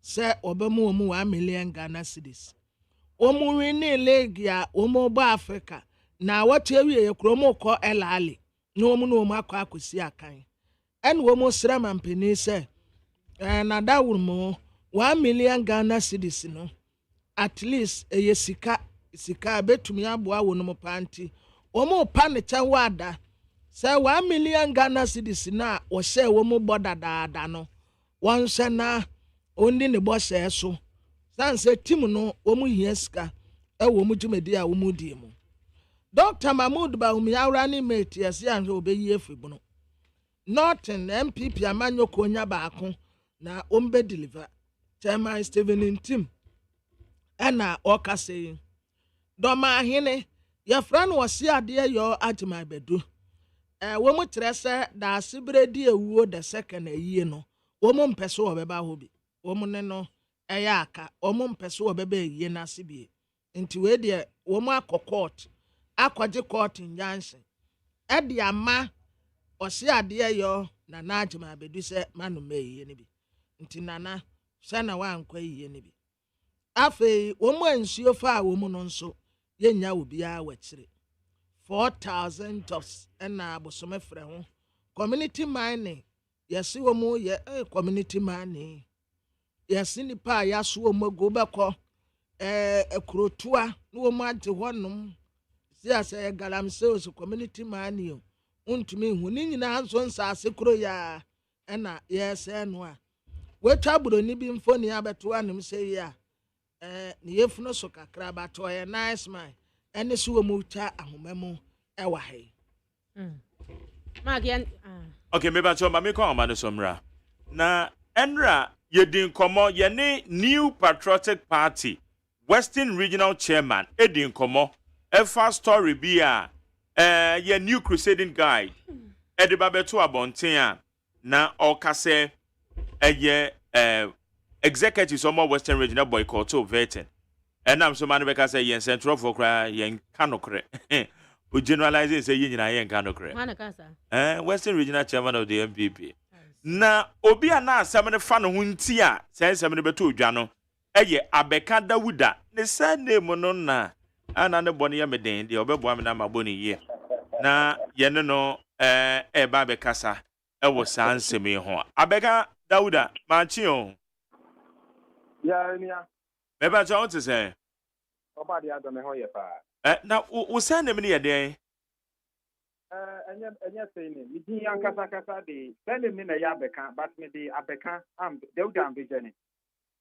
Dauda no. Dauda am vision. Agbeten. Ale be fani di. Anya kwa ana say one brengu. One brengu enra wo chairman kra kire mase na ne bona na emede. Enzema kasa. Oh, okay, that's good. Now, what to say? Okay, Vete now will call and say, Oma qualify or answer it. Mammy, share with you for you now. My time that was to say, one man, a friend, I say, December, the original time I can't find one, and then, but you may tell the side of it. Let's hear for you so I know judgment. But Vete, you know, your call, I was surprised. Ellen Bella, this are your family and the coverage, you know, and the PA and the 120 executives, you know, can say, or more dear, or mass of standing, you know, or more moving to break in the yard of investment. It's almost to work out. And when you know, national rest nearby and everything for the almost no a establish in the year. As I a balloting. Balloting, let me take key number, you know. Send your Musi and what the whole Ghana, any all other constituencies. For me, ballots in Libya, I don't think position at the ACA, and it's over your campaign now. What they are trained and now, the battle Sabano, second December 80, and the campaign, and the Busu, a year the free and rich, and rain on the roof, and the course as a way, and the delegates, you know, a command the party nature, our constituency. That's no position for almost 16 years. You can see that. The opponent Ramadan for the mafia game no personal. On the other 2012, Echo 2016, Echo 2020. Vote difference are at that one NDC candidate in terms of over 8,000 vote difference. After we didn't even the party Nankasano on your popular. Into delegates now react as a GTP media defense and be once a new flag bearer, and a new candidate. Or they know who song ever born now or more the upper between IGC in every minority deputy minority leader of parliament in the area. I'm not to born here to next year. It's a normal message. Delegates will grassroots and even party members any entity for crying in a champion say young member and not as you see the opponent you know the like-minded people no or marjorie almost as a contest members who are lose it it's not or more emphasis mafia any free non free on opposed now 1% could into him. You know, I think that is the stage we are. Okay, Auntie, you have not been disqualified, and answer well, qualification no end up pending. End up pending. I think the Makoya bet near ballot in yeah, ballot in we are. You can be a campaign any election. And you know, Chris almost suspended what constituency hall. Yes, no pressure. Okay. Now, suspension. Beba. Obi a ya suspend odi e si den na oko contest for elections. Eno na meba so no. Em said the party nyina na say party no issue communicate. Our 3rd of May. Say omo e ba be start parliamentary and then presidential primary. It is actually e kan ba ye no na 16th of June no. Ombe be nomination for parliamentary primary. It communicate by no about May June 6th. And I'm here to say the consultation kakra just say because grounds no net grounds no yan kwade ana me hu the menko fa forms no with 16th na it many one electoral area kasai and time for second electoral area on the 8th and one could dim come say me here almost again and that's in competition am no one koye and no na 20 executives no Efra me say o match say me need delegate afokasa. Nti memra me sia wo me koye. And o mutu share that. The next movement no more the letter bring me from the district committee of consent say o mu nia me. Then tina say we sia me bi me koye. No koye kwa na consent executive ni e bi ti wo. Enso no. O mo ka kira me say enye me meeting ti no mo aba. Nti me kan ya ma de san o mo afre sa district committee meeting no. Eno achi 3 days time, almost Sunday, and like this will be the arm of consent executive. This time around, yes, no committee. Mokoya, suspension letter, and over the question in so much of spending the party. You see, but Sadia win now, and your call. Me ankasa no emra voice no sha ase so mu kusi me flyer on social media na mu ya pe constituency organizer. I can't say me or mama kwamba me concept big guy, especially where ya constituency executive me na in support of the opponent na ye DC of the district, you know. Because when we have constituency elections, you know, this year no in slate coin. One we win here. I appointment 7 count. If you are the almost so make sure so the phone on the post. If you want your money plan, you see suspended. It you know, come to think of it, sir. Political party as a entity at the timetable about one thing. Our third day, the Mimikosia delegate will June 6th and June 8th. What's the many delegates here for June community? When you have to ask me. And we are Maybe appeal call region, send a constitution nature. As a semi appeal at the region. Region of Medina Corner. Now, maybe Makuma Mute say, regional jacket, a regional chairman, or not the constituency for Nakabu, a yes idea. It's the name say, Ekusiaga. Now, the German make us say, regional chairman friend the phone. I can't say, a day contest or no any intelligence is a new mini election, it's pulled out of the contest. Na kebi amabobi anu de fiam tikama na me ka say time no or say contest na wo kono pull it out because the what you mean we need when you intelligence will ground say me kwa election na me win me best me say misika itika kra no kwa ma say obetua misika man it was kind of say contest na you say me phone ni na wo social media. But one more time, you know, catch a 4 degree. It's in a consult to a woman. I was to my mouth for consult to a woman. May have a consultation, you know. May you put an automobile nomination. In fact, some on the time for money, at the end, but am I a nomination? I'm on the time for money. It's in a file, no copy nomination or my money. Eventually, we could now our region. May file a social constituency for a money, to call file our region. One more by publication of the corporate file or region in one, or maybe the DFU.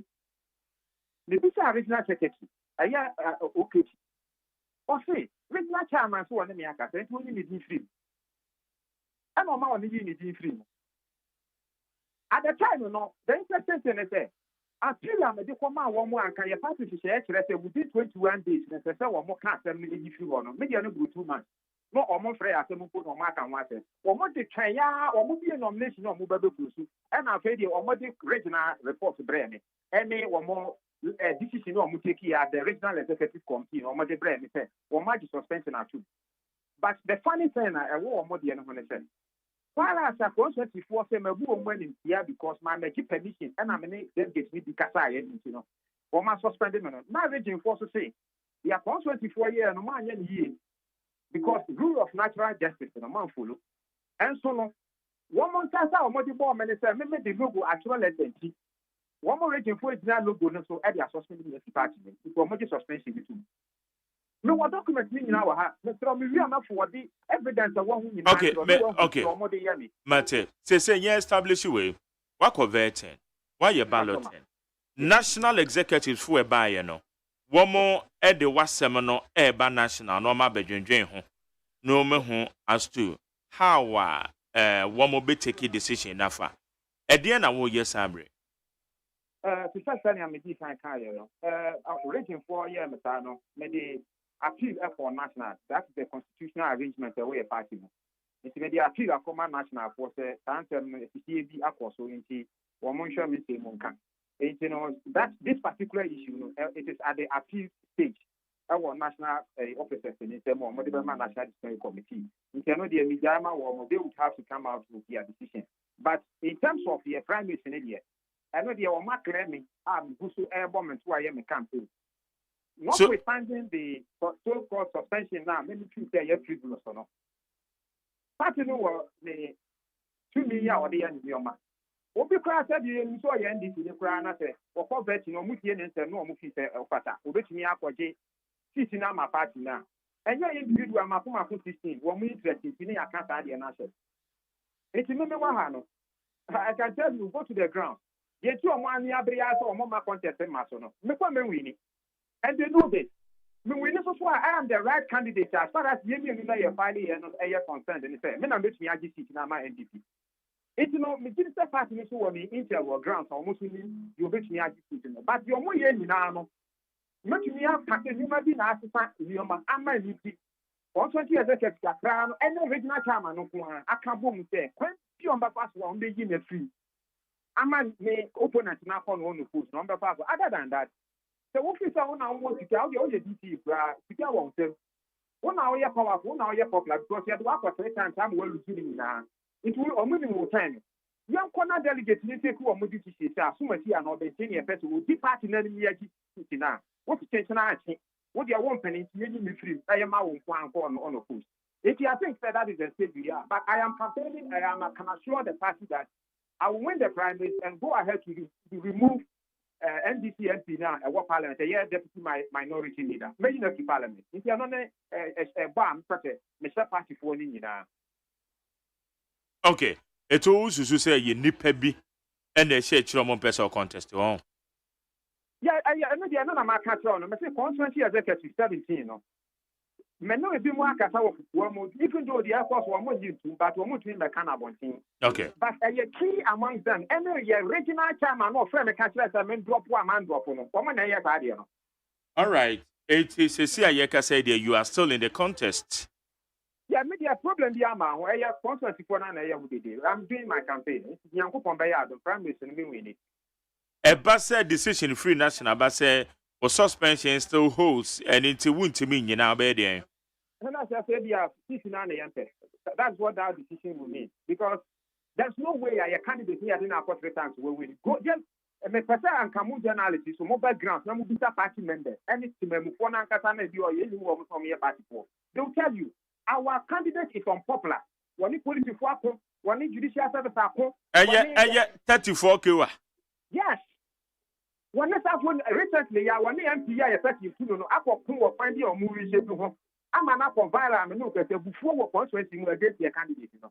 It's in the new way I didn't quite it is that me and woman makes me happy to know that if you have selfish interest, or more person or more fact on your sub one is so easy to now you say anyway, your mafia as you want to baby. I am far defeated candidate in Kodia. Not just say I can say I consider defeated that I am because as for him here, who makes me actually bet. To me, NDC candidate in that. One right you are compromising on I am no matter car, I'm a book, I shall mount for a constituency. And yet, party for Nankasa delegate to crown, yeah, call my wife and for money, yes, seen for a 2 for. One more Epusia, I mean, the young woman 20 men or Makata. They are extremely angry, threatening process. One month I have when you opponent, you know, or I didn't on the post of Quadia. And in 2020, on the country regional chairman, and in the constituency, Abama entity.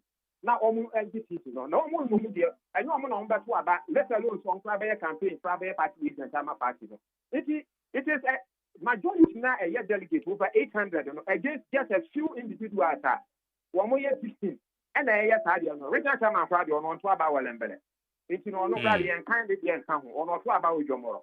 It is a couple of Kakrana. It is the decision now is that only few individuals from your constituency executives against over 800 delegates are one more grassroots for a police station executives.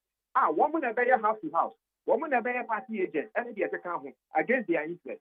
It is a fact in the Vietnam hotel. 17 individuals with selfish interest. Young to go, the vast majority now over 800 interested. Yeah, not just a party need to sit in a way. Okay. Abeka, your best friend national, no, you have decision on better why because a brand of economy. Yakopon yeah, that's a son you didn't come on. All right. Abeka Dauda, a NPP aspiring MP, NPP aspiring parliamentary candidate, Ewo Elembele constituency on na Enra na yenene regional chairman. It didn't come on, and ye can say. It was in the pebble at the territory. The national most of my because I got a few days. 80 Mama Yahudi wom. Ghana Montier high you need 100.9. Ghana Montier. Ghana Montier. Ghana Montier. Ghana Montier. Hey, catch it. Listen in here. And you ma beto to dia me baba no ho ade no. Hwem so betumi a. Hey, asew. Hey, now beka. Ya John to mami ensa duku portmanteau. This way chocolate drink. Na kan wo hwe afi bia so beri ni waware ne a. This way chocolate drink. Na kan sia. Oh, asew. Wo den kan no ntumu ho. Me be mo anu nsu wo hye kura de aka ho. Wo hwe de wapi ho. O ka sa batete e da fom ho. This way chocolate drink.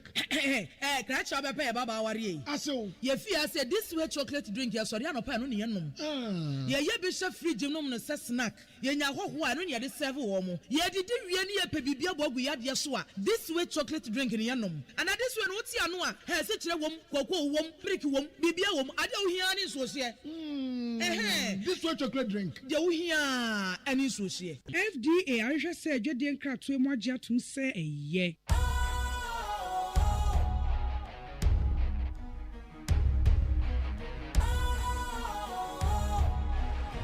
What's cool, fresh and trendy with a new look? Makes you feel real good, that refreshing vibe. Satisfies you right just the way you like.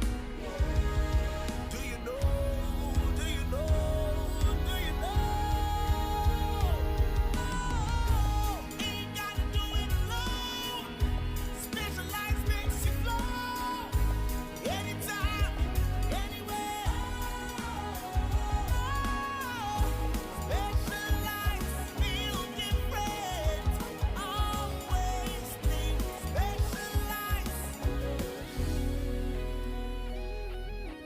Special Ice Natural Mineral Water. Feel different. Think special. This advertisement has been vetted and approved by the FDA. Okay, I need 100.9. Yadi Ghana Montie and yadi every way. Ghana Montie. Ghana Montie. Ghana Montie. Ghana Montie. Right here, quite a minute, the Obankata Musamano. Yeah, signed to be at also.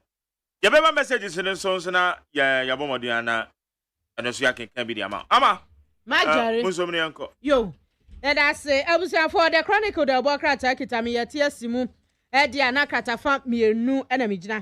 Na, or Hinopa Proya, war Mamprugu, na Abdullahi, Mahami, Shariga, and what dear foot to our mam and Penya Dr. Mama Dubaumia, Ebra Costrano, Ewa Boko.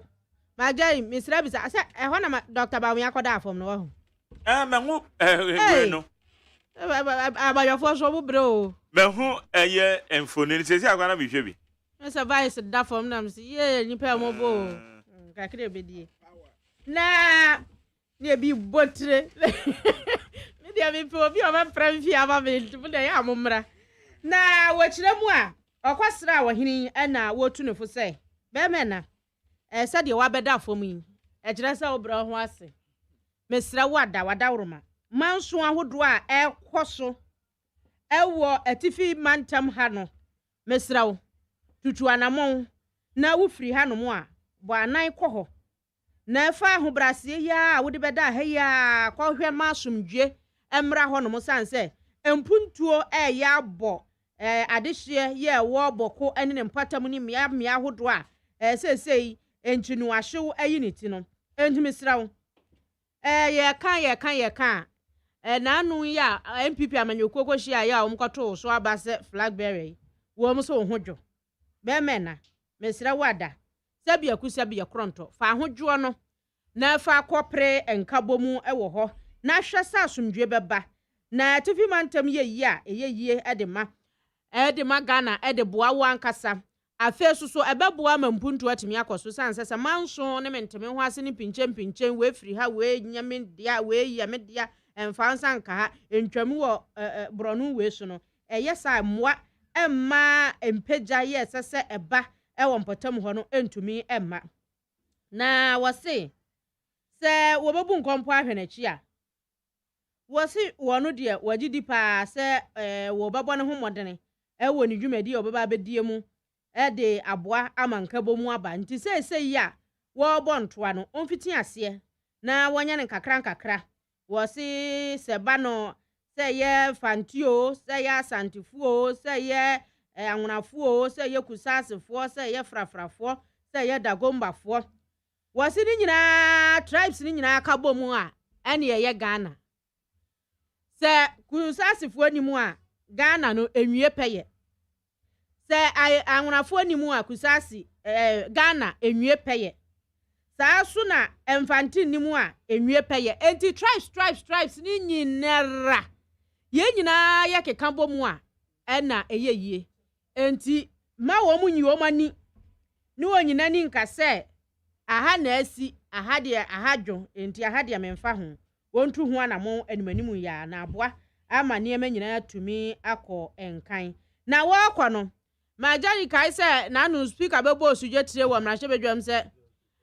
dɔm kɛse no wo mu kɔ asetena a ɛhɔ hwee sɛ obi pɛ akwanya ne animonyam ɛwɔ Dr. Baumi anim to ani nipa edi na chie de ɛne om dɔɔso paa yɛse national chairman MPP owura 17 odi na chibi majority leader yeros mensa bonsu ɔka ho asante mantam dwam tiani de ma MPP chairman wuntumi odi akyire Minister of Lands and Natural Resources Abu Jinapo onusu di akyire Youth and Sports Minister Mustafa Yusuf odi akyire MPs bebre efi tifi dikosi anafo fam wo mu nyina di Dr. Baumi achi eja mrahye bedwam adwuma na aseso mu ye de som Ghana fo sanse no eni ato aba mu omu eso mu koye no mkwa asetena kora wo mu mai ho no ayɛ hwe omu boa ama yewura Baumi adeda ase na wei ɛna wo bisa sɛ wo mu si wo mu deda ase de na nso mpanyifo na di akyire no nso wo mu mra akyire wo mu mra mɛyɛ adwuma a ɛsɛ fata ya Ghana fo ɛde ahye wo mu nsa enti the chronicle da obokrata de a mabɔso no na magya yunya ma mu di a mento aso mengo yo boso me frɛ ho ɛna owura George Mekuduka so afọ abedi hwɛ nsase ɛne ɔbɔ ade ɔbɔbrɛ ho nsam soɔ ne wɔhwɛ agudie ne tuo ɛne ho nsam soɔ de aba bɛto edwa sɛ boso me frɛ ho sesei community mining a wo ma fi ase ne gala no wo mu tu paa wo mu di pikase ɛne yɛ fam kikraw no wasi tu a wo mu tuo no enwuma de bampatam ho de nya sanketo magyayi yesi enipa 4,000 direct and indirect jobs wo mu ɛhyɛda etu gala ni bie no ɛni wɔn mu a wo mu no mu hyɛda ntu yasa kɔhorobra we so kɔtɔn nsuo wɔ hɔ we kɔtɔn aduane wahu saa nneɛma no we tɔn semina galafuo yi bɛtɔ bi adware saa nneɛma ni nyinaa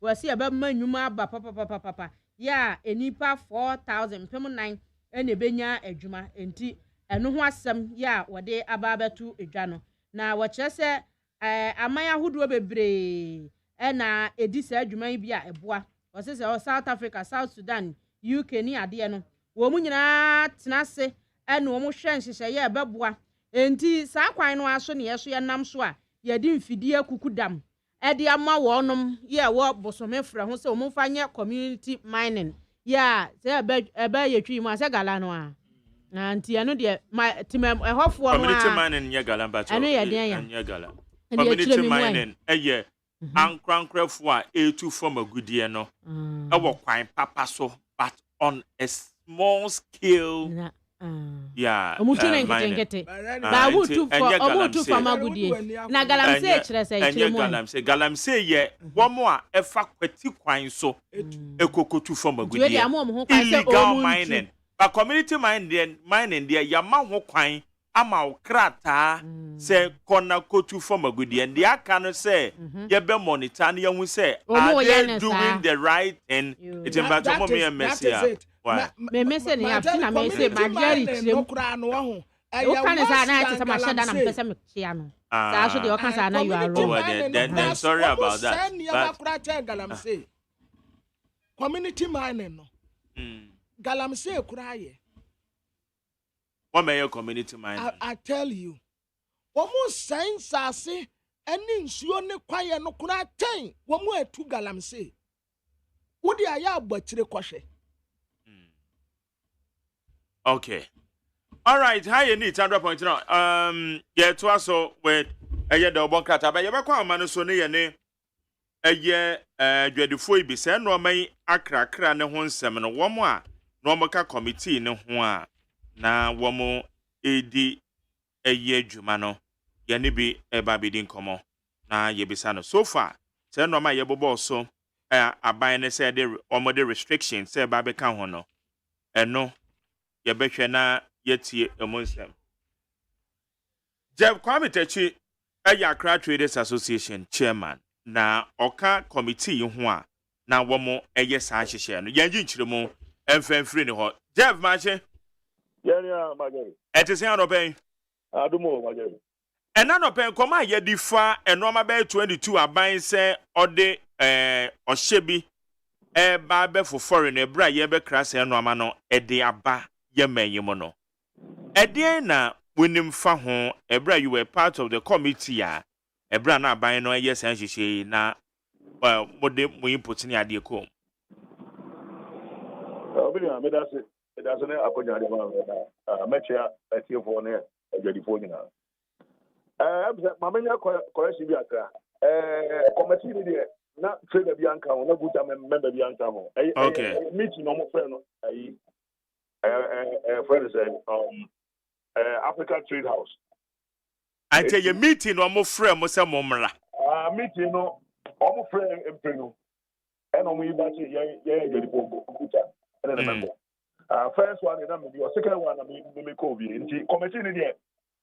They said it's almost formal committee, the second meeting, almost formal committee, almost trade the beer and come. Okay. There customs name, FDA, Food and Gas Authority, Standard Board Authority, Ministry of Trade, Energy for name, other, but traders almost whole beer and come.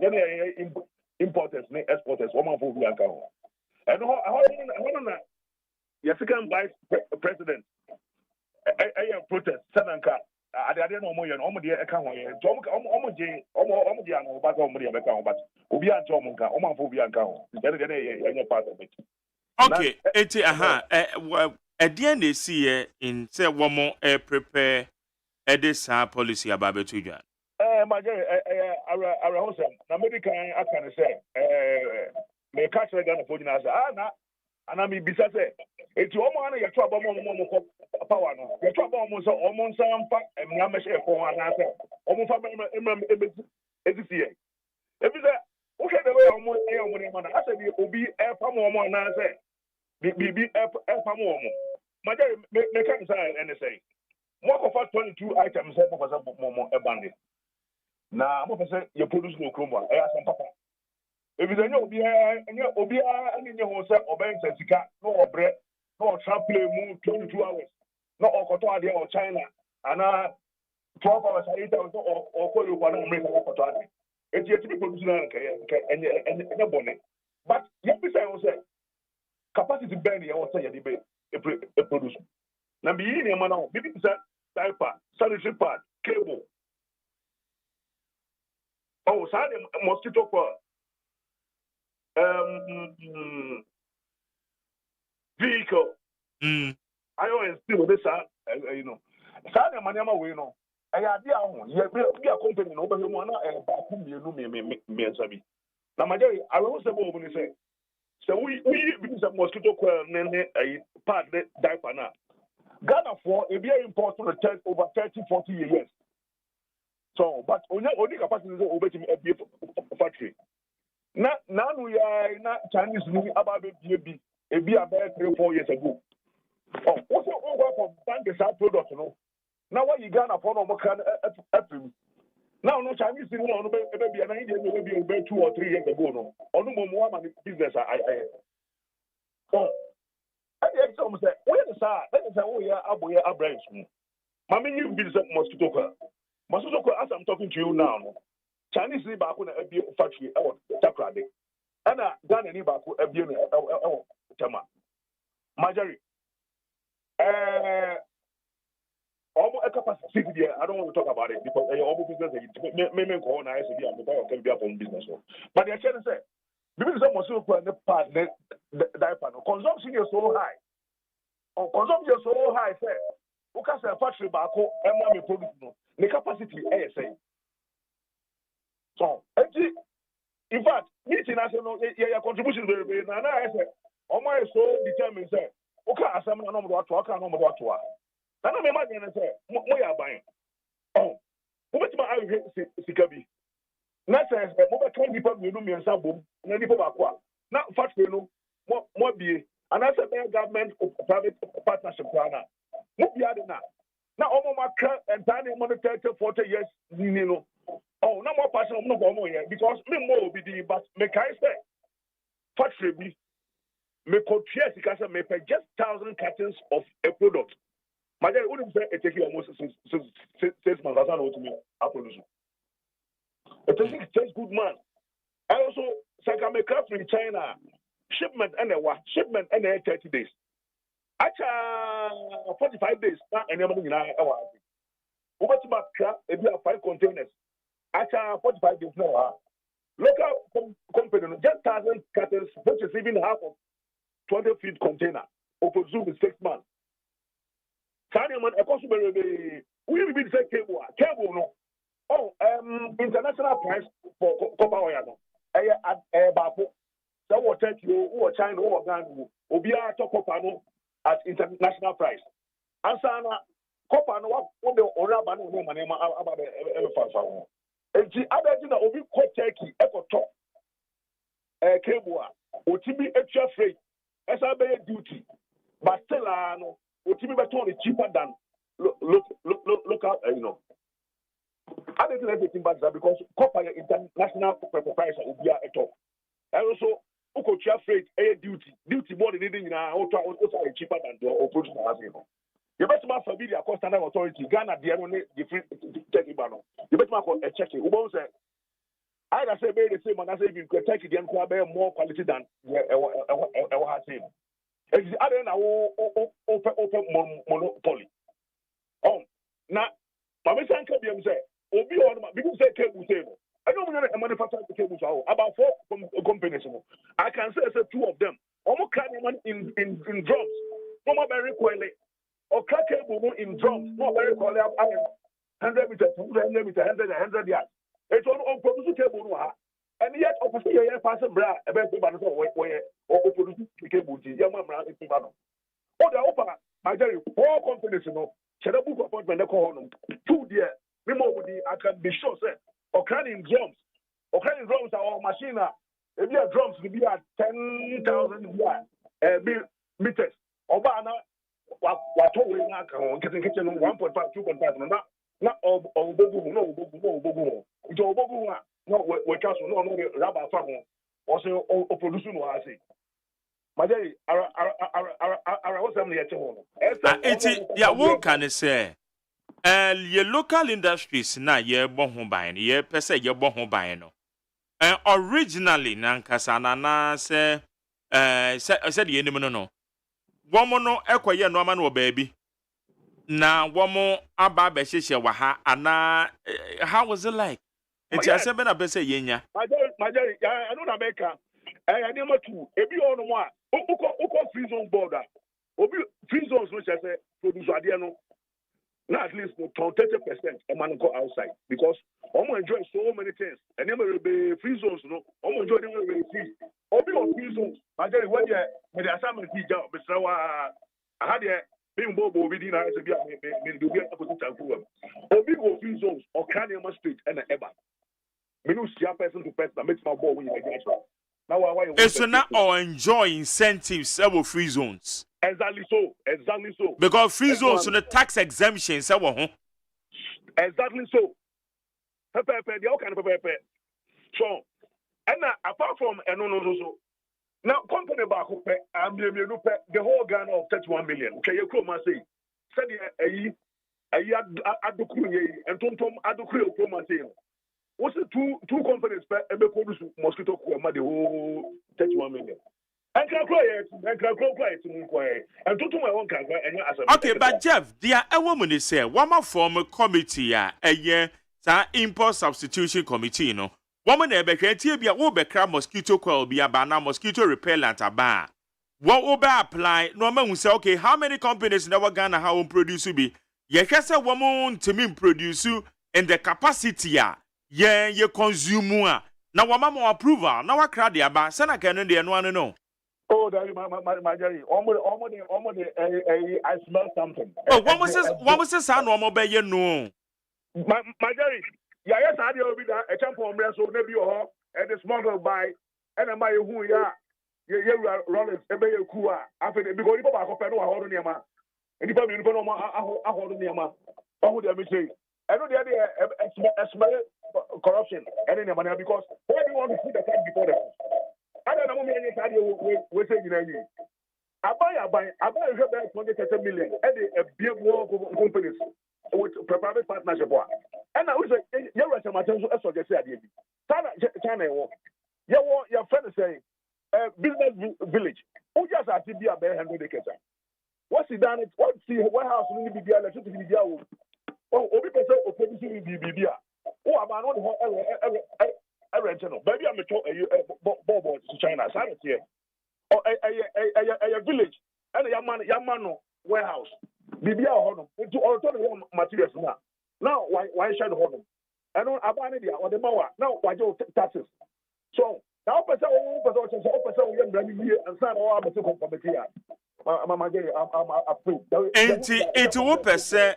Again, na ye betimi aye because yes, you say you protect your local industries. My God, oh, baby, cement. Your clinker, clinker, raw material, no get. You know what I say?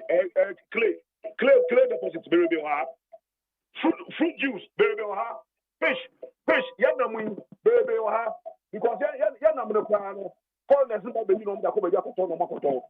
When we are running a money, your raw materials more. I say, let's start with those things. Now, Obi Kewa, Mama Majari, components in your Obeka. Components behind you, I didn't try electricity and workers. The beer can be a part of Obeka. So, Opesa, we are mosquito choir, Mr. Adaka Cloud, the Boom Crown, Obeka. It's why in a rush. You ceramic tiles, pottery, oh, rice, cement, oh, and you know the idea. Anybody, iron and steel. I don't know your materials no chromacy. It's what I want to class the to me. I compete with the world market prices. But anymore from A to Z, over Caribbeano, all pro a band. I debate. One epoch. I mean, I'm ready on them. Maybe your friend is washing powder. Washing powder, Obandi. Obandi, and not industrial area. How many Chinese for? Oh, washing powder. Washing powder, 2 companies. 2 companies, my dear. I'll make it personally. And then more information. I'm in the trade business. And mosquito companies on way 2. So them me say. But because I'm your capacity because you want to okay, it's a me Tio. Oh, be a washing powder okay. Na me person me cry washing powder ba. Ma apply to the committee. What my him say washing powder company ba kope and ye bi wa ha. It means say only capacity so be to produce a mine. So when no man person wo cry no be to cry ba. And no, is it not the same way? I don't know because Chinese women but say yan restricted your imports and soon ye jagumusa. Na building the local industries and not ye any area found. Because but you have near man your raw materials no. Washing part of baby from A to Z. Be away import to other import electricity. Electricity and labor. Be away import. The mission is that anyone all raw materials was saying no. Yes, and Mukina, no money strong. Now be a raw material way. Import of another. Oh, bandit, young kind of crazy. And yet outright ban. Them a restriction. They say a champ on MSBC. What the young someone out there, okay. All right, better say, Jeff. Better say to Yadi need actually trade for Nakasano, your dorma baby, and you be some questions. And what may you walk a bit? Because committee na ya pelo pa komo afianka ho And we are ready to debate them everywhere. Even if it's national television or national radio, we are ready to debate them. Yeah, ready to debate them academically, everything. We will debate them. Okay. Jeff Medan Jeff Kwame a chairman of Accra Traders Association on the NNO Kasai. Ghana Montie. Ghana Montie. Ghana Montie. Ghana Montie. And one of the major topics in a year restrictions are buying Eddie Babeto and Rome Bia. A year Macomacobe 22 a year credible man no mono. Said the Ashisheno, Etienne Comedia, Yedia Family, and the also say ye beat me a ya. Ebe boy no ho. And come Edda, Pononosoa, Yebeshe, Aka, Ella, Yeka say, Ella, no, a year legislative instrument, no. One more dear call a Uganda Brashi with your fear. Ye said I'm Brashi with your phone, so Ebedia Tumo. Afani and Hoka and Pie Befaso, Edia Ye Juma. Okay, Quabana, Mariana. Okay. Quabanane. Ama sapon koma Jesse woman de beboamia yede eye enkrata de munsamono yede bra with it 100.9 yen share messages ni bia aba e wa hase abedwafo no so beba yede komana share so Richard Adifriama say good morning Mark Jerry. British Broadcasting Corporation didn't report the apology of Honorable Adungo. The Manchester United's Harry Maguire correctly did. Okay, we'll say the apology. They didn't report Honorable Adongo apology to the Manchester United Harry Maguire correctly. Okay, Honorable Adongo compared Harry Maguire to Dr. Baumia, but BBC didn't mention Dr. Baumia at all in their news reportage.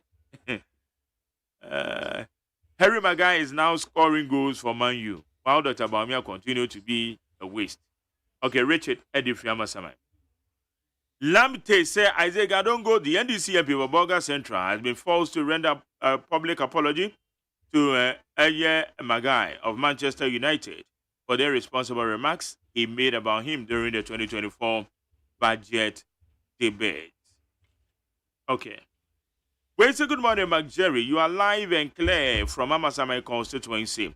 It's unfortunate the 24-hour economy being proposed by John Mahama has sent shivers on Baba Baumia. He has started talking and making funny comments that even chop bats are operating 24 hours. I'm a kind of free Amasamai. Where's the Master Jerry? Dr. Baumia and MPP by now we should start accounting to the people of Ghana what they've done so far. We will be Benny Blackman, Tema West. I think this 24-hour economy policy is giving MPP sleepless night. It's causing diarrhea in some people. They should exercise patience because more are coming. Ablade Efiakuma Zongo. Well, say good morning, Jerry. Please, is it not good the colleges of education include automatically licensure program during teaching practice of the colleges? I think this is the best way. Where Kokuvia de Friaye Kaswam. Teacher Kujo Edifra Dentan says, McKem become a president of Ghana again with his cancellation methods. Mr. McKem do something different to help Mother Ghana. Ghanaians, the fact is that Mahama has nothing to offer Ghanaians. It's just 419 promises that is given to the Ghanaian people. Well, so please educate me. Mr. Allen will surely come back to MPP, else will have formed political party and not movement, as alleged. Therefore, his supporters consider their decision. So after every flag bearer race, there is a call for unity. Ray, Talewu try training what? Tony pa, Mr. Where say Mark Jerry? Okay. I'm about to show you. But I see when you're for public consumption. Okay. So many discarded. Well, say good morning, Mark Jerry. The licensing is only targeting extraction money from the teachers. They took money from teachers some time ago to supply teachers with laptops, but only less than half got yes, while others haven't got the laptops. Okay, John Eddie Free Shy Hills. Now, into laptops, you do me to share my for Nina. Hey. Wafake Noblan Station send this city and never again. Oh, my regards to Honorable Moses Abo. Women's Adomi Pile 2 or say JM Doomso can never do the 24-hour economy for us. As Ankwa, we shouldn't follow him. Well, say good morning, Mark Jerry. The 24-hour economy is the job that was created for our Vice President Dr. Baumia when he went to London as a plate cleaner. And this made him save money to continue his education in Canada. And in Canada, he continued with a 24-hour job that helped him to survive. So this is the kind of jobs Mahama wants to create for Ghanaian youth. So, Mr. Vice President, why you still don't understand where you Boruba or the free Zoti Latebi or Koshi? Did you Malene what you say? JDM is dreaming of becoming the president of Ghana. Then he should wake up because Ghanaian will never vote for him again. Where is the Nigerian Kwabinama for good morning? Ghanaians are not ready for another Baumia haircut again. Oh. Any attempt to continue with the MPP government administration will be disastrous for the MPP. Is planning to bring taxes on marriages. Alibaba, Eddie Free, Madina, and Ode Abam.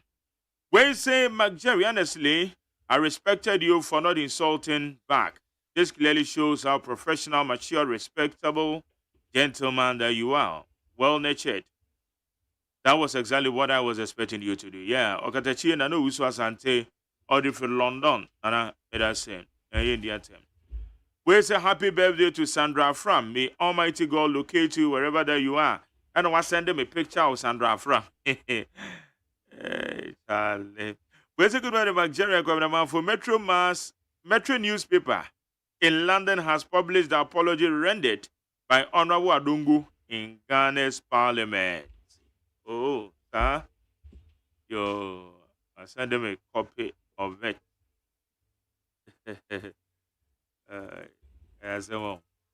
Okay, teacher Kujo Edieniem. I say, is there curfew in Ghana? What do you mean by 24-hour economy? It's very ridiculous to hear a whole former president talking about a policy that already exists. Mahama and his NDC have no message. A dead goat with a dead policy. Greetings to Eric Nana AGYEMAN. So for my message, Ghanaians will never sell their color TV for black and white because JDM and NDC party has nothing new to offer we Ghanaians. Boshaba Mr. ex-President Mahama still think that Ghanaians have short memories, as he already said, but it is not so. We are vigilant nowadays because of the good governance from the MPP government. So that's him. Meshach Asante Abosoka. So while President Mahama is in the country campaigning and giving hope to the people of Ghana, Dr. Baumia is also in some parts of the country joking and trying so hard to discredit the well-accepted 24-hour economy policy. You better listen to the advice from Yana. American Town Kenke House. We say I'm always praying that NDC will remain in opposition forever because they have nothing good to over Ghanaians. It will be a disaster for NDC to come to power. Again, kudos to Honorable Mavis Howacom Sem. We say, McJerry, this current administration has no vision. They think like they are managing 10 people in the company in Europe. It takes 1 or 2 years to ban something where you're bright and free and Belgium. We say, as for the 24-hour economy policy, is the game changer. GM all the way. Baumia is the most cash papa Eddie Fila pass. Salani, you can't for your paying for one. Why? Okay, we say Dr. Digitalization Baumia Vice President has already told us in a video that when it is getting to elections, sometimes you have to tell lies and do propaganda. Also, Mr. Mahama has told us in a video that when it gets to elections, sometimes you have to tell lies and do propaganda to win votes because Ghanaians have short memories. And that is exactly what he's doing now. Touring Ghana saying he will pay assembly members 24-hour economy cancellation of licensure exams. Meanwhile, he implemented licensure exams in 2016, pay teachers 3 months' salaries and the like. Amisco Speleles, undoubtedly, JDM's 24-hour economy is still in existence, so what at all is he promising again? Let's rally behind Dr. Baumia to continue to improve our economy and ignore JDM saying he will cancel the fantastic policy. Amisco spelele. May that same. We see in 4-year term, in 4 years, in 4-year term, total revenue JM took from Ghanaians was 65 billion, but he was able to establish projects like KJTR Market, Circle Interchange, Commander Sugar Factory, Sagleme Housing Project, Terminal 3, Kumasi Airport, and so on. On the flip side, the Akufo-Addo Bawumia has taken 344 billion, and they have done nothing. Musa Batua, or the first one same. We say the MPP government will do everything possible to relieve Ghanaians from these economic challenges. So we should all come together and support His Excellency Nanado, because Ghana will surely rise again. Eric Kwekubuedi, patriotic voice. We say McJerry, Dr. Bawumia, the least said about him, the better. He should be advised. Screaming on top of his voice mean nothing to us any longer. Now Ghanaians have known the fake style of him. Jerry P. Edifi Abufu. Alas, as this is Zano. As if Dr. Bawumia is willing and ready to bring any coexistence among Ghanaians, it should be the area of tribal and chieftaincy conflict and not religious coexistence. We alas and say. Dr. Damblo say, I'm exceedingly happy that this time around JDM is explaining his policies to the grassroots before he launches it. By this, the ordinary Ghanaian will be abreast with the issues before they start to confuse them. Today, a farmer in Kintampo understands 24-hour economy than the whole presidential candidates. Correct score, Edifi Eyesunyani Zakaria. Osemama is the leader we want. He will win 2024 elections. With a 24-hour economy, unlike the incompetent one, Bawumia, who has no vision but cannot tell what the vision is. You can imagine choppers operating 24-hour, artisan tailors, VRA, ECG, manufacturing industry, and even prostitutes. Odedi Fitam, I'll say James 24-hour economy is a joke. Teachers 24 hours, the hairdresser 24 hours, mortuary 24 hours, market women 24-hour fitters. Ghanaian, please beware. Odedi Fitam. We say good morning, McJerry. What is the 24-hour economy? The man who punished Ghanaians with a 24-hour doom saw for over 4 years, now talking about 24-hour economy. Don't trust former President John Mahama. He has nothing best to offer. Digital economy is the global phenomenon, so we should follow suit. Also, Mavis Comsen. Blueprint, Teddy Sika Duke time. Also, JDM is the problem, not the solution, because his previous promises never saw the light of the day during his regime. Therefore, what has changed?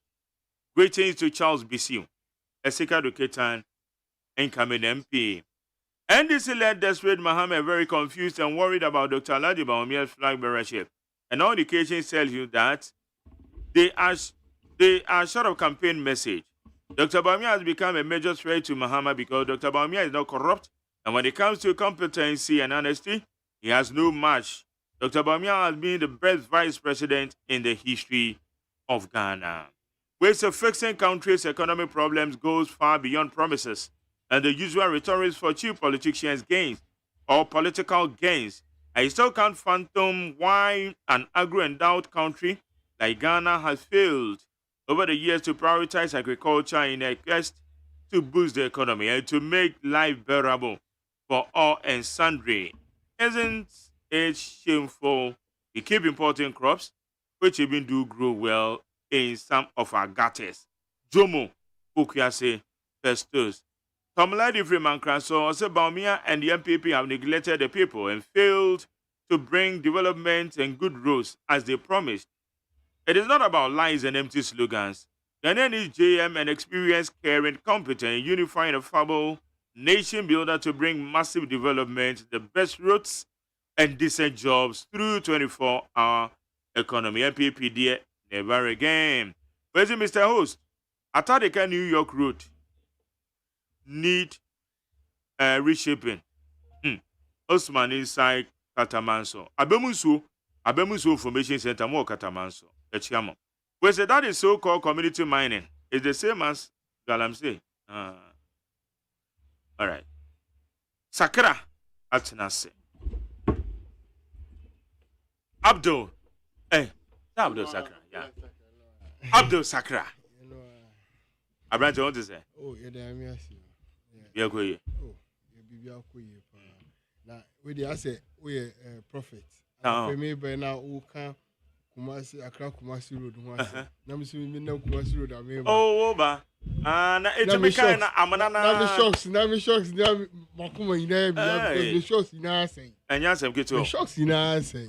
Enye easy. Ba yemo mpa yo yemo mpa na ja yem kan na mpinfo no omunye kwan no emman because a very necessary because all case opese economy ni grow na de bia out na pa na opese Ghana emputu na Ghana nkoso a we mu ina e ka ho na Ghana yeden e koso nti emmo mpan na mpinfo no year of road there omo bomodi na omunye man because akwani de honestly enye potholes biom right now we are just living on manholes all the roads are manholes enye potholes back and idea Dennis said me do pokwasia me so omo ye but just that they should do it and do it well na omo dwiri kura omo dwin say the cars on befa ho no because unim sa kwan no na you are on a top speeder one here say amana ni ade na wo no you're worrying and at least omo so anoma say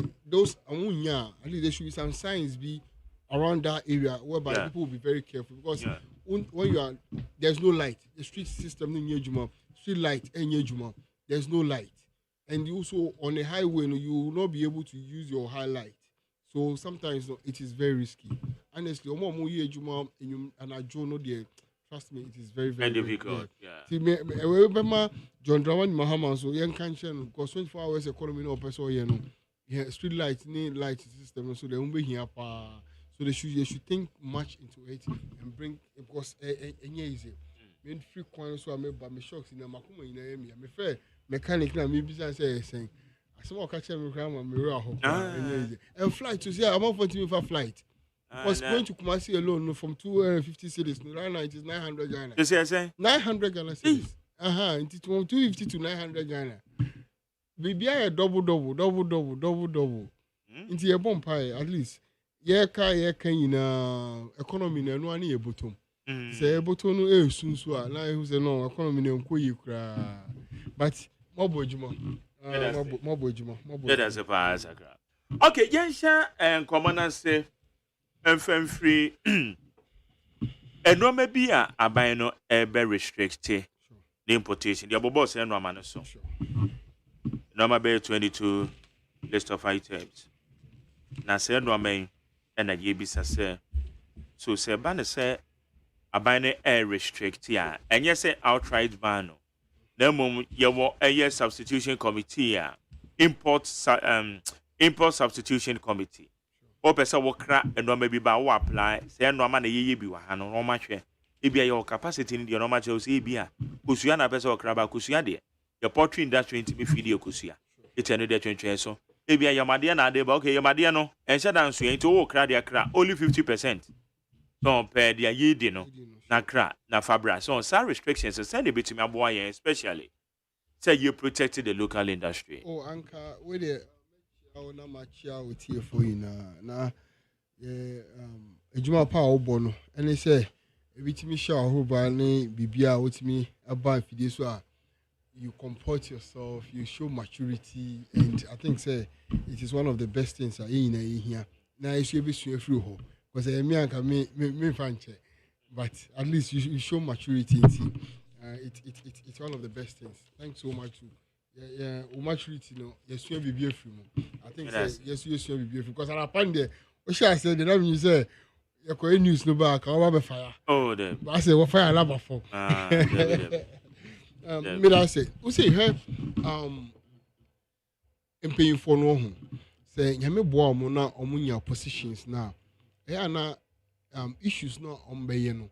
The actual people involved no. The actual people involved, I think that they should do much research and make sure say nkofo na omude programs no ebe boa mo no. Omu adwen Omuji their views of the people. They should also listen to the people and find out say what they are bringing on board. No, will it help the majority of the people or the few of the people? Because So we share before only omo ekasa here. We share inkofa interview omo here.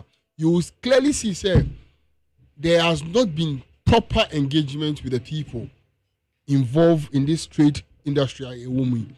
So say no bibi eto chima ewo nya adwenya omo kwa. And now when they interview Katie Amo, even he was not even abreast with the information because Osha Nema or Bisa no cry, he is not even abreast with the information, which means Anko Ye and I say in Kitaudia eba between the traders, the importers, the exporters, and manufacturers no cry. You say there has not been a proper setup to understand what it is. In the interview last time, local church say Osha companies no cry. Omoka said they want to protect them, which is a very good idea to protect the local industry. It is the best idea. Into any aban bia and I say penny bia or the adwin sabeba so we protecting the local industry. They are the best thing to do. Which anyone open or mind you don't need to oppose it because it is good to protect the internal business or in entrepreneurs building in Ghana. But say only now more local people but rather going to help the foreigners now because the only an interview no cracker said there are few Chinese people setting up those setting up those companies now and they don't even have 10 years or 5 years experience. They are few and they have just 2 years and 1 year experience and it will not give us the right solution or resource and Osha, John Dramani Mahama say, or no dear, the cars that we are talking about are banding or restrict or mono dear, he will be able to do what? To scrub it off. Because Osha, and then all the reporters called Temaport, not only all the players involved at Temaport, they will tell you, say, even our import system, export system has declined drastically. Sure. Now, Okoporta export material from Ghana to anywhere as Ghanaians know. As of now, there are duties on it, and it was free to promote exportation. And remember your revenue now because when Ghanaians are exporting their product now, we get more revenue. Exchange rate becomes lower because we are fighting or we are competing with the dollar or the foreign currencies. No, but as of now, the first time ever in the history of Ghana, there are duties on exportations, which we have to watch and make sure say you bet me I'm making sure say the government waive or scrap all those taxes on exportation because it is not helping the local industries. Now, how many companies do we have that can sustain Ghanaians? And I say, bet me, all the necessary product say we want to restrict or ban. There are some of them say then you watch and you say what at all are we doing? Is it because we just want to please some people or we just want to just favor some few people because share industry now, let's say trade industry now, local industries a few and we don't even make sure say we give them so much incentives or we help them or we give them so much grant for them to grow. But all we do is to tax them and tax them and tax them. And now when their competitors are in Ghana, we are giving them waivers. We are giving them tax free. We are giving them all the avenues to make sure they make money against our industries, our local industries. You're making sure say individuals or Ghanaians as Ghanaian owned companies, we should push them. We rather tax the Ghanaian owned companies, and now we give tax free to the foreign owned companies, which is not helping our system. And our car systems here, how many Ghanaian industries are opening the plant, the car plant? Toyota Ghana Limited, Toyota, Ford, those big companies. Ocean and say the Renault in the system, the small Renault. Wonderful idea, but go and ask one ASA. A Renault car, that small Renault car, tiko alcohol is the brand new one is costing 200,000 Ghana cedis. Now your normal local cars are here that vet no. First, not import if you are importing vet in the system. Well, you are importing vet, your duty that you pay was 12,000 Ghana cedis. Now you pay 60,000 Ghana cedis on duty on vet. Whilst those local assembly plants now, you see a firm local assembly plant, they are all not owned by local people. They are being owned by foreigners, and we give them tax incentives. We give them all the free trade zone. But yes, so they are expensive. How can I go and buy a vet? Home use about Ghana at 30,000. Now, with the new one about say you talk new one 200,000. How many Ghanaians can buy that 200,000? How many Ghanaians can buy it? Whilst the importation on vet was before we were buying by before was 12,000 Ghana cedis.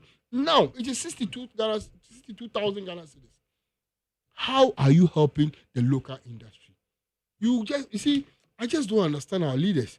I'm talking to the NDC, the MPP. See, when we are talking about economy, we don't need to talk about politics or partisan thing here because NPP need their duty, NDC need their duty. Anything painful, they should think about the local people, the grassroots, the street workers, and say, how can you bring a plant to Ghana and make sure that you're giving them all the taxation, the free tax, all the incentives on being here in our waivers, still the items are expensive. 200,000 Ghana cedis. How many of our people, taxi drivers, share work and pay? How much work and pay of it? Was 50,000 for VAT. Now work and pay is 150,000. Why? Because the duty alone is high. 62,000 Ghana cedis on duty. We say Monko Port, it is dry. There is nothing going on at the port. Demorage you can't pay. Now we know then you are going to do something like that. Okay, right. That's we know a restriction. So. See, your restriction, we know what a restriction, a avenue for money. Because when you are going to take a letter for waiver, you will pay. You and I are in Ghana here. You know what is going to happen. Just for a minister to sign a document for an importer or exporter to give him a waiver or a privilege to import certain things, and no one alone, no, he's going to bring corruption. Yes, we are not here. I've been at the port for the past 18 years, and I know what will happen in this kind of things that we are talking about. Sure, and we may bump. I say we should get leaders who will give us and Okano rice. We have 1,000 local farmers who are doing rice. This is the best avenue to make sure we make sure rice there. So okay, say rice. For me, even if anyone will tell you it is possible because we have 1,000 Ghanaians doing rice. But one thing is that for the past 5 years, and then why would show allow you the government see Tamana Kwame Kuma ACC silos for the cocoa farmers not to export it, but the government will buy it, own it, then do that marketing for you because the government have all the capacity and revenue to do that. Why are we not doing that to the local rice manufacturers or rice producers, where we make sure yabenya silos to save them or to keep them and make sure we buy it from them and no na boost okay, this bank ADB should only give money to rice farmers at this rate. All the rice farmers, we have track record. Now we are basically doing digitization. Well done. This is the reason why digitization will help us. We have them in numbers. We know you produce 10 tons, you produce 20 tons. The government is buying them. These are the incentives we are giving you. And also, yes, this pilot for like 2 years. And the basement the assess here will say, okay, in the last 3 years, this is the number of rice we are able to get from our farmers. We have 1,000 tons. So we can boldly say the local farmers are ready to feed us. And when we invest this amount of money, this is how much we get. So if you are investing times 2 of it, we will get this. And you will be confidently come and tell us, we are ready to restrict or to ban exporters or importers. But you do that, You can't just but go and they say. are not banning it. Abandoning banning. Brofo na me no tie. Import restriction. Boss restriction you're doing. No restrictions you're doing. But also your outright ban. Boss. And you were a year. You Ghana ha. Import restriction. Restrictions are made in share air to home. Na a year ban is a ma bra. A man maybe. Maybe bra. Me de share to one sama bra. Inti I been know Ghana ha. And you say we are restricting use fridges to Ghana. A year later we have banned it. Here. All the draft and all the drafted parliaments for you can't who are restricted and one because let me tell you something. So what kind of restriction? You have to get a letter, a permit before you do it. It means you're bra. Then what letter cause say for money and for what are you talking about? It is not, it is the system is like you can't say you protect your local industry. How do China who read China? One more economic history, and what maybe saying one more year young. Also, make us say, me can say it is a very good idea. Yeah, I understand. Me can say, yeah. But you see, the issue is that what measures have we done? What investigation have we done? How have we sit down with the people, the local industry of the players? No, also offer nipa me no ne. And you know, Utah president and I think the second president. They have not feel the vibe. Even the minister Nankasankra or church Nyamanumukra, they all can dreams. I just imagine say Penny Ekasa or Kasembi or say, how can we use $1 million subsidy to go and bring Yemadie? I don't know what you move, but on him, how much we get at the back, which means the profit we get from those things. Only importing Yamano. Don't forget that we are importing to come and sell to the local market. How much do you also get as profit? For you to tell us that you are investing $1 million, but forgetting that how much is your profit? Let us know the profit. Okay, go by your interview is Ghana, you're investing $1 million to import this product. By your profit is your boka into your farm mebium. I understand you, but if you don't have record, you don't have statistics, and you just do just because Chinese need be actual letter amount say waba Ghana or be a factory until you want to protect the Chinese person. It doesn't make sense. Yes, and it here. It's sounded here. Tell me how many Ghanaian industries are into this this venture. Fully Ghanaian owned industry. And you will see none or virtually up to none. But how do we go about it? How do we go about it? You are coming to tell me, say, you are going to restrict cars, importation of cars. How many cars are the assembly plant producing? How many people can buy it? Those small Renault Tumpo. You are telling me that you want to sell it to me 200,000 Ghana cedis. How many Ghanaians will have to go and buy that car 200,000 Ghana cedis? Once even the VIT, 30,000 per annum, is a VIT. 80,000 Ghana cedis just because the import duty on it alone is 60,000. And when you came to power, I also you buy VAT, BBA tax, BBA own toward their own fine my own farm. It was 12,000 Ghana cedis as clearing it at the port. Now go to the port and go and check that people can't even clear items. Togo, hey, people are going to Togo, diverting all our resources to Togo. Just check it well and find out, say, a dear never bought woman for. Let the players come involved. Ask them. Okay. I suppose I was so for almost even Casabium. Because GDN no one about women. Almost sensible. Into my dean. John Dramani Mahama, Ekona Pro Bono, or say the taxations on the cars at the port, the restrictions at the port. I'm out for just to help a few minority of the people. No, he will make sure that he will scrap them and he will make sure Ghana economy is being revived. The 24-hour economy, no, making sure say military personnel, security personnel, those people may say Ghana a hina choba 24/7. they should come and tell us one single chore bar in Ghana that operates 24 hours. The coming of the new president, there will be 24-hour economy, and all that chore bars will run 24/7. Medan say how you need 100.9. Abdullahi Sakra, member of the NDC Communication Bureau now Tenekano. Grace Akosianima. Akosianima a government spokesperson on infrastructure. Agosia to say Bohana Minya message will be send a message say, whoa, man, I don't know once and there, mammy. How course send the movie. Nippano will be business partners, they say, may be business partner. No,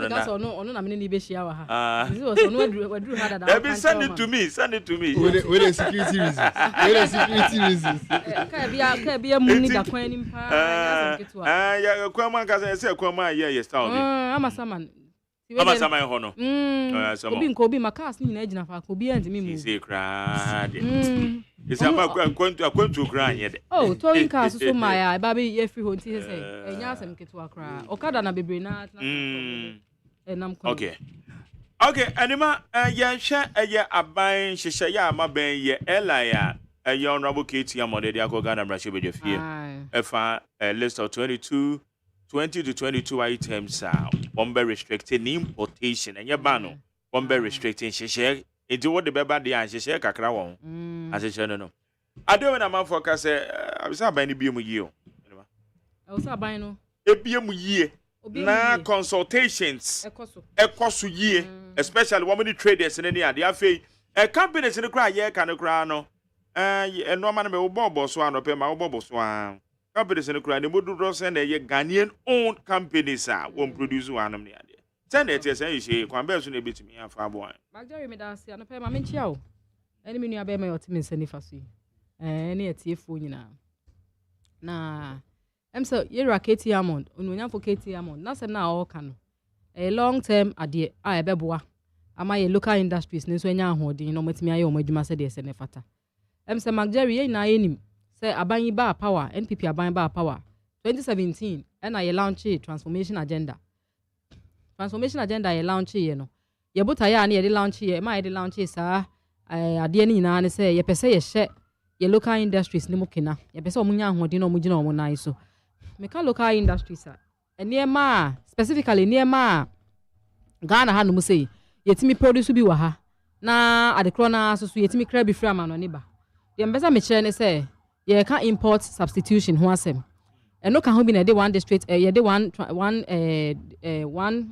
district one factory me da say one district one factory no e buy na me ka say na ma ye me produce bi organ ha ye san me crefra ma no ne ba ene ma ne bi eye mo anwa akoko na ma ye wi se se akwa dem so mo de ye mo ade aka ho ene toilet roll no ne pad ne ma kitinkiti bi a se ye adwen se ye crefra ma no ne ma Ghana ha ya ye benya bi sa abutaye ne sie ne so e de transformation agenda no e buy na edi enti na aban betu na mo eti sei na waka se oh ene ma we nom de Ghana ha bi wa ha enti no ye koye nim no me pese ye concentrate on ye krom de ne so ne ye di ye krom de ne na ete kra na ye kra de ba no ye import bill ne te so na ne kra no na ne kra do na ye kra de ba ne timi ba form e ya asem papa fi se ye ya Ghana for na kasa de bia ya asem ayeka enya aban sa aban NPP aban kra kasa asem no se or be import substitution na tene ma kra do so na transformation agenda na boa ma ye local industries na nya hodi an ya nkasa tememu for Ghana for na nkasa eyesu ayesu da bia se Ghana ye kra na ma ba ha dodo na ade tina ye krom de na ye ntimi ni me ka bi Magdari minim se wo so ya wo ka bi me nua be ma a otimi nsa nifa so ye ka bi obi ya ka bi na ade no se wo be ye na wan sha ase anya there's no better time abetimi di aye untimi nka se me stop importation na say me restrict import of enema bi na say monom ni ade na me te ne kra ne so kakra na ama local industries na nya hodin untimi ga say wo per specific time ana adapoti bi abetimi dia yes ade na ma ho ato e gradual process into we sha say every baby na kakra wo dey call build on it Magdari say obeka ya last year ye kind state of the nation address or mampani kind state of the nation address finance minister be kind budget ye na it say o mo list a certain number of items me boss on abuko job pon ba peace fm be ye one on one e wo sa eyi ne ho ye kan say mo akokọ nam anwa fruit juices aye no manu ne ye aye no mi ni ade ye ba bete ne kra ne so kwan be ne be fa so ye bete ne kra ne so eye forex dollars aye de ma adwadifo no ana say importers no e de kra sa ne ma ne ba no ye be reduce sa forex no na ye ba bete so eti ya dollar no edodo na say dollar ne supply ne ba form na say u hia dollar de akokra sa ne ma na ba na say ho ayedin kakra ebe ma wa sha say de wani ahwe local one na bi no aye say wani ma mento bi wo ha ya na mento say calipo na akra different man no ne ba okay calipo kra dem say local say what they say fruit juices foreign drinks ibi na akra de ba na say o kokra na unya forex and say forex ade kokra no unya enough forex in fan kokra ma me ya sure say a perfect substitute is there a confit juice wo honom wetin aka so when ma me sha say fair confit juice kakra na me try market ni hwe yeah ko onu me confit juice pa me say me pepper de pa me the chain foreign bebre ya eba no sugar ne wo form natural taste tutim say chesa wonom atim say yes me problem nya say so adodo say anasa wonom ya anasa and no fair dey have problem so how to say unya forex in fan kokra na ne ma you will be forced to buy your locally produced one iti magari o fa mo local rice ton na ni ma so fa confit juice ton na menu abema patodi no menu abema Abdullahi so fa so bolo ton no na local industry na na strengthen no enti no aban ne buta ya o de kan asa no long term ade bi ayeye sesi amagari ye made ne mo ene akokọ na mko ano ora ka eti mo Hammond the figure ni to just $164 million ene de class ani ma ne yensa sesi ka ne ma ye krade ba nyina ye obi organ hanom dodo abomu a na sesi hweska ye de krade ba millions of dollars ni nyina ma obi sika ho kohia chen ye sika no ye sure ye see inflation wo krom ena cedi na ho de wo form ena ye cedi no dollar na e cedi ne form ena dollar na e cost ro e de na ma dollar ne cost ro what wo krom Ghana ye major trading currency ye dollar I won't dispute that fact we den ya we hia dollar because once ye ni ama no ni di dwane nko ade ye use dollar ni de den ya ye be hia dollar forex bureaus no ni ade am for dollar account am for a year business o mo use dollar nti dollar ni de den ya ye be hia but so what to chrome na so hia sika to the tune of $164 million di akra ne ma miensa we ya me boss yaba na sa ne ma miensa no so chrome bi wo honom ye made me ka onyame so no kra ye made me pe Ghana de ne chen foreign one Ghana de ne announce ya na was some smell bi o de aduane na gym kama natural so ho me nka we fan say obi adwuma enti so hia dollar to the tune of $164 million di akra ne ma miensa we yaba na sa ne ma miensa na bi wo chrome a na se say $10 dodo na ye de ma wo de kra de ba no so fa bi wo chrome he ya ne ton a ekuafo ne ye sha omuden omo kum nantwie ma yanka omo kum nantwie ni yema de ne ade ye sha omuden because obi a penantwi na ma na so peye made a odnani be che ma yanka koto honom ebeti a reliance and a dependence on foreign imported items ebeti so ama na ba form kakra and ebe ma aban no so eho ahenhan no dollar da bia ohia de ama ekuafo adwadifo akokra ne ma binum de aba no ebe ma aban no so ahenhan because magari said dollar no said the demand for dollar ne kosra e ma ne price e kosro eti no the foreign currency ni demand kosro na ne price kosro e the pressure to local currency ne so see di ne so because e basa na se me kona me ko forex bureau akose ska ana me ko akopɛ dollar na dollar ho ayedin na se me kita be 10,000 Ghana cedis na nka ideally no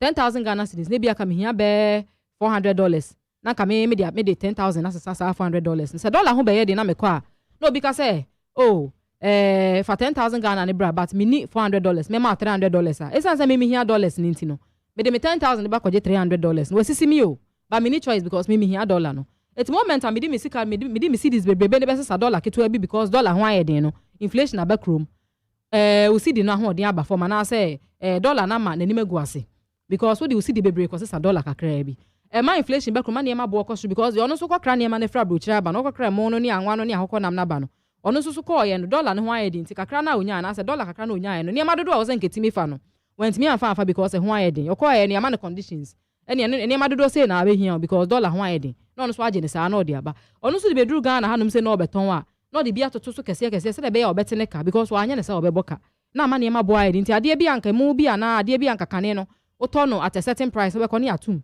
because of a shortage of supply of dollar na say demand for dollar no was true but supply no was form eti yatete sa na ma we num so na sa afi bia na sa bosumi bia na ban ni nkonko hia $164 million in fan kokra mo ne akokọ nam ne yemade ma na say produce a local one na say share local farmers ni am metimi a produce ni more ni ato a local one na dia e ho na ban ho ahenhan ne kakra and now say wo hwe bibi to say fuel petrol ye cref petroleum products cref am no ne ba magari before I go for oil policy buy no petroleum products nko a hu sika hu dollars na buy ni here every month de ma oil marketing companies no magari na $400 million bosumi bia o sa buy provide sa $400 million ni ma oil marketing companies na sa na wo metimi akra petroleum products de abagana ye di go for oil policy ni buy no say ye here $400 million bi ye here a little above $200 million or even $200 million because $200 million na ka ho na ka be ma na $400 million na no ye de gold na substitute and I said gold na si ana Sani was a deficit no ye trade surplus aye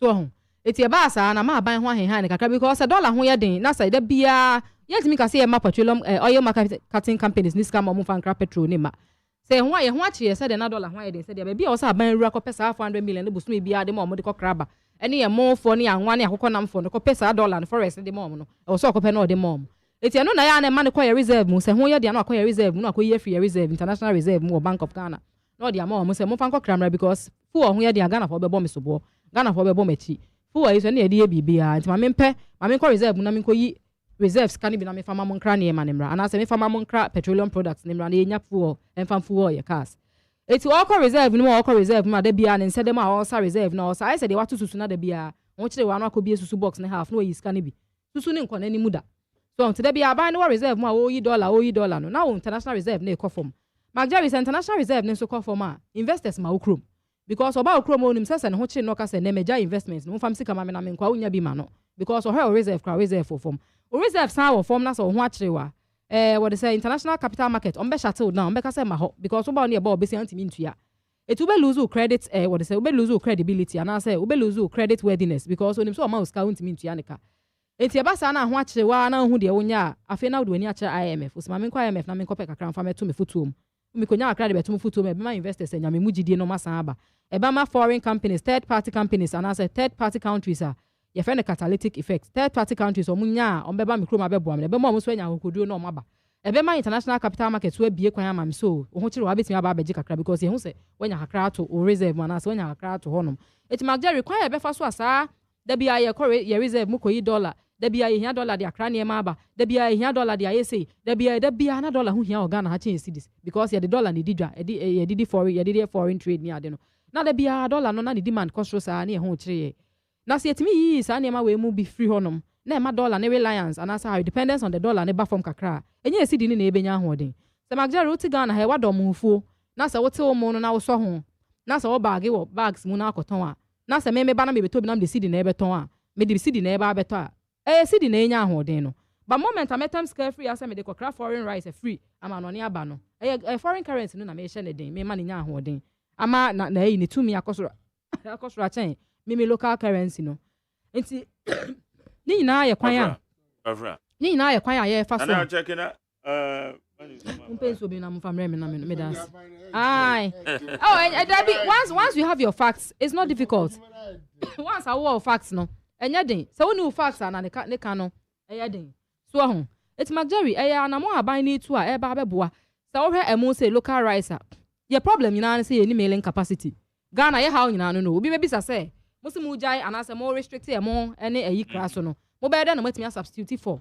enipa dodo a ehia emo because local rice ne no so a na se nipa dodo etomo no bro local rice amutimi produce so it means that there will be shortage of rice it be more kopem ato munya bi ba magjari Ghana ha ye dua unim se Nigeria Burkina Faso Mali Niger omo ba ha be fa ye paddy rice na emo na ayate na ye nso ho no Nigeria for be top paddy rice ni free ade ko Nigeria ekoso ho de kan omo de ehu di magjari unim sa ade no me na minim sa Nigeria for kraba Ghana be tom free ha ba baby sa ho se na dodo se ya na mutimi dua ya Nigeria for bebrebe mutimi ba mu krom sa be tom e de kokon omo de ehu ye problem na ye mailing capacity no enya hwe ye problem aye wonyina na ye mailing capacity no once aye benya mailers ye benya mfidie ye benya mfidie aye de be so mo no ho ne ade no ye wo enough rice e betimi de feed Ghana for kane no na ho emo dodo aye produce of Ghana local rice na just about 600,000 metric tons the whole Ghana it will pay local rice at ane ho aye say see am no ka say magjari emo dodo aye produce under one district under one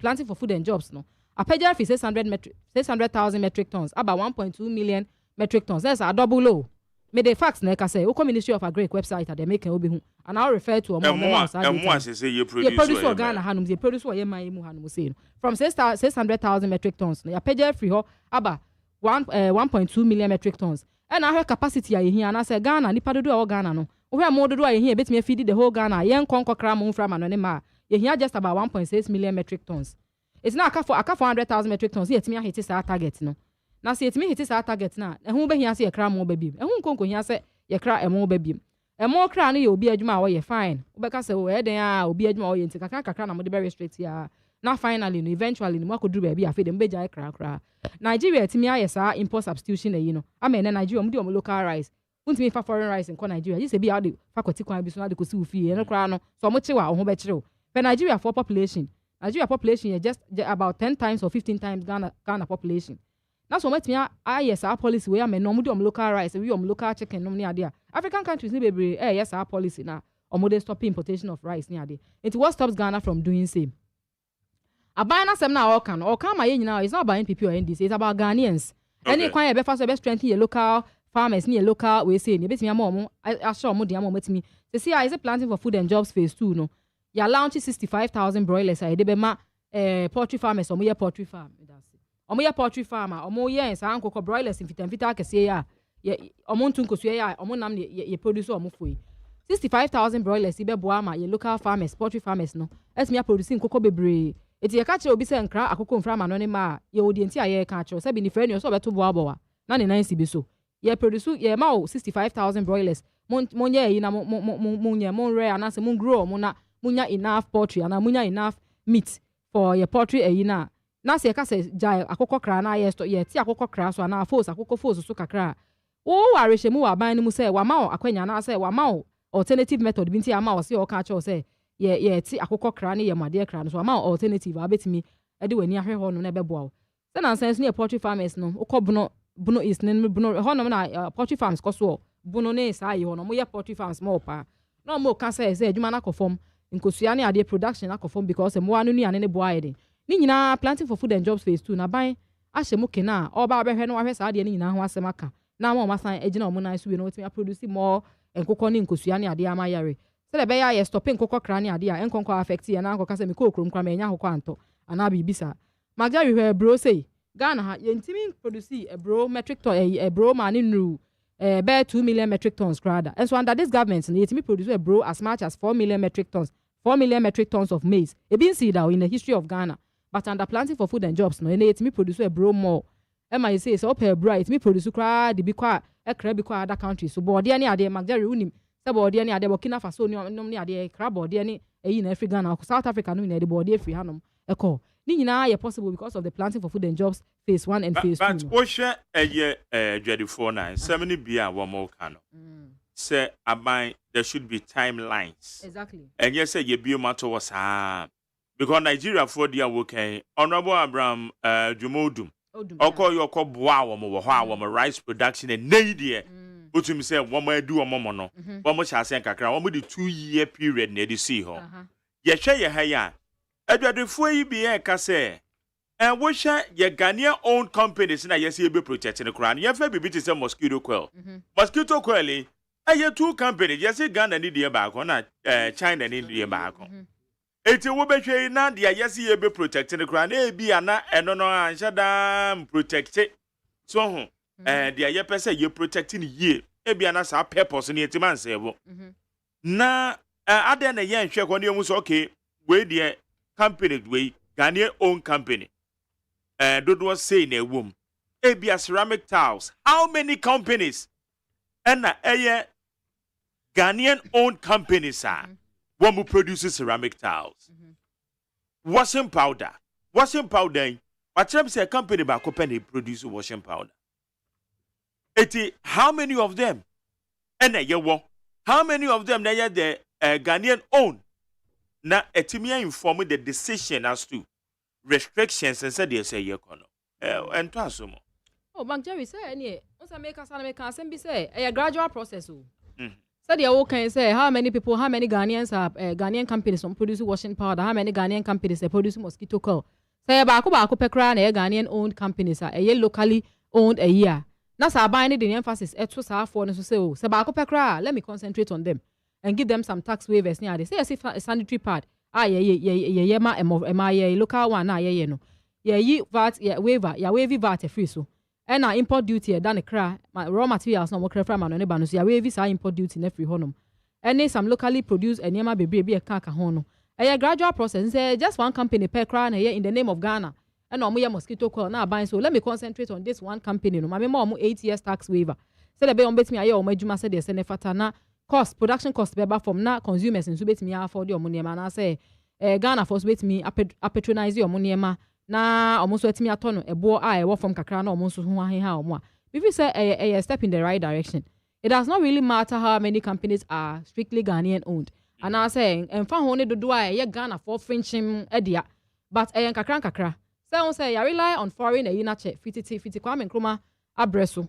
We've always been foreign exports as a Ghana for taste for foreign enema me am tie me kan bi nanse na me sesa and I monom ni ade cry say me to local one na me dey see because I no cry the chain foreign one so eti a gradual process kakra and e dey bedu be pesi edru no magdari wuti ho no me wo so wo so heavy reliance on foreign products pa me sure say obi me local one dey na be na pe o me ntade shemu kra na me pese me tie and no kra me ton so wo she the kaftan nom ne ne ma ya pempa we kra de she we kra say gugu Ghana ne ye yanum de ye enti wo de o your mamba papa enti ye na e besu ade free magdari ho so enti kakra and e dey bedu ba be pesi edu no enye 10 years kra sem 20 years 30 a long time something ebi aye cry and say the nya results by ye ma any nanom ne ba be feel the effect of ade na aban ASCA no so we shouldn't expect so much from government. Say government I can say me mark tax waivers na companies are here locally made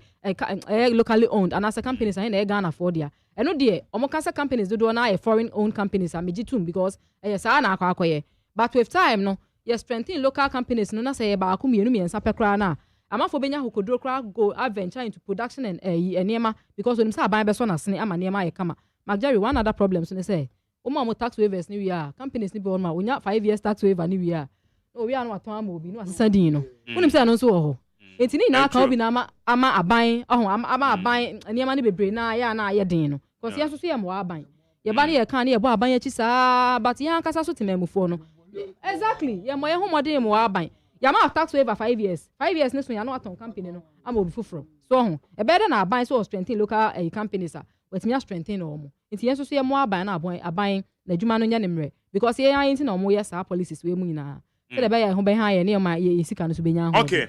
Better say how you need 100.9 wadu nchani bi 0503721744. Hey. 0503721744 na ya can kind the amount. We said Dr. Baumia has already been anointed as the president of our dear motherland, Ghana. Mahama never again, bright boy, or the free Israel, Lomenava. We said to set the record straight on the budget, the NDC has no moral right to criticize the current budget, which has over 10 tax components reduced or removed. Let not try to behave like an ostriches.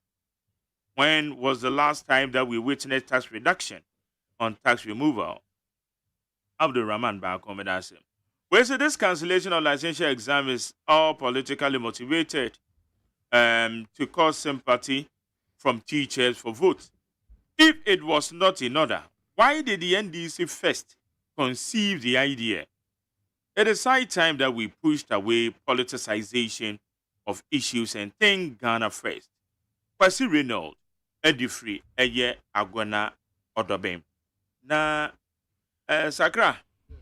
Moving on to the another story. Now, campaign to the eminence 2024 the best chance here, but it's any day. And I don't know. Yeah. Dr. Baumia and Nemu. Na JDM so nemo 1 minute bia na bibia pie Dr. Baumia yana aka chere so hu JDM se oye ninua panyin womunye clean campaign onhu ni se onye ne tamfo na emom oye ne political opponent adentina yana de self to we de bema enu ache no eye nsamagodo efa eye licensure exams cancellation JDM so ba obetwem ye kan ho asem ye truly licensure teacher license na kasa no omampanyi dada kofo e na hyase eno no emra omampanyi dada kofo de hyase no ne na de SHS call 4 years Professor Mills by no and obeyi de ba 3 years teacher license na de na ewo ho dada no na ye ni so ade hunu se yɛbɛyɛ teacher licensing. Professor Mills no ɛyɛ JDM aban ɛna wɔn tena ase yɛ discussions and formulation of the policy framework. Wɔn na yɛ saa adeɛ wei. Wɔn kɔ Forest Hotel ɛwɔ Dodowa.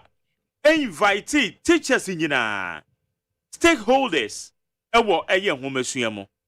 Na ɛhɔ ɛna wɔn kɔ conclude say akyerɛkyerɛfoɔ na ɛwɔ mu dada na niti wɔn tete akyerɛkyerɛfoɔ sika bi sɛ yɛbɛma wɔn license ɛne ti sika ɛsɛ wɔn tua nie. Eti ɛnumu ɛna wɔn kaa sɛ newly recruited ne deɛ they will be examined. Yɛka sɛ examination ɛnyɛ sɛ wɔte dɛm mu afa pen ne paper ɛtwerɛ ɛyɛ what is your name na watwerɛ. Na yɛbisa wo sɛ discuss Abdul Sakra na wɔtwerɛ ɛnyɛ no kwa na ɛyɛ examination no yɛn nyinaa yɛkɔ university ni bi yɛka examination a obi bɛ betima gyina hɔ wɔkyerɛ adeɛ no kora na ɔhwɛ ne nyinaa no is part of the examination. Iti yɛka exams a ɛyɛ the mode of the examination yɛka ho asɛm. Iti adeɛ wei dede a yɛ kura me mama because ɛmo mama mpo sɛ ɛyɛ angel kabonunum nyinaa wɔ hɔ a wɔn kɔ saa meeting yi bi na wɔn ntumi mbɛ clarify na yɛnyɛ free. Teachers ɛwɔ mu dada no ɛna yɛka sɛ wɔn bɛ renew wɔn bɛ ma wɔn license for 3 years subjected to renewal, especially unprofessional teachers. People teachers. And that's how the way you know buy. 80 meno and maybe point and say Mameka way so teachers until say 2017 and 28 one virtual license exams near mom license no. Na ma teacher ni be a license da. Teacher ni be a yaman license say at church for colleges of education and training colleges are you provide license the amount and you know correct that is not fact. You met teacher ni be a license the until say you activate licensure examination no. Now media na me expect JDM say na beka and they say license and the grandma benda da go for say ma me na me policy framework no me ma ban ana yenya ban and they building the policy framework. Na you decide say you be examine teachers no not on this mode. It me ba exams in the be year free ho. Na mom you be examine teachers no through this means. Na kenu to asumu. But sa ukoka say teacher licensure exams ye twem me ba me twem na me provide enough resources at the colleges of education. Na what me to me produce well-trained teachers. Na mi bisa say policy framework na mapen so mokwat na Forest Hotel wo dodo a mo ye no na asechire ne sen. This is the argument. Okoka na obi jina say jandam shallow-minded person no kasake. This is the argument. Men na me person be discussing tonight want say yema explanation ni ye na ye nyina na yetimate ase. Abdul Sakra Yanko. May I say, hey, on say, all Casano, not only Omun and Edin Como, na or show me, and don't forget, say, to where our corner, just to interact with the people and find out what is their problem and how his government can help them solve those problems. Into your core now, on your Mudin Common. These are the things that Omo Kachan say we have to work on it. And don't forget, say, students know, and I say teachers know how much we say. The reason why this exams no bad, they say just to make sure say they don't get employed or they don't get posted. I don't know what I say. They feel say some of the suppressor exactly, and that is their fear, and that is their main issue.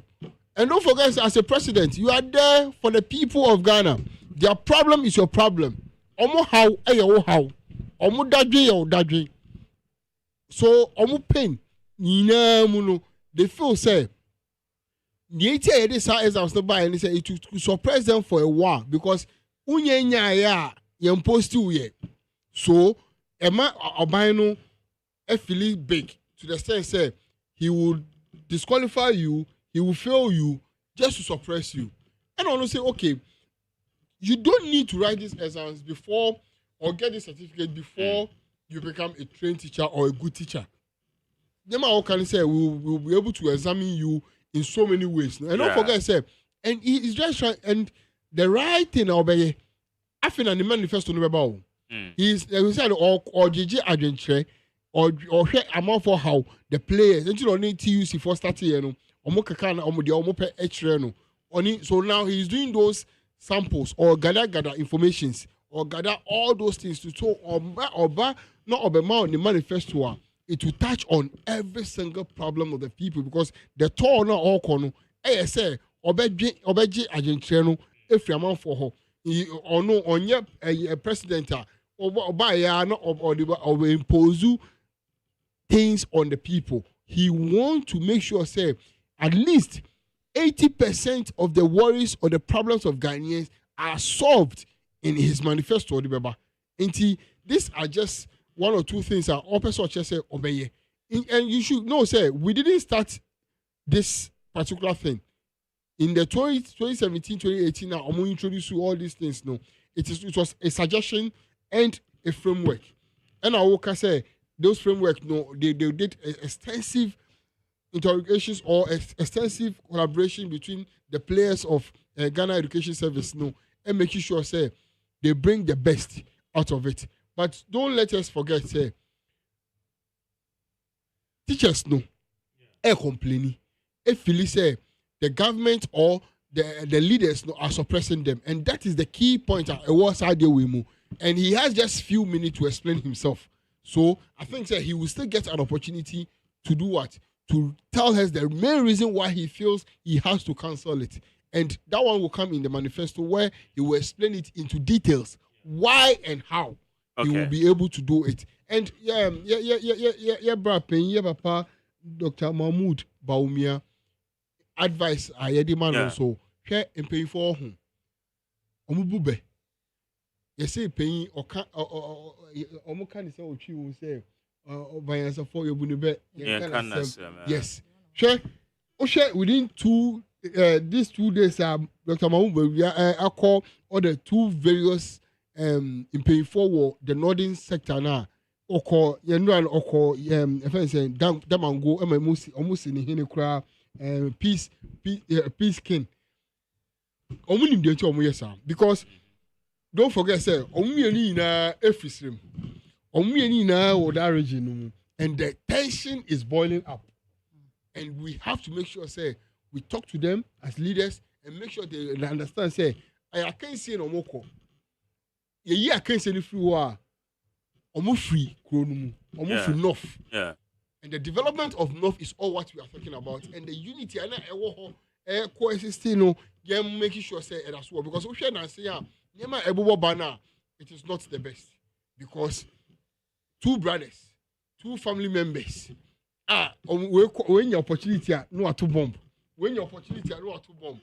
And it doesn't eager war. So I think say Yana Eka say he is the brother.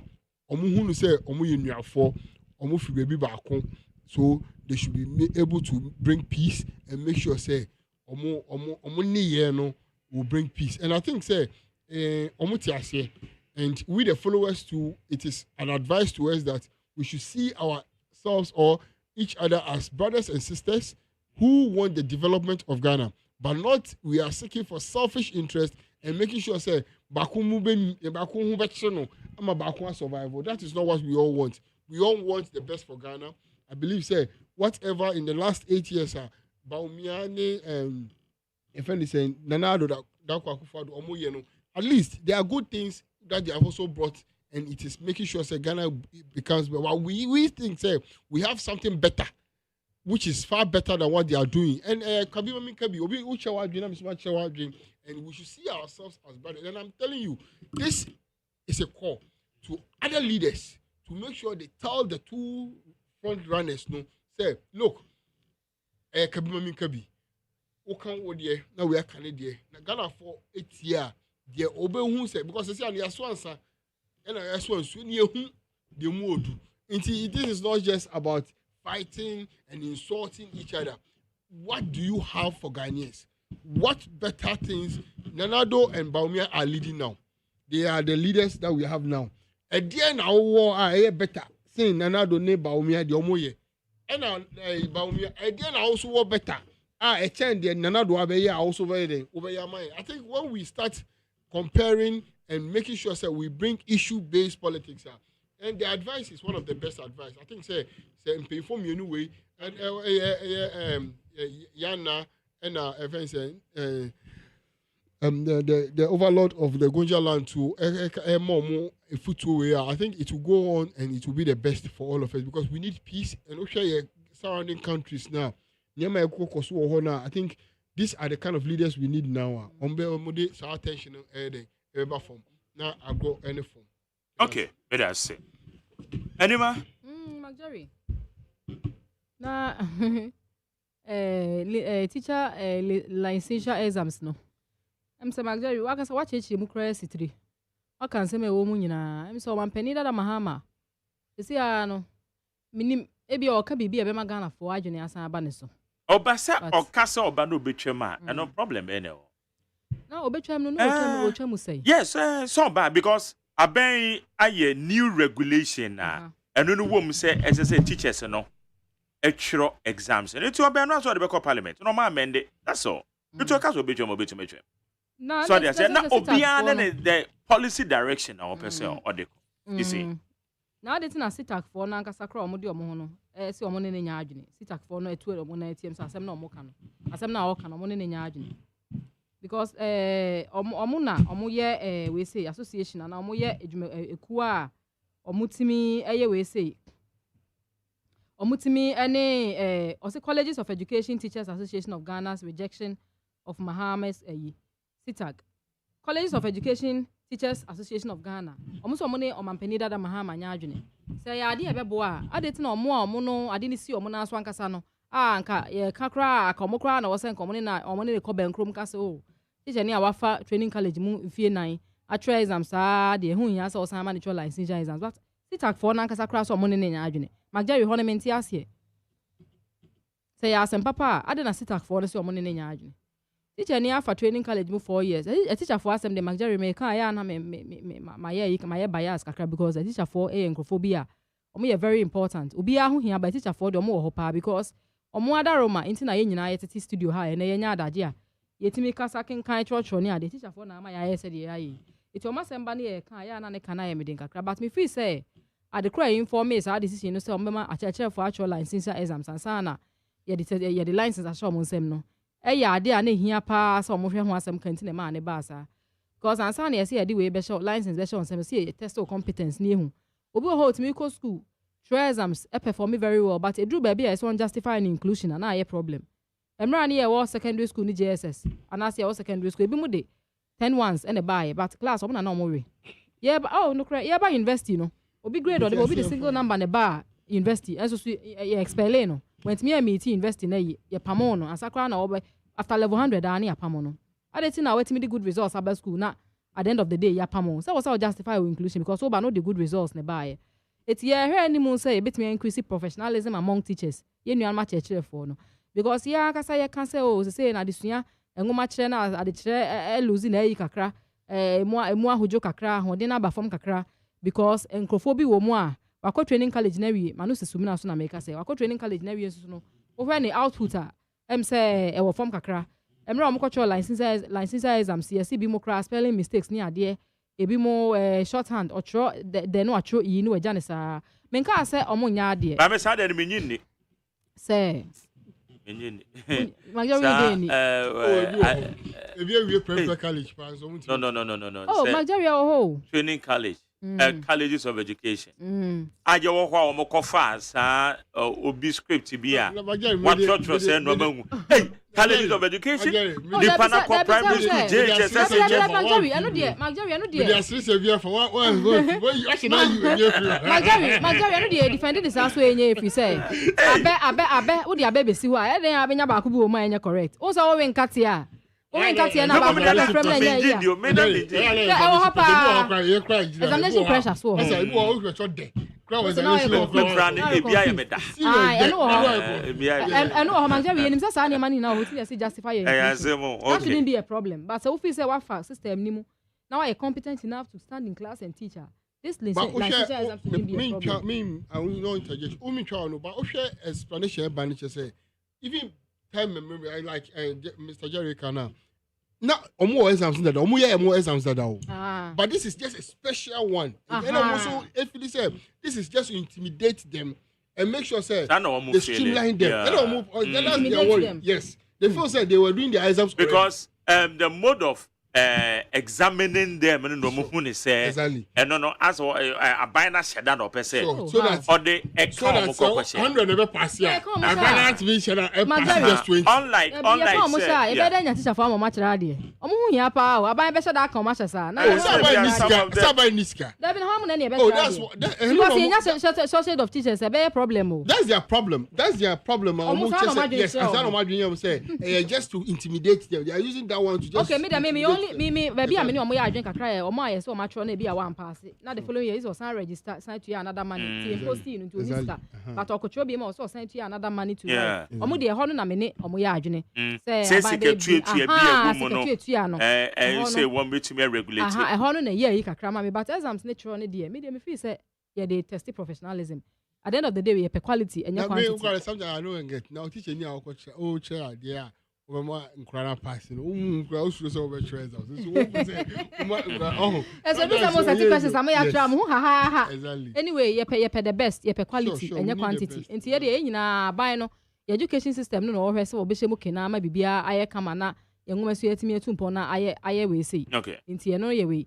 Na magre man fa we ntwam briefly na me ntwa so. Alhaji Dr. Mahmoud Bawumia so say aye no yagbon we no na ye kan yagbon wura bi. Yagbon wura. Yeah. No, but they didn't hear Kongu Lewura. Yeah. So, asumdie hine ni ade. O say sheda na dey show. O say your school no, we e patapa bia, sheda ba the captain. Oh, baby, akọ dem ma anko. Alhaji Dr. Mahmoud Bawumia, anya no tin ye dey man, dey man because okay say, tamara old school no. Tamara old school say me say obia to. They na offense oba late pa, we say that board ni share no say I no na fa we dem emra iti o so ba tam dia for board share say Alhaji David iti dey chop the man say pay for Abdallah wakasa na me say me no ye propaganda why ade afi dey kwa wie o person de bibi bebom na ntokwa ne san eye Alhaji Dr. Mahmoud Bawumia sa de we nko ade before obey flag bearer no oye nipa oye asumdue nipa apa no ne ho jo obra ne ho ase oba fom obia it's a quality and say eyi a e won ne ho a characteristic e won ne ho a Ghana ni bia you say bia na person oye propaganda Ghana ni bia ni no say sa na otie e na Abdallah wo kasa so kan so mienu ni na afi northern region nti e wo say e fa kwan bi so na ye hwe na ye sha ase ne omo kasa se de be ya Alhaji Dr. Mahmoud Bawumia do no ya asundue hine problem bia ni ho e ba se ye asundue ye mfa nka bom ni ade nya ade a oni problem bia yeah because on na breso Ghana ye amafo edikura mo party no mo nti why ade wa hwe why no mo yin ne mo ye nyi obi ye nyi ne ala no obi anyi ne wa bia samwa obi anyi ne David na say obi anyi ne dia wo mu ne se wo yadwuma mu ha se o ware adwuma mu ha wo ye adwuma wa ha ente se o ware wa ha yemfa ne se bia mra wa ba bi bebre kra na ampa be ba ha me so mehu kala bi me pe no ma ware no ye ware pe automatically ma forfeit being a staff of this it you no just ye yi medi ade na be ye na na ma wo okay it ye yi o medi eso ne se ya ka just boy ya sakam ye yi o ma wa ko yeah, you ready? Then girl one no but I'm girl so na ko e. Say bra wo, na Magdalene youth in a Greek models ye guso aye training ye the portal. No muguso. Ye guso pa 6 months training carpentry, POP share, hairdressing, nomni ade. It will be register na so qualifier. 6 months training bo so me be asaban be ma 400 Ghana cedis. So the be ho behind ai. Na say as the youth in a Greek model buy. Enu say mon kwaji asase, mon kam home of groups of 2 youth. Mon kwaji asase. Asase na mo kwaji na obetimi de adua de episode dua bia. Input abehia fertilizer nom ne eniam abehia de be phone na ma ho ha wo nyina ban be provide am. after 5 years na asase na be ye odia okay abeya odia ye be sama monthly stipend but asase na be ye odia na odua na na asase se wo twa na wo ton a wo betua 20% of the money ama aban se o ma inputs ni ade na wa anya uska no wo so sha asase wo twa na ne ton a wo de 20% be ma aban no de ate sa aka no ama wo ene ade enti na ya asem papa na na do na koso pa ye be portal na to ma yes 6 months traffic no mo registration to mo registration no shortlist here na fe ya share training na all right me dan say ma me call etiofo no ho na me nji adwenkyerɛ 03022 43540 and 0302257 beba cho me mo ache Ejoso my now is ya me ado bako etio Dr. No man is my commission on Katafi. Okay. Incoming Dr. Mamuta Unia. Ebi will be an Chemo gentleman. That is Mr. Honorable PFE incoming MP for Abekuma North. Will be a Messiano. Minia. It's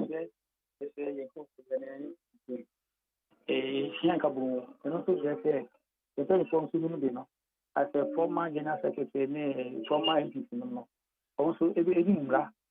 You know my woman, my it is a woman also. Putting for our number, NCNC, and my name. It will come about the fan, Fabi Fabiku. Mamma will say, a blank chair say, the could give party for Chia, what you when you want to party. And if you know in a back up, or the general secretary, and a back say, what you want from one of yes, I don't want what you want from that. There's no need to say, baby, who debate. I might say, woman, so much, normally selling somewhere say, because maybe the woman of mine, the maybe Fuma, in Mamma Fuma, Mr. Branedimia, a dime. Instead of me, what I am, Mamma, me call, that's a Wahama, and why would you be out on a water moon about what it was our. If there's a come, the big day to me here of my penny and another Dankwa, I do my power, you know. Then you make it impossible, not gonna quit because when people power. Let's say a yen, my papa now, you feel so penalty for bar. Okay, may I say, my for next one, maybe so much. Teacher McCherry. Yes, sir. And I'm going to be and council. Why any I'll try my own down. Why they can say, I'm walking. I'm going to say. You, or China, that the now do cake and have an ear. I'm not studio. Aye. Ayo, Abrante jẹ́ àmì nínú ẹ̀jọ́ ẹ̀rí ẹ̀ ọtí ẹ̀fẹ́ lè jẹ́ ọtí ní ìdíjà náà ó ti rẹ̀ nàdí ẹ̀wọ̀n pọ̀ náà wò. Yeah, no crème, because I do Conogo is true. Conogo. It's radio with Jabe, but radio Conogo, I say. A Madia not be Bobby Pie, no crème. Jolly, you're good. We have against one of us, new ideas. Our against one. Okay, I want for 12 years. I am for young. What's up, Mamma? And the better to our against one or can I put up here? I mean, a check to Moncano. I don't matter what check anymore. If you want to be our own to see the photo of man's own, I can't go far. And Google and video our calculus. And I'm Jerry. Let's check and before say, living a young Kenyan. Any party back with the school there. A quite at the end of 2024 election at the 2024. I have a tour, a unified economy. And then came home, Obida from beyond a party in one family traffic. Nominal Casa, as you said, you were to for trying to change them. Now, I don't fight you, dealing perfectly and far brother, because if I know you need to know, also over before, Okata, MONTIE. And do you need to know? Elections, I hear step that one.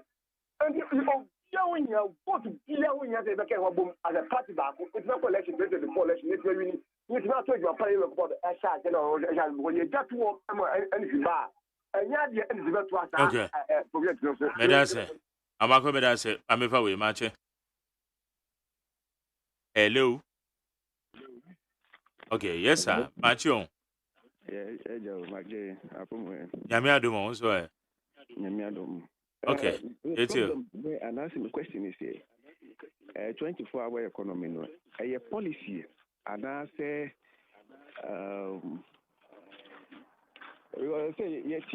say a policy, and I say a statement taken. Oh yeah. There be no. I didn't know business, sir. Because say statement there. Children know so baby at one. I want to be ancient. but say policy e da pass so dia I no betumi e di atatan say ne be ya betumi implement na abo ana anka me say entity for say ebia opposition for the policy and as be ba I am won je chi bebre ka say o mu cheche mu ama ne party say o won ignore no mo focus on mu de ne be ya o man no so betuma koyi okay ana yes sister our studio and pay or cheche policy mu kasa ne de nchemu so to asum na nka mo focus on NPP no mo waye because we share this from ba studio omuka topic out there to go now from focus on NDC or policy no more person mo ye na omaka masam the NPP so kon that way okay me dan say ene wa je chere ma che why no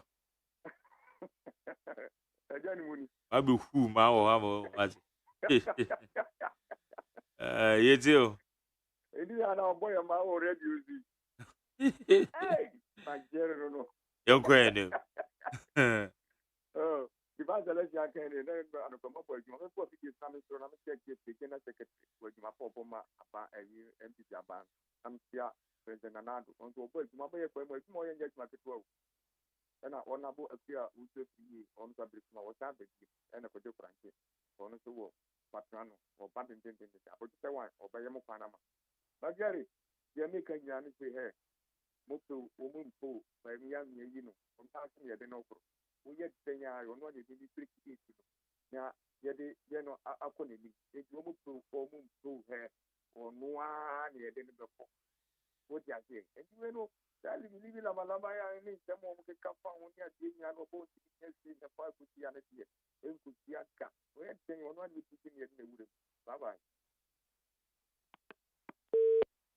okay mami fa na to amba cho ma che ya ma je na punjire boko wema ma je une fifi ni fifi madina okay ajenu mo me so ogwa mo ti ba mo na ba do ma mo be bitino mo pa mo for dem bra me say NDC ya da kwa me say vice president be bitino ya ba je pasa what the fuck ya chawo ke me jama me pega me ka chawo mo sa abami osagba di so ese me jama e ka no president offer ma mo ya atro no di chawo mo ponko pesi ka mo for you me say president ma mo de ma ko beje president mo de mo beje majori what ma dis be to program wo de wo mo ba no mo ke de wo nya botai tetru wo mu ke e ya no bi abeta na ban ban wa yen te di 10 e te di ban na me pokwa se wo chro mo say I don't know stand by John Mahama na me so so no what not de bi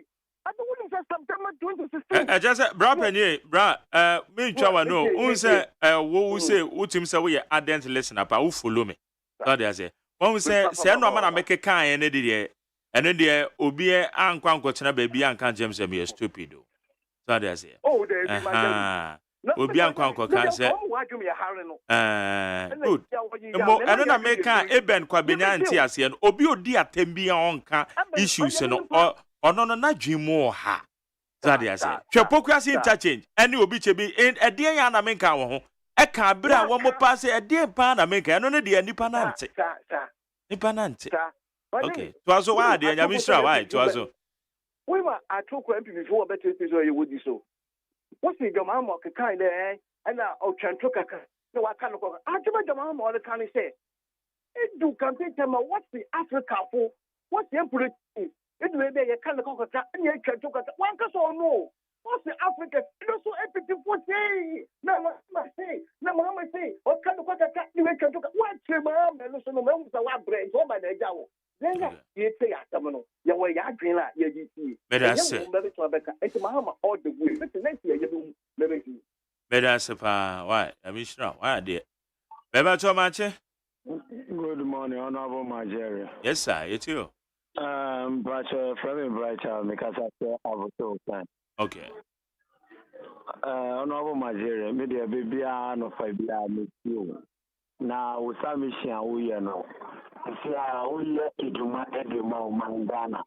enye obi enti na uye iduma se na be ya omangana ebe tumpo na se omangana ebe ko enim no enu we iduma na uye nti media menka sɛ woyɛ MPP menka sɛ woyɛ NDC ni woyɛ Ghana ni nneɛma a ɛkɔ to wɔ ɔman no mu a ɛnyɛ yie no ɛno na woka ho asɛm because yɛsɛ yɛti ɔman mu na ɔmanpɛni dada John Dramani Mahama wabɛdi abɛnya no bi ɛna wakɔ ɛna tete a ɔba ɛna ɔsi ɔno ɔwɔ vision a sɛ ɔbɛyɛ 24 hours economy ɛde ama Ghanafoɔ bi mu sɛ ɔntumi nyɛ ɛyɛ na ɔntumi nyɛ yɛmbisa sɛ bonds a ɛwɔ adwuma Ghana anom no ɔmo yɛ adwuma 24 hours mo a ɛwɔ ɔman wɔ mu no ɔmo yɛ adwuma 24 hours nti tema port ɔmo yɛ adwuma 24 hours nti sɛ ɔba nọọsụ ahụ dị saa nhyehyɛ ni ba ɛbɛma youth no bebree na anya adwuma yɛ kyɛn sɛ obi bɛwie school na otitie a ɔnyɛ adwuma ɛnyɛ ɛno asɛm na ɛyɛ sɛ yɛka kyerɛ Ghanafoɔ sɛ deɛ MPPfoɔ ɛka no mu sɛ former vice president Dr. Mahmoud Bawumia a ɔsi adeɛ ɛnɛ ɔnka kyerɛ Ghanafoɔ sɛ ɔno ne vision a ɔwɔ or the best one from Ghana out of top. Then we just say no, I say Ghana for. Also, basic toilet among Ghana for. Also, basic best house among Ghana for. And you know Ghana for that Gianna. But if I want to, I want to have my goal. So, I'm going to see Ghana for them. They say, I'm going to take a fever. And to Ghana, the mama and the bit of okay.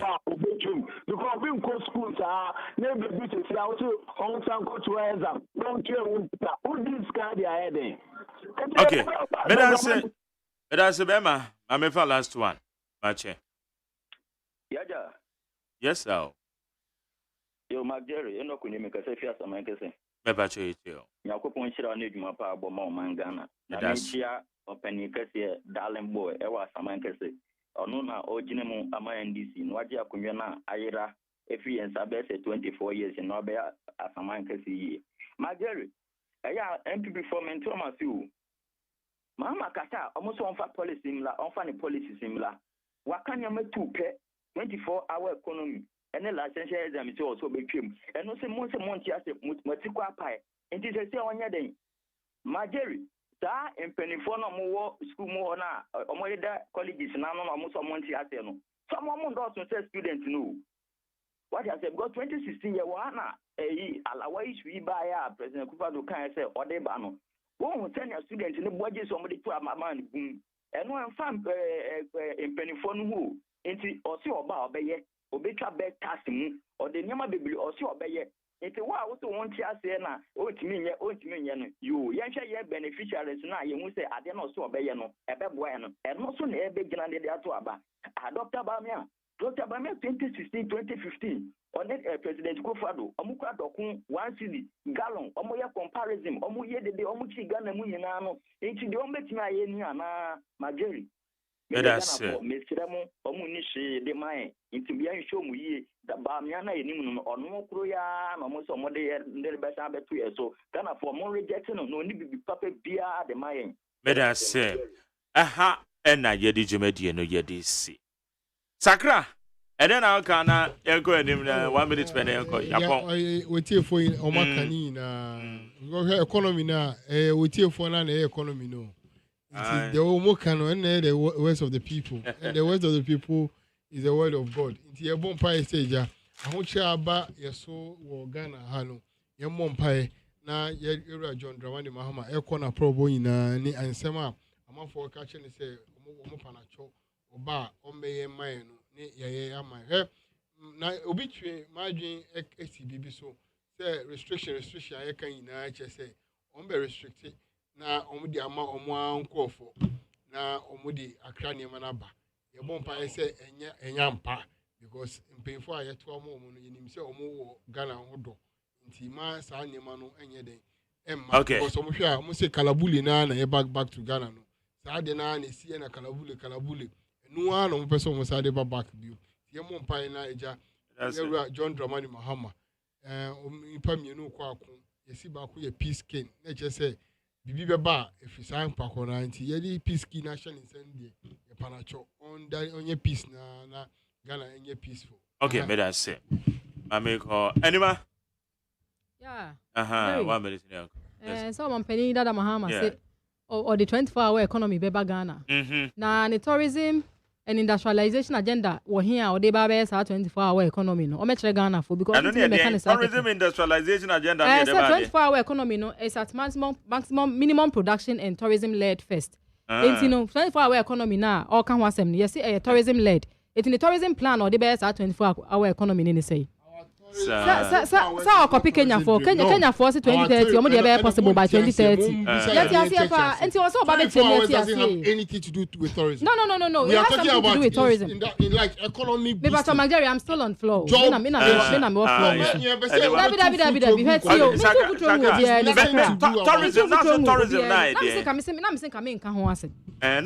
Australia Sydney for 2020.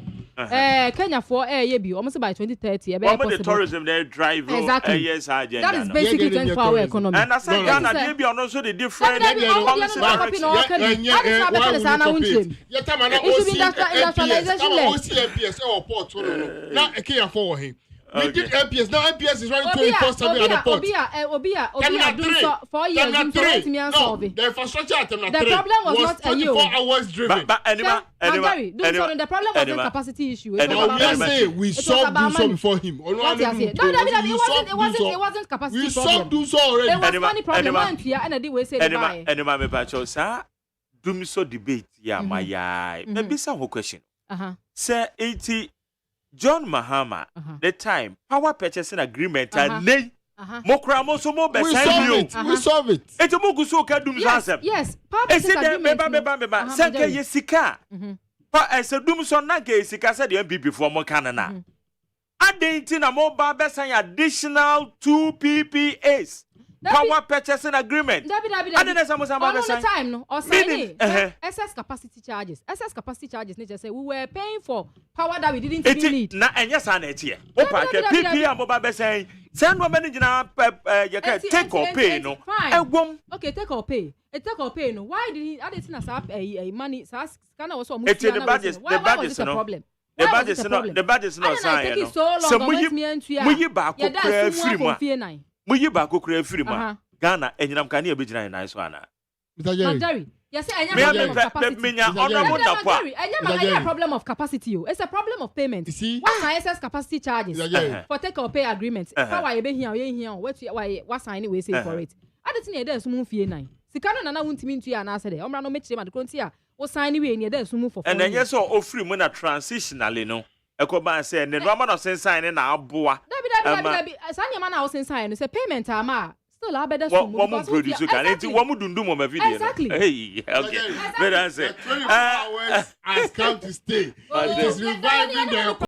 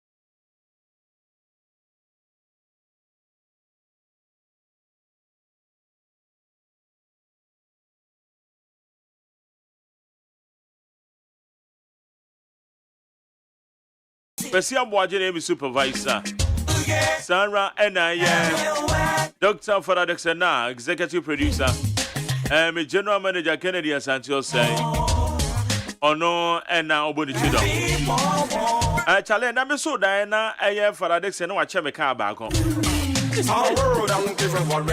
as a trend is saying Ninyani ana me kwa me je na me say hey